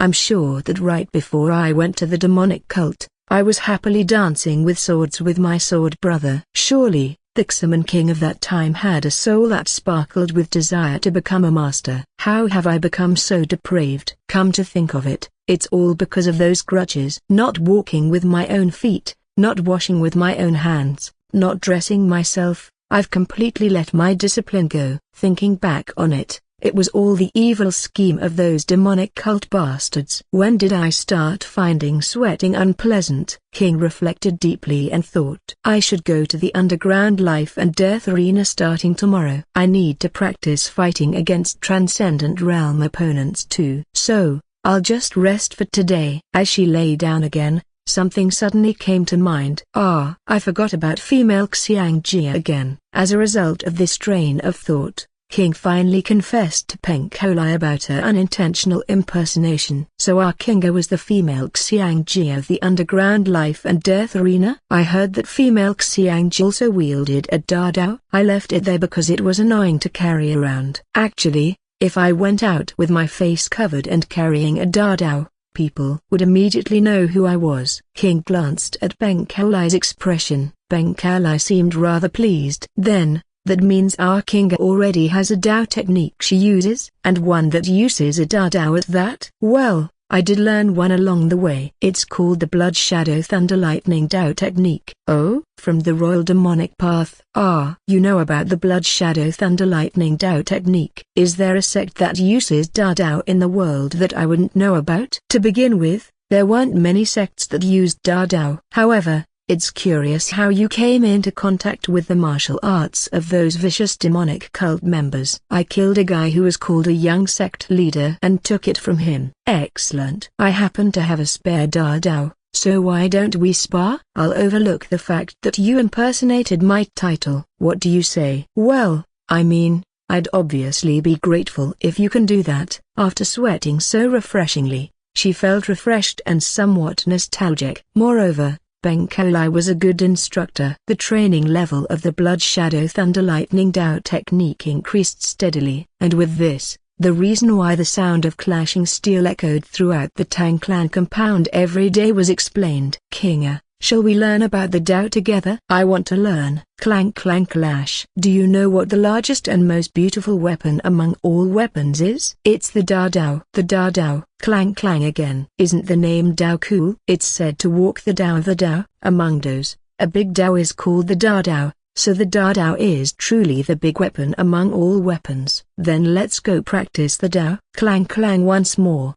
Is there no one else to share the Dao with? I'm right here. As the two stuck together and went around like this, there was a woman watching them with tears in her eyes. That unworthy thing. This can't go on. Tang Nana's gaze turned vicious. Tang Nana thought it was an extremely cowardly method. If one wanted to capture the heart of her sister-in-law, they should boldly flatter her, build friendship through edgio, and win her over with gifts of rare treasures, but resort to something as cowardly as Dao techniques. This impacted Tang Nana even greater precisely because she had already witnessed King's monstrous strength, swinging people as weapons. HMPH. If you have strength, I have poison. Wouldn't it be enough to make Unni lose interest in you immediately? It didn't matter whether Tang Nana was plotting such a terrible scheme or not. After all, King didn't give a flying fuck. She was just enjoying her training after a long time. Beng Kolai was, strictly speaking, an experienced martial artist belonging to the previous generation. The gap between generations of rising stars was ambiguous. It was originally a phenomenon caused by the hierarchy allocation of prestigious sects. When rising stars settled into positions in their sects, they would pass on the rising star positions to the next generation. This happened roughly when their peers did the same, as they also started to have roles in noble clans. So the oldest current rising star was Taoist Chengbin, expert to the female heart, no dating experience, unmarried, 30 years old, and Peng Kolai, who was about to turn 37, was one generation senior to the current rising stars, having associated with experts of the previous allocation. With the experience of being one generation senior, along with a higher realm at the early stage transcendent realm, and superior in pure skill, almost every moment was an extension of a new Dao of the Dao. King's Dao drew a full moon. Beng Kolai diagonally met it with an identical-looking Dao, supporting the blade with one hand, causing a hair-raising sound of scraping metal and sparks to fly as the two Daos rubbed against each other. The tip of King's Dao hit the ground. Beng Kolai's Dao instantly changed direction and thrust straight forward, causing King to stick close to the ground as if kneeling, letting it pass over her head. And then a broken bar now. King twisted the handle of the Dao with all her might, attempting a terrifying upward slash with the blade. However, that attempt was futile as Beng Kolai's kick to the blade caused the weapon to tilt, twisting King's waist. An opening. Beng Kolai's fist extended towards King's exposed side. It was a fist imbued with the experience of having broken rocks. But just before impact, the fist extended its index finger and poked King's side. King jumped up with a kaehi, an unfinished laugh, and collapsed in giggles. This child, it is quite unlike you to be ticklish. Cue up. Can't help being ticklish. I'm surprised. I didn't see you that way, but you have unexpectedly feminine sides. King tilted her head. Of course, King would normally be horrified at being called feminine, but hearing that she wasn't like that made her feel strange. Rather than that, isn't my evaluation strangely ungenerous? Why on earth does everyone do this once they get a little close? Is there something wrong with my attitude? King seriously reflected on herself. The conclusion came quickly. I'm always truthful and sincere, though. Maybe this is just how friendship culture is in the Central Plains. Come to think of it, whether here or there, people usually joke around and laugh together once they get close. That upward slash just now wasn't a good technique. Originally, all weapons have their strengths and weaknesses, and the development of martial arts focuses on utilizing strengths. A Dao should flow from top to bottom, following such a principle, to exert its full power. But wouldn't that make it the very definition of an unexpected move? Well, I am not so sure. Since you're also good at wrestling, it might have been better to let go of the Dao or throw some dirt. By forcibly turning the blade, your arm was already twisted,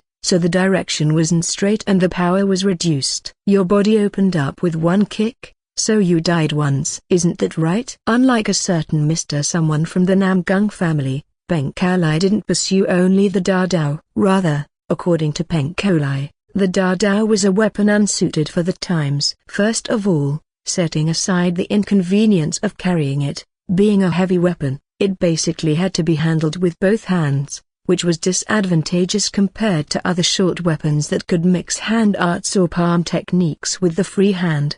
Its advantages lay in its long reach and powerful destructive force, but as the level of martial arts rose, these aspects were supplemented through Qi, so the unique advantages of the Dao were gradually dying out. Yet when asked why she still insisted on the Dao, Peng Kolai's answer was simple. Because it's the foundation of our family.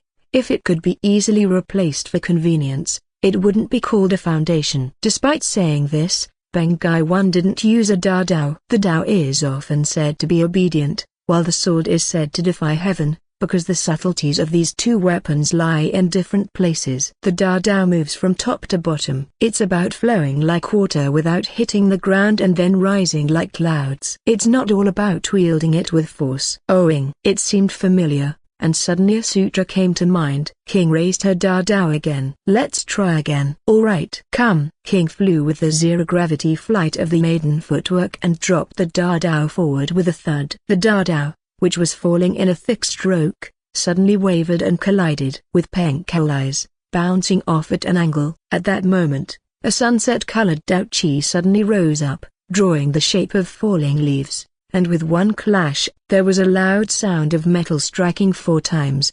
Peng Kaolai leapt back. What was that? That Dao technique just now? It's the maiden sword technique. It was an application to the Dao of a sword style from the latter 3 movements that didn't work well with a sword.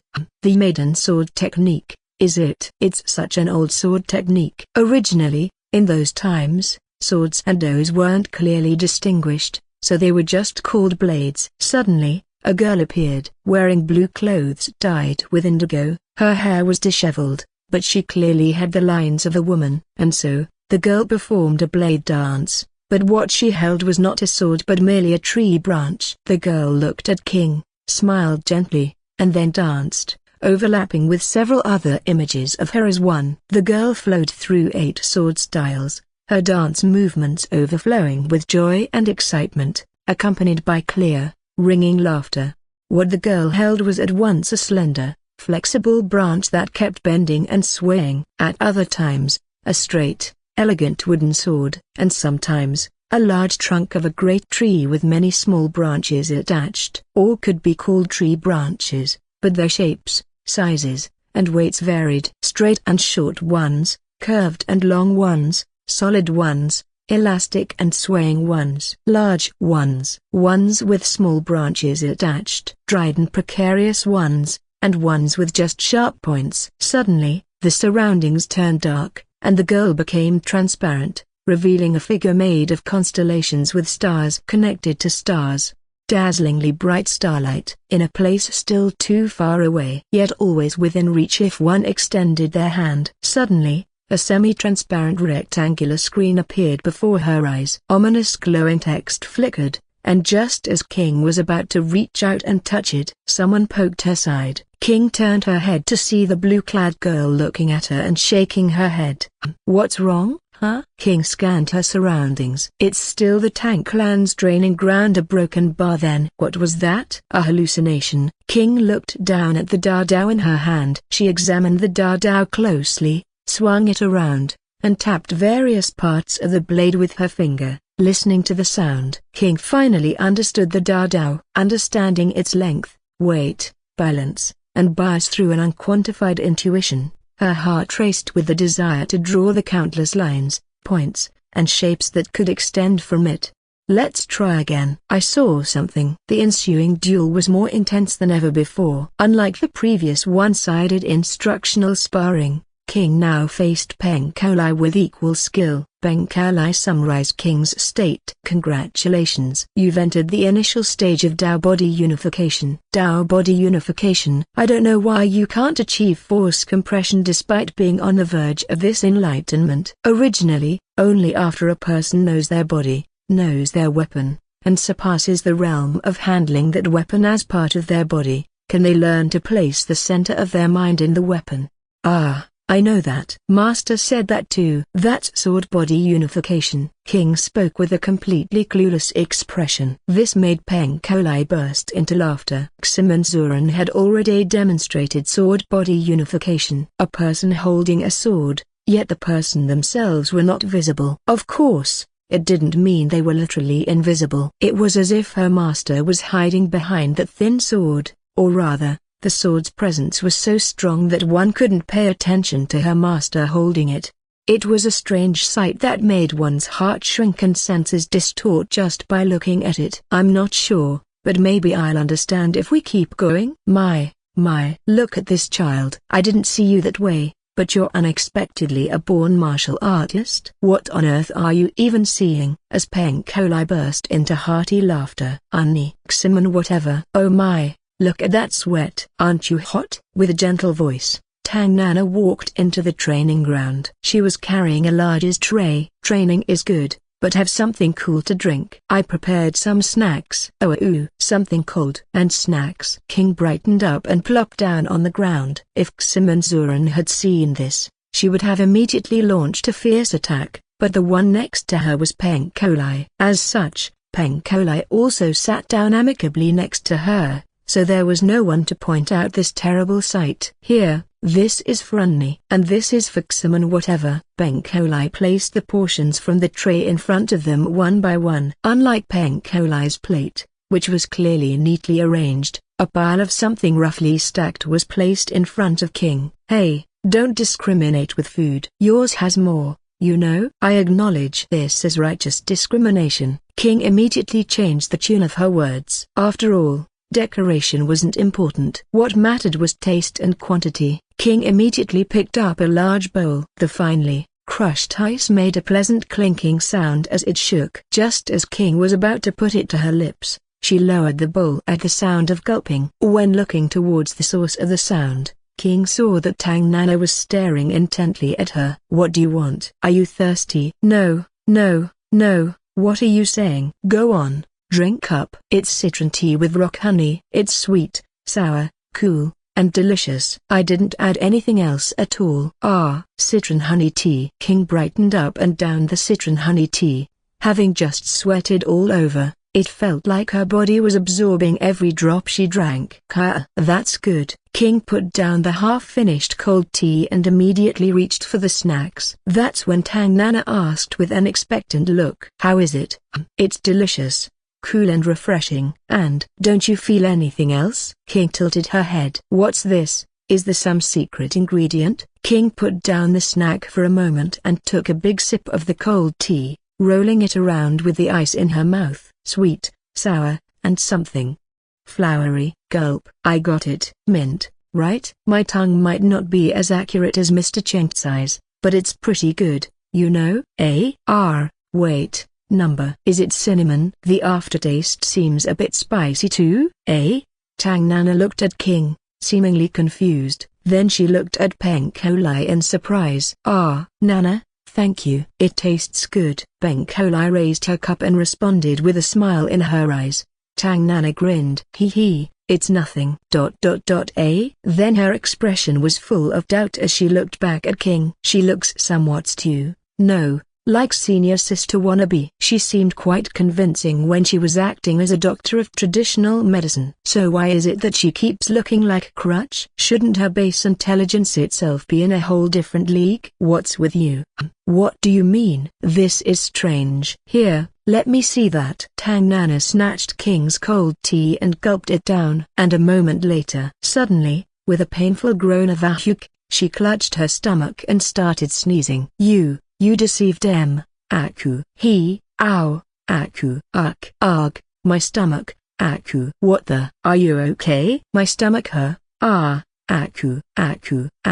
This time it was 3 sneezes in a row. For anyone who had experienced it, they would know that consecutive sneezing was quite painful. Sure enough, her eyes turned red with tears flowing, and snot dripped from her nose. Even if she was the most beautiful woman in Sichuan or whatever, there was no avoiding ugliness when she had a contorted expression and tears and snot were flowing.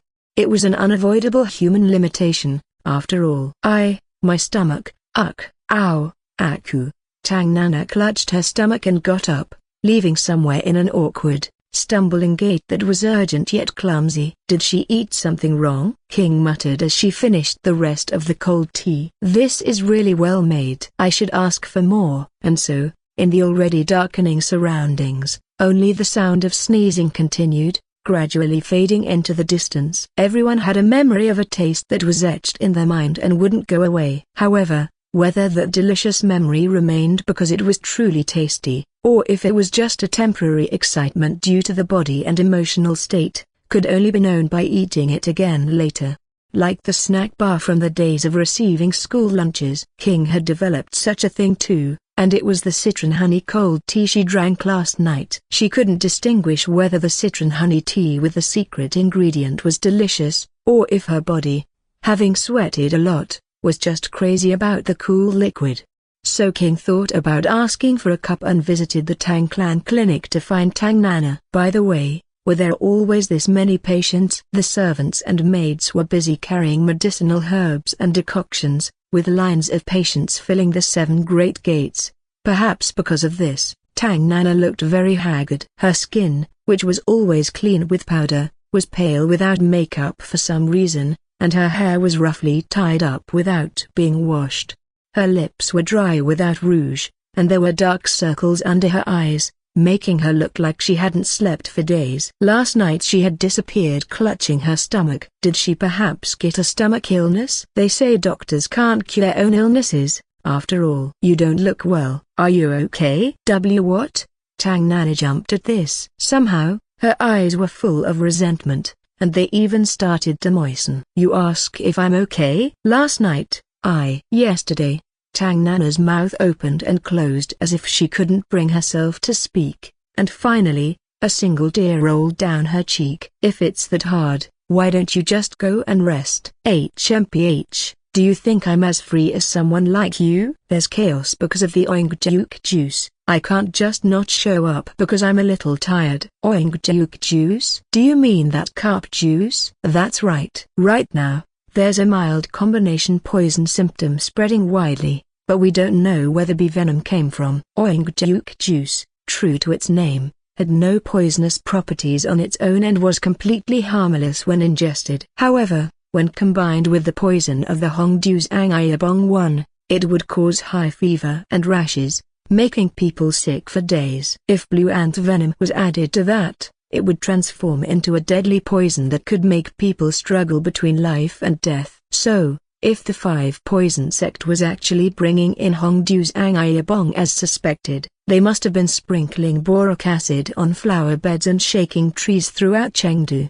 Yet they hadn't found a trace of bees. And even though they hadn't, people showing mild symptoms of combined poisoning had started lining up at the 7 great gates over the past few days. How? Those crazy bastards seem to have grown vegetables. Since there was only one clinic in Chengdu, the Tang Clan Clinic, they had examined all those patients and concluded that when they investigated the vegetables commonly eaten, bee venom components were found. The shocking conclusion was that they seemed to have cultivated the vegetables by mixing bee venom into the water when watering them. Then can't you just stop people from eating them? We've already identified several. If they keep changing the items, we can't help but be late in responding. For now, we've told people not to use river water and we're putting counteragents in the wells, but since the water wasn't stagnant, it was like pouring water into a broken pot. Then can't you just get rid of the orangejuke, like a poison that selectively kills only orangejuke? Are you going to keep saying stupid things? Where would such a poison exist? What if you mobilize all the fishermen? We've already put out a bounty of 1 silver sissy per fish to try and reduce the numbers, but even after 10 gold sissies have gone out, the water still remains the same. It seems like those bastards are buying them from Yunnan instead of catching them at Dujiangyuan. Then what if you explain the situation and ask for cooperation? At this, Tang Nana looked at King as if she was pathetic. If we do that, half the people in Chengdu will run away, half of those who remain will become bandits, and the rest will just end up shedding blood for no reason. Isn't that so? Ah, right. King realized her mistake. This was primitive, uncivilized China. It was a world where one couldn't expect mature civic consciousness and shouldn't expect it. Then suddenly, a thought occurred. Anyway, we just need to get rid of the orangejuke, right? What, are you going to slaughter them with that oh so great doubt technique of yours? Just say it's good for virility. Tang Nana frowned. What does that even mean? How does that make any sense? Why wouldn't it? Look at those vigorous and special salmon, I mean carp, that have come all the way up from Yunnan against the current. Surging up the river, ascending all the way up. Something's rising. Who knows what it is, but it surely is rising. Ah, it really is good, but I can't really explain it. Tang Nana's face turned bright red. Such vulgar words. How can you say such embarrassing things out loud? Anyway, there's no harm in trying, right? If it works, great. If not, Then that's that. And if we do it that way, the people who eat it will be properly pickled in orange juice. Didn't you say there was a counteragent or something? Tell them to boil it together with that and eat it. Tang Nana seemed to think for a moment, then her eyes suddenly lit up. Wait. Then I'm going to say it was your idea. Okay. Then what else would you say? Were you planning to pretend it was your idea? Is it because her eyes resemble a cat's? Why does she look so evil just by her eyes lighting up? Or is her face just naturally a bit hateful? King thought this as she nodded her head. A few days later, at Dujiangyan, countless fishermen cast their fishing rods with their ankles dipped in the riverbank. Not just the riverbank, but fishermen on boats in the river were spaced at regular intervals, their eyes bloodshot as if they were prospectors out looking for gold. Oh, it's coming, it's here. A fisherman's fishing rod bent like a bow. After a struggle with the bending rod, a plump orangutan was pulled out, pierced through its forehead. Amidst envious glances from around, several fishermen slowly inched closer. Originally, there was a basic rule among anglers, fishermen, not to invade another person's territory. If not, lines would get tangled, thus only increasing discord between them, and the fish would just eat the bait and leave. For some strange reason, the fishermen who broke this rule were always old guys in casual attire, as if on a neighborhood stroll, and this was true for the Central Plains as well. Or perhaps this trait originated from the continent and spread to various regions. At any rate, the truth lies deep in the river and cannot be known. Meanwhile, some were even throwing nets, but they were just releasing the miscellaneous fish they pulled up because the only species they were after was the ascending orangutan. Ascending orangutan. It was named ascending orangutan because it was said that if you boiled and ate it, even your thing would ascend with it. Where else would that virility come from? Having come all the way up from distant Yunnan against the current, was what they said. Moreover, it was also said that thanks to this, the Tank landlord had 7 sons in a row because his Yangtze ascended. The rumor had already spread widely, with dozens of people claiming to have seen effects, making it seem efficacious. However, even fake medicine could have great effects due to people's belief, so it couldn't be said to be a complete lie. There were some who said it had no effect, but the prevailing theory was that they must have mistakenly bought fakes sold in the market. And so, during the harvest season, an unexpected wild orangutan craze blew through. In Tang Nana's eyes, Ximen King was a doll. No, not quite a doll, more like a 6-month-old kitten with a wild nature, always looking for an opportunity to embarrass her. So she had conveyed King's suggested method to the household conference with great confidence. You see, young Lady Ximen came up with a solution while putting her name on the line, and her honor too, even her master's name, saying she'd take full responsibility if it didn't work. So, what it is orangutan is good for. So, we should spread a rumor. It's good for that, you know, that. So, like what that is, you know, that. That thing. The cock, the phallus, the yang thing. She felt embarrassed alone afterward, though, not knowing what to do with herself. Anyway, the household members said there was no way people would go out fishing over such a simple trick, especially in such a busy season. No way they actually do such a thing. One elder even expressed his discomfort, saying it was treating the people of Sichuan like complete idiots. So it was 2 weeks ago that Tang Nana, with a red face, inwardly rejoiced. Ho, that's right. Since that's what men care about most, the Ximen child has hit the perfect weak spot. She indeed made such bold claims for a reason. I didn't know young Lady Ximen possessed wisdom as well. I thought her words and actions were only frivolous. Isn't it as if everyone living in Chengdu has received grace from the young lady? To solve a problem that 20 gold sissies couldn't solve by just spreading a single rumor. Thanks to this, her status rose practically vertically from a pretty beggar who just ate food to a wise girl whose true nature was hard to fathom.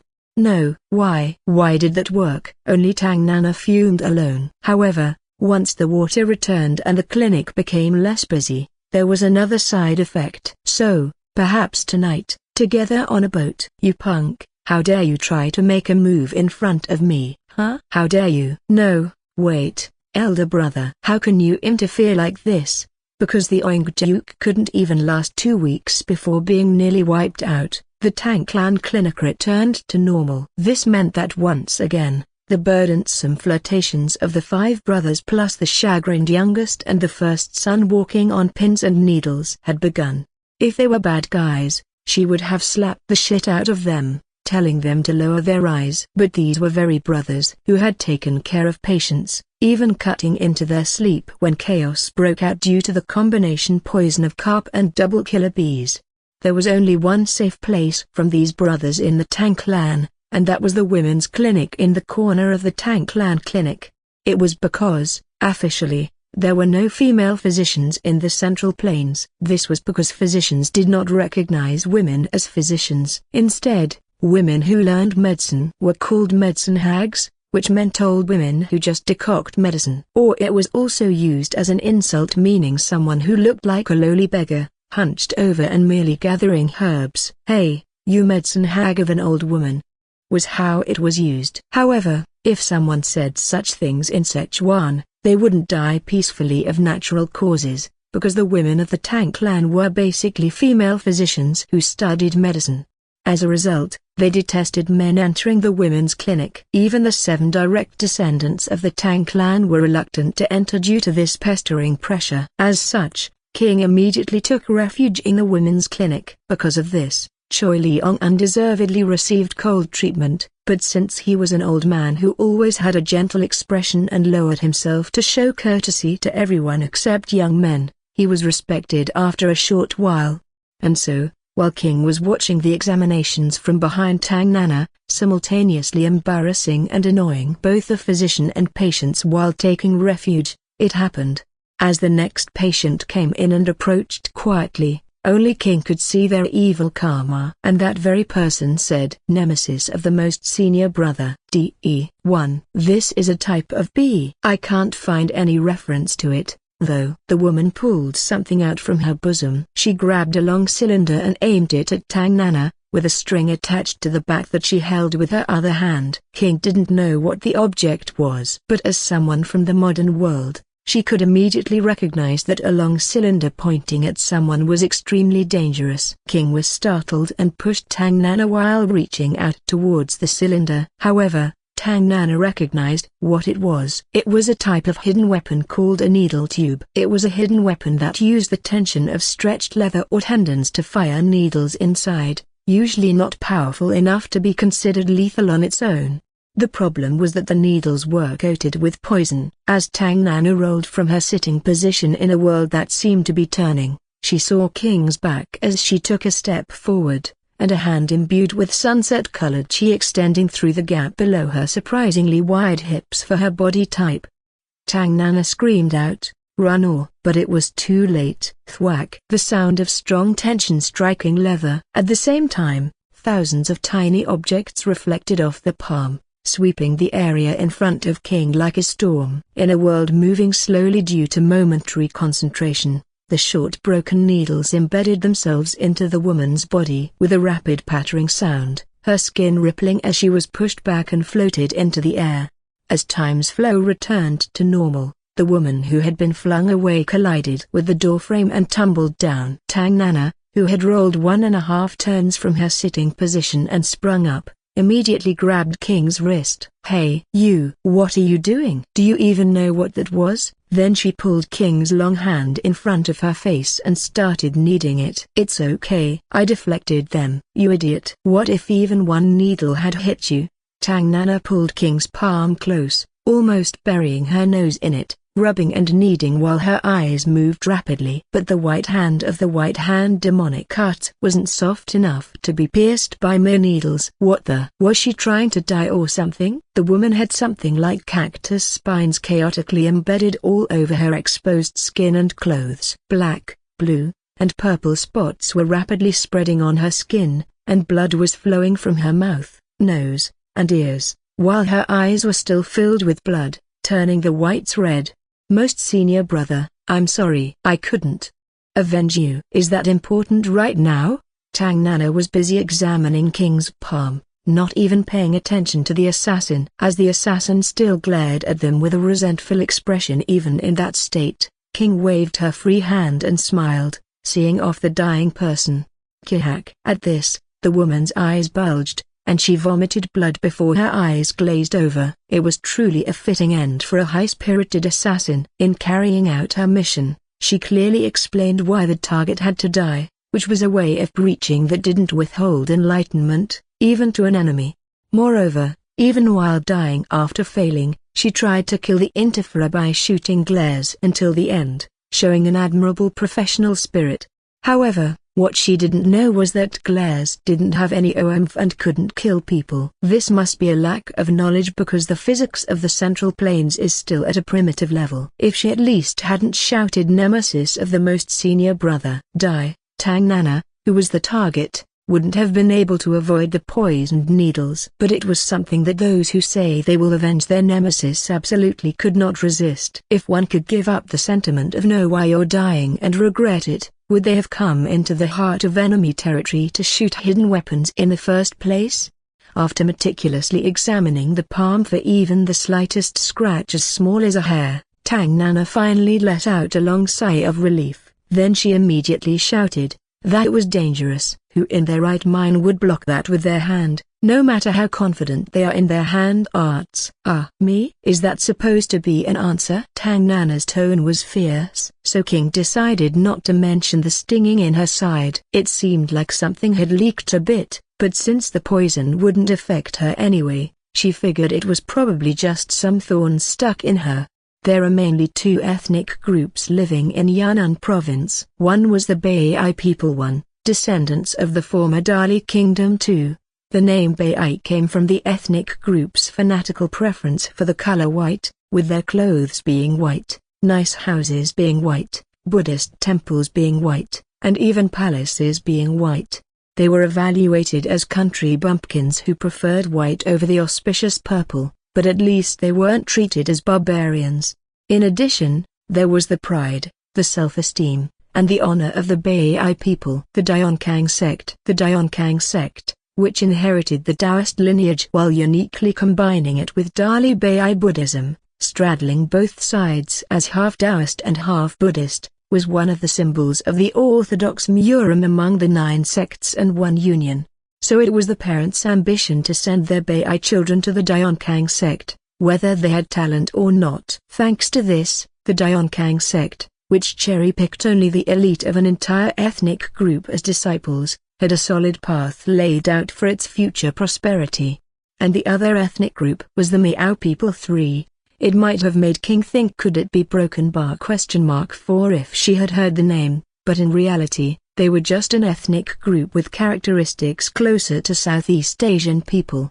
The Miao were one of the representative despised barbarians, being short, with plump body shapes, and having skin that was either dark or yellow. Surprisingly, they lived in humid jungles, and the 5 Poison sect and the Southern Barbaric Beast Palace were the sects of the Miao people. Among these, the Southern Barbaric Beast Palace actually didn't care about the outside world at all. They were busy frolicking with slightly fierce pets like tigers, bears, and leopards among themselves, not paying much attention outside the jungle. It was also a sect frequently visited by animal lovers from the Central Plains. But the 5 Poison sect was different. They were ridiculous people burning with a sense of mission to reclaim their ancestral lands, claiming that in ancient times, long ago, the Miao people were the masters of Dongting Lake. As such, until a month ago, Hu Zhenchai, the sect leader of the 5 Poison sect, was living each day with a heart full of thoughts about reclaiming their people's domain again. If things went well, even if not as far as Dongting Lake, the Miao people could advance into Sichuan. It was also an opportunity to quench the resentment of their ancestors by killing large numbers of those hateful descendants of invaders, the Han people. 5.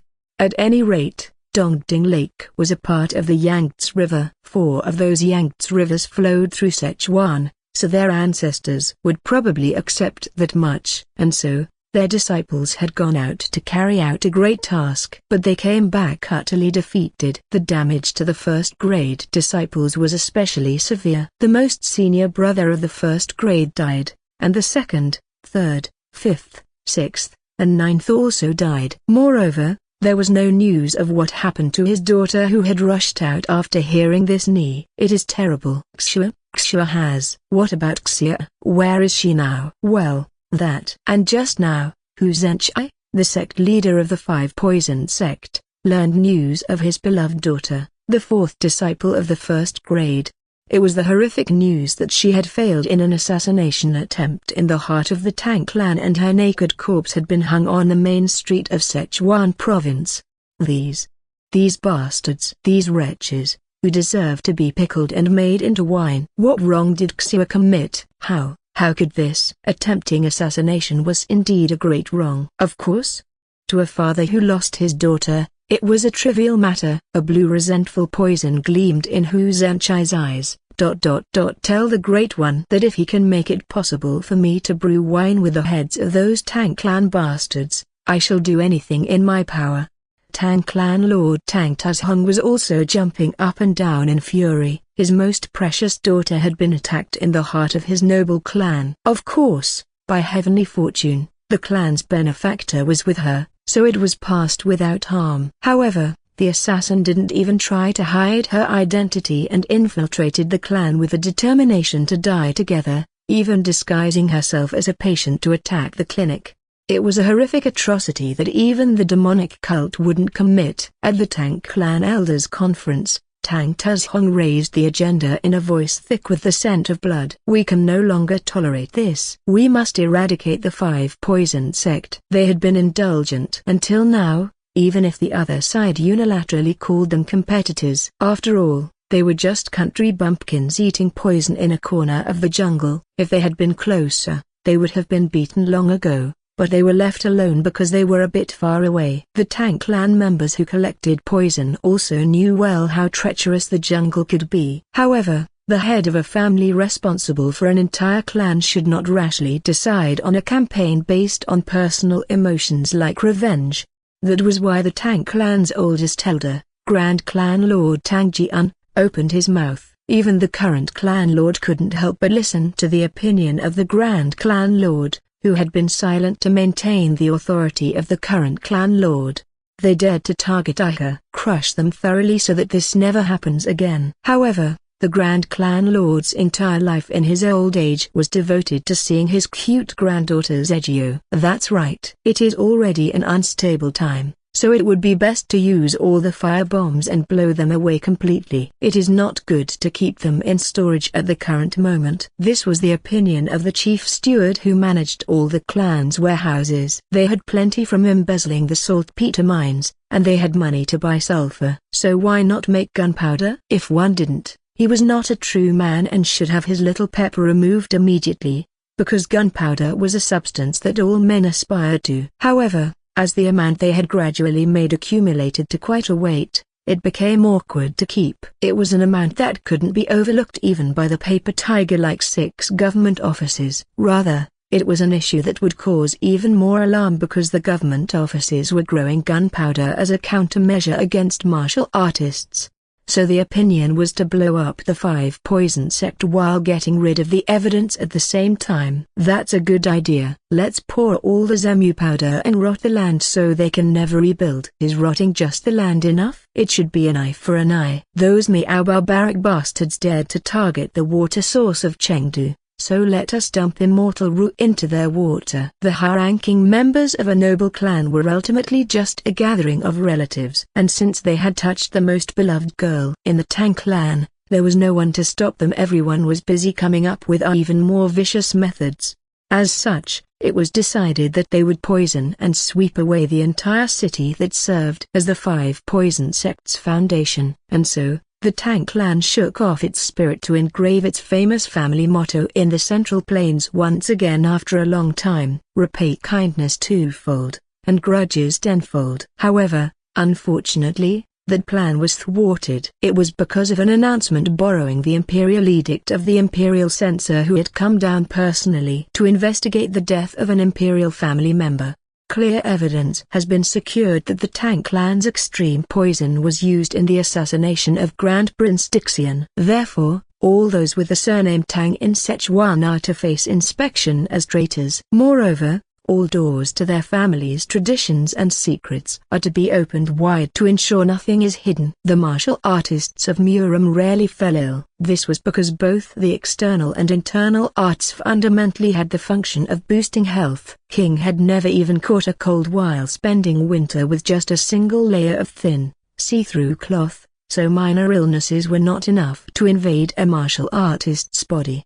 Even if not martial artists, compared to King's homeland, the people of the Central Plains were unreasonably robust. So the news that Zhu had fallen ill gave King a somewhat strange feeling. They said he was weak, and it turned out to be true. As expected, one shouldn't underestimate the insight of a doctor of traditional medicine. Still, one should visit a sick friend. As a guest, she didn't have much to do anyway. Originally, when a friend was sick, one should at least send a message to inquire about their well-being. Humans are creatures that become sensitive when sick, so when ill, they can turn resentment into retribution. So when King saw Zhu, his complexion was indeed pale, but wasn't his complexion always pale? What brings you here? What do you mean? I heard you were sick, so I came to see you. Are you feeling better? Let me see. Do you have a fever? King placed her palm on Zhu's forehead. In fact, the method of putting a palm on the forehead was practically meaningless. King's hands were always cold due to the effects of the white hand demonic arts,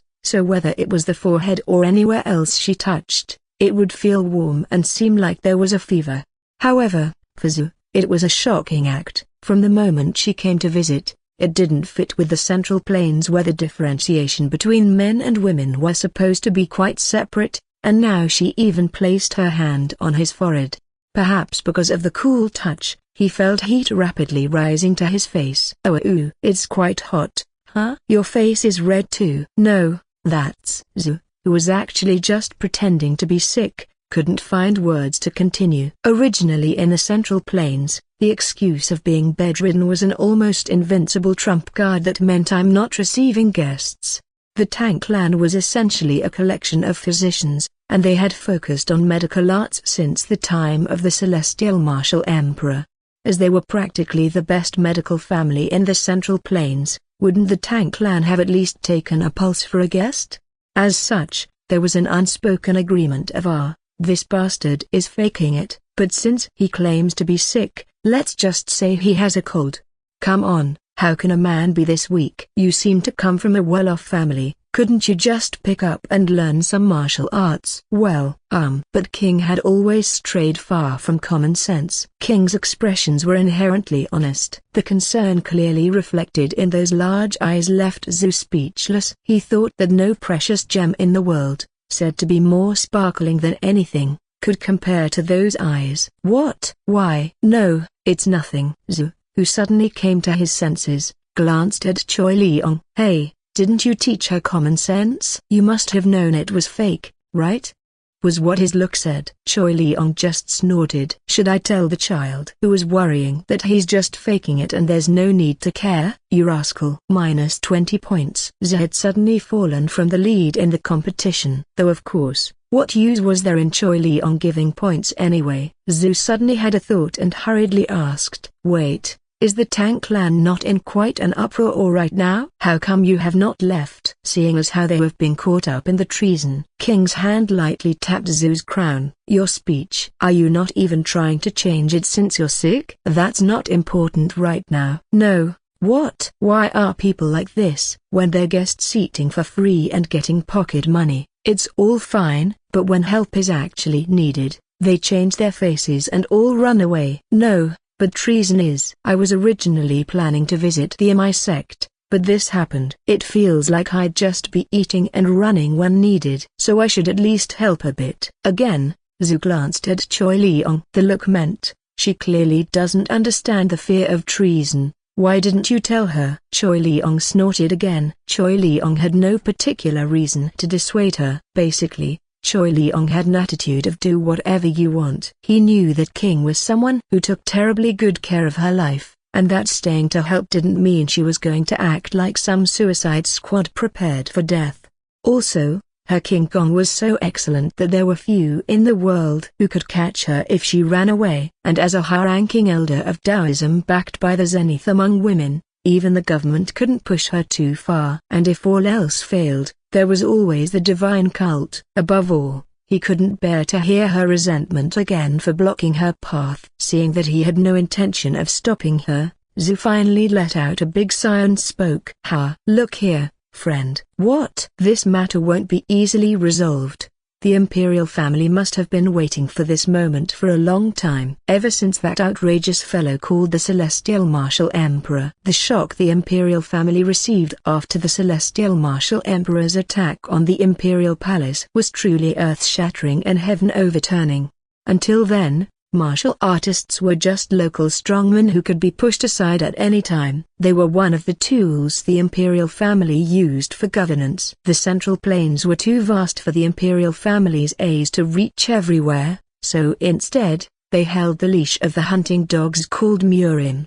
However, the Celestial Martial Emperor proved that the martial prowess of a single person could indeed reach the heavens. As such, he drastically undermined the authority of the Son of Heaven. Even the Son of Heaven, who inherited the orthodox lineage entrusted by heaven to rule, couldn't crumble mountains and split the earth while wielding only a single sword. So leave the Tang clan now. Given the situation, the Tang clan won't try to hold you back either. Why should I? Didn't I say it won't be easily resolved? If you get caught up in treason, even you won't be safe. Well, that's for me to handle. But isn't it funny? That's not the important thing right now, is it? Then what on earth is more important? We should first determine if the Tang clan is really guilty. In my opinion, even if the Tang clan isn't afraid of the imperial family, did they have any reason to assassinate the Grand Prince? Even I can tell something's off. Besides, they say the Tang clan makes a lot of money selling poison, so that's not even evidence that the Tang clan did it. Right? Zhu frowned. It wasn't wrong, but it was words that didn't even show the minimum courtesy towards the imperial family. Well, is the Tang clan truly innocent? What? Did the Tang clan really do it? King asked back in surprise. If the Tang clan really did it, that would be a different story. Just as King's ears were about to perk up, Zhu shook his head and answered, "That's not what I mean. Are these groups of righteous experts called Murim sects really innocent? Aren't they just swinging their swords, exploiting civilians, ignoring government rule, and doing as they please? What right do they have? That's ridiculous. Then what right does the emperor have to sit on his high seat and rule?" Zhu's expression turned dumbfounded. I mean, isn't that the case? Are we supposed to shut up and follow, just because he was born as the emperor's son? If both sides are going to intimidate and suppress with armies anyway, what's the difference between the imperial family and Murim? How can you say such things? The Son of Heaven is someone who heaven has bestowed. What bullshit are you spouting? Did the emperor tear through the sky when he was born and shout that he alone is noble both in above and under the heavens? No. What? How dare?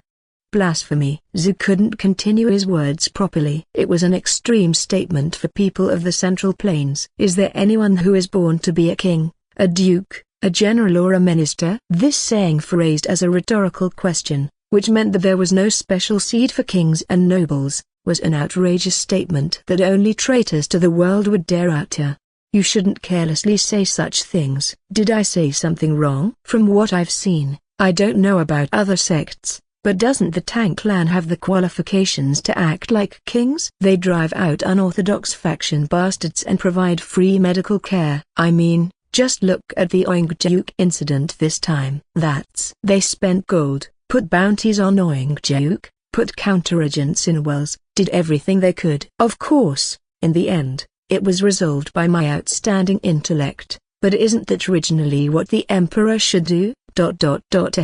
Zhu, at a loss for words, just coughed unnecessarily. King clicked her tongue at this. I guess they do say that only those who didn't benefit from their ancestors work hard at ancestral rites. Rather than praising an emperor who hasn't done anything for you, wouldn't it be better to become a Murim practitioner?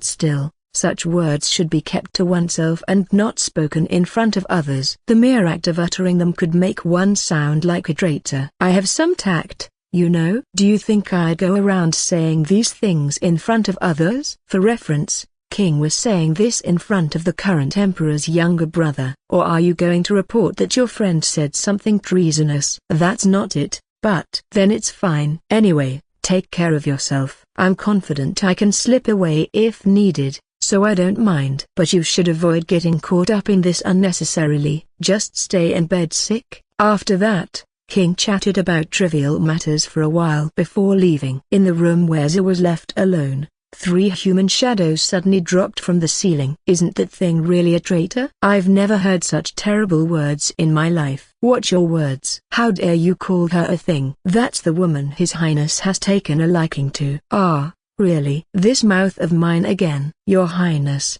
please pretend you didn't hear that. This lowly one misspoke. No, number. Old dog, stop with these groundless slanders. If it leaks out, wouldn't it block an innocent woman's marriage prospects? Zia hurriedly waved his hands. At this, Old Dog smiled slyly. Then another masked person spoke up. Even to this lowly woman, she seems like an excellent woman. After all, what's important in a relationship is the loyalty after it's formed. Isn't it admirable that she's willing not to avoid difficult times? Didn't Hagyan clearly fiddle with her throwing knives earlier? You were emitting killing intent from your eyes. And now you're changing your words, making me look like the strange one. I do not know what you're talking about. Your young eyes must be getting dim already, seeing things. The masked person called Hagyan played dumb. Zia frowned and stopped the chatter. That's enough. More importantly, did you find the rat? At this, the atmosphere among the 3 people turned ominous. The one with the youngest voice answered. It was that bastard,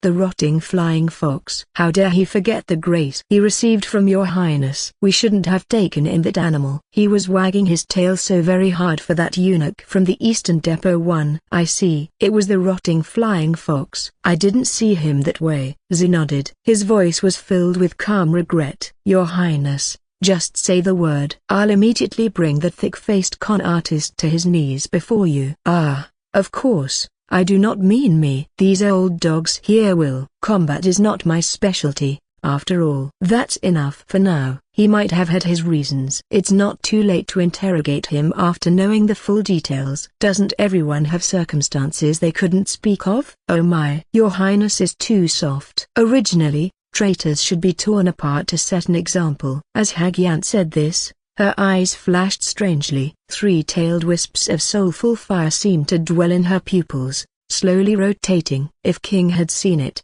she would have been unable to contain her admiration with incomprehensible words like "whoa, sperm eyes." It's like hot swan. And if it were a Murim practitioner other than King, they would be shocked for a different reason. It was the chakra eyes of the chakra witch who had thoroughly wiped out the Yin's young sect 30 years ago and disappeared. It was a characteristic of the chakra demonic tribulation, one of the 10 great demonic arts under heaven. That's enough. When I first accepted that fellow, didn't I say that his nature as a con artist meant he wouldn't be able to endure forever? I answered that if that was the case, he should stay until then and leave. It seems he thought it was time to leave now. Your Highness, how can your heart be so noble? Hagyan sniffled and wiped her eyes. Originally, the grudges and favors of the Central Plains were like a vast and deep ocean. As one advanced with a sword, they would sink deep into it.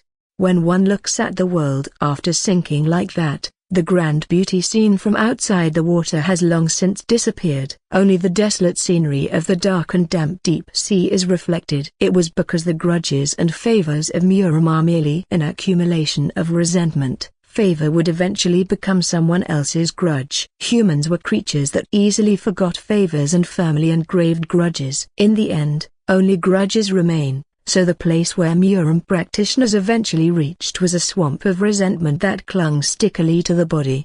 So some who lost their purpose in Murim buried themselves in remote mountain valleys, while others threw away their swords and acted out the lives of ordinary people. But in most cases, the end was bitter and left a bad aftertaste. However, a very lucky few sometimes meet good people when they despair of the world and receive salvation. Grand Prince Duxian was one of those people. He was a great man who willingly accepted those who were tired of the world, those who couldn't bear their grudges, those who lost everything while being chased by false accusations, or even those who were actual demonic adepts, and brought them into his fold as family. Zhu smiled bitterly. Would a person with such a kind heart just watch this situation while only worrying about the safety of his family? Silence lingered for a moment. Then the youngest voice among them asked, "Then, shouldn't you start preserving your precious jade body soon?" It was a way of urging that they should leave the Tang clan, now that they had caught the rat in the royal prefecture. Zhu pondered with a complicated expression, and finally, as if he had made a decision, opened his mouth. Last night, Old Dog stopped by to inform that they would be leaving. And the next day, Peng Kalau left. Is young Lady Peng leaving too? There's no choice, is there? If the eldest daughter of the Hebai Peng clan gets caught up in treason, how would I be able to face the elders? The Hebai Peng clan was in Hebai, and Beijing was also in Hebai, just as the Kunlun sect were the ones to get crushed first. When the demonic cult rampaged, the Peng clan would bleed heavily when the imperial family draws its sword. So the Peng clan had a principle of never antagonizing the government. I'll give you the Dadao as a gift, so keep training with it. I wonder if Gramps will be able to carry it. Although Choi Leong was a master in the unrestrained realm, he was emptying his danshan and building it up from scratch because he was switching to a completely different Buddhist divine art. King had also greatly worried about whether she could pass on the great meditation art to a great demonic adept, but it was an unavoidable choice after granting Gramps the special privilege of being able to take care of her. It was for the sake of Gramps' mental health, as King had directly experienced the mental protection performance of the great meditation art. What if Choi Leong, who already showed signs of dementia, went completely crazy? Whether it was effective or not, Gramps' expression was gradually changing to resemble a benevolent Buddha. He had even started to gain a little weight, to the point where his previous appearance as a hollow-eyed skeleton could no longer be seen. Peng Kolai burst into laughter at that, muttering, "You should carry that much. You're strong enough." Wait, what? That makes it seem like I'm passing it off or something. Gramps is the one taking it away, you know. Right. But it is difficult to say that is the case. Aren't you a bit too casual about going along with it? If I'm uncomfortable when he's doing it to make me comfortable, what's the use? So I need to be comfortable for Gramps to feel rewarded. Choi Leong nodded in agreement. And so, Ximon King acquired the Hell Sword. Number 3. Peng Kalai laughed again at this sight and then continued. That child Nana seems to have been quite shocked. Since you decided to stay,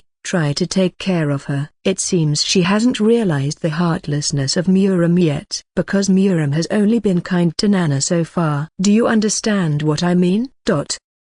King answered with her expression. At this, Peng Kolai answered by fluttering her hand in front of her face a few times like a fan. Then, with a light attitude without a trace of lingering attachment, she turned her body and strode away. After seeing her off and returning, King found Tang Nana sitting on the porch of the guest hall, swinging her legs with nothing to do. Aren't you seeing patients today? There are no patients, Tang Nana answered in a gloomy voice. Even the Tang clan clinic had suddenly lost its patients. Only a few people who were really seriously ill or on the verge of death visited, while others thought they'd rather just be sick than risk being implicated in treason.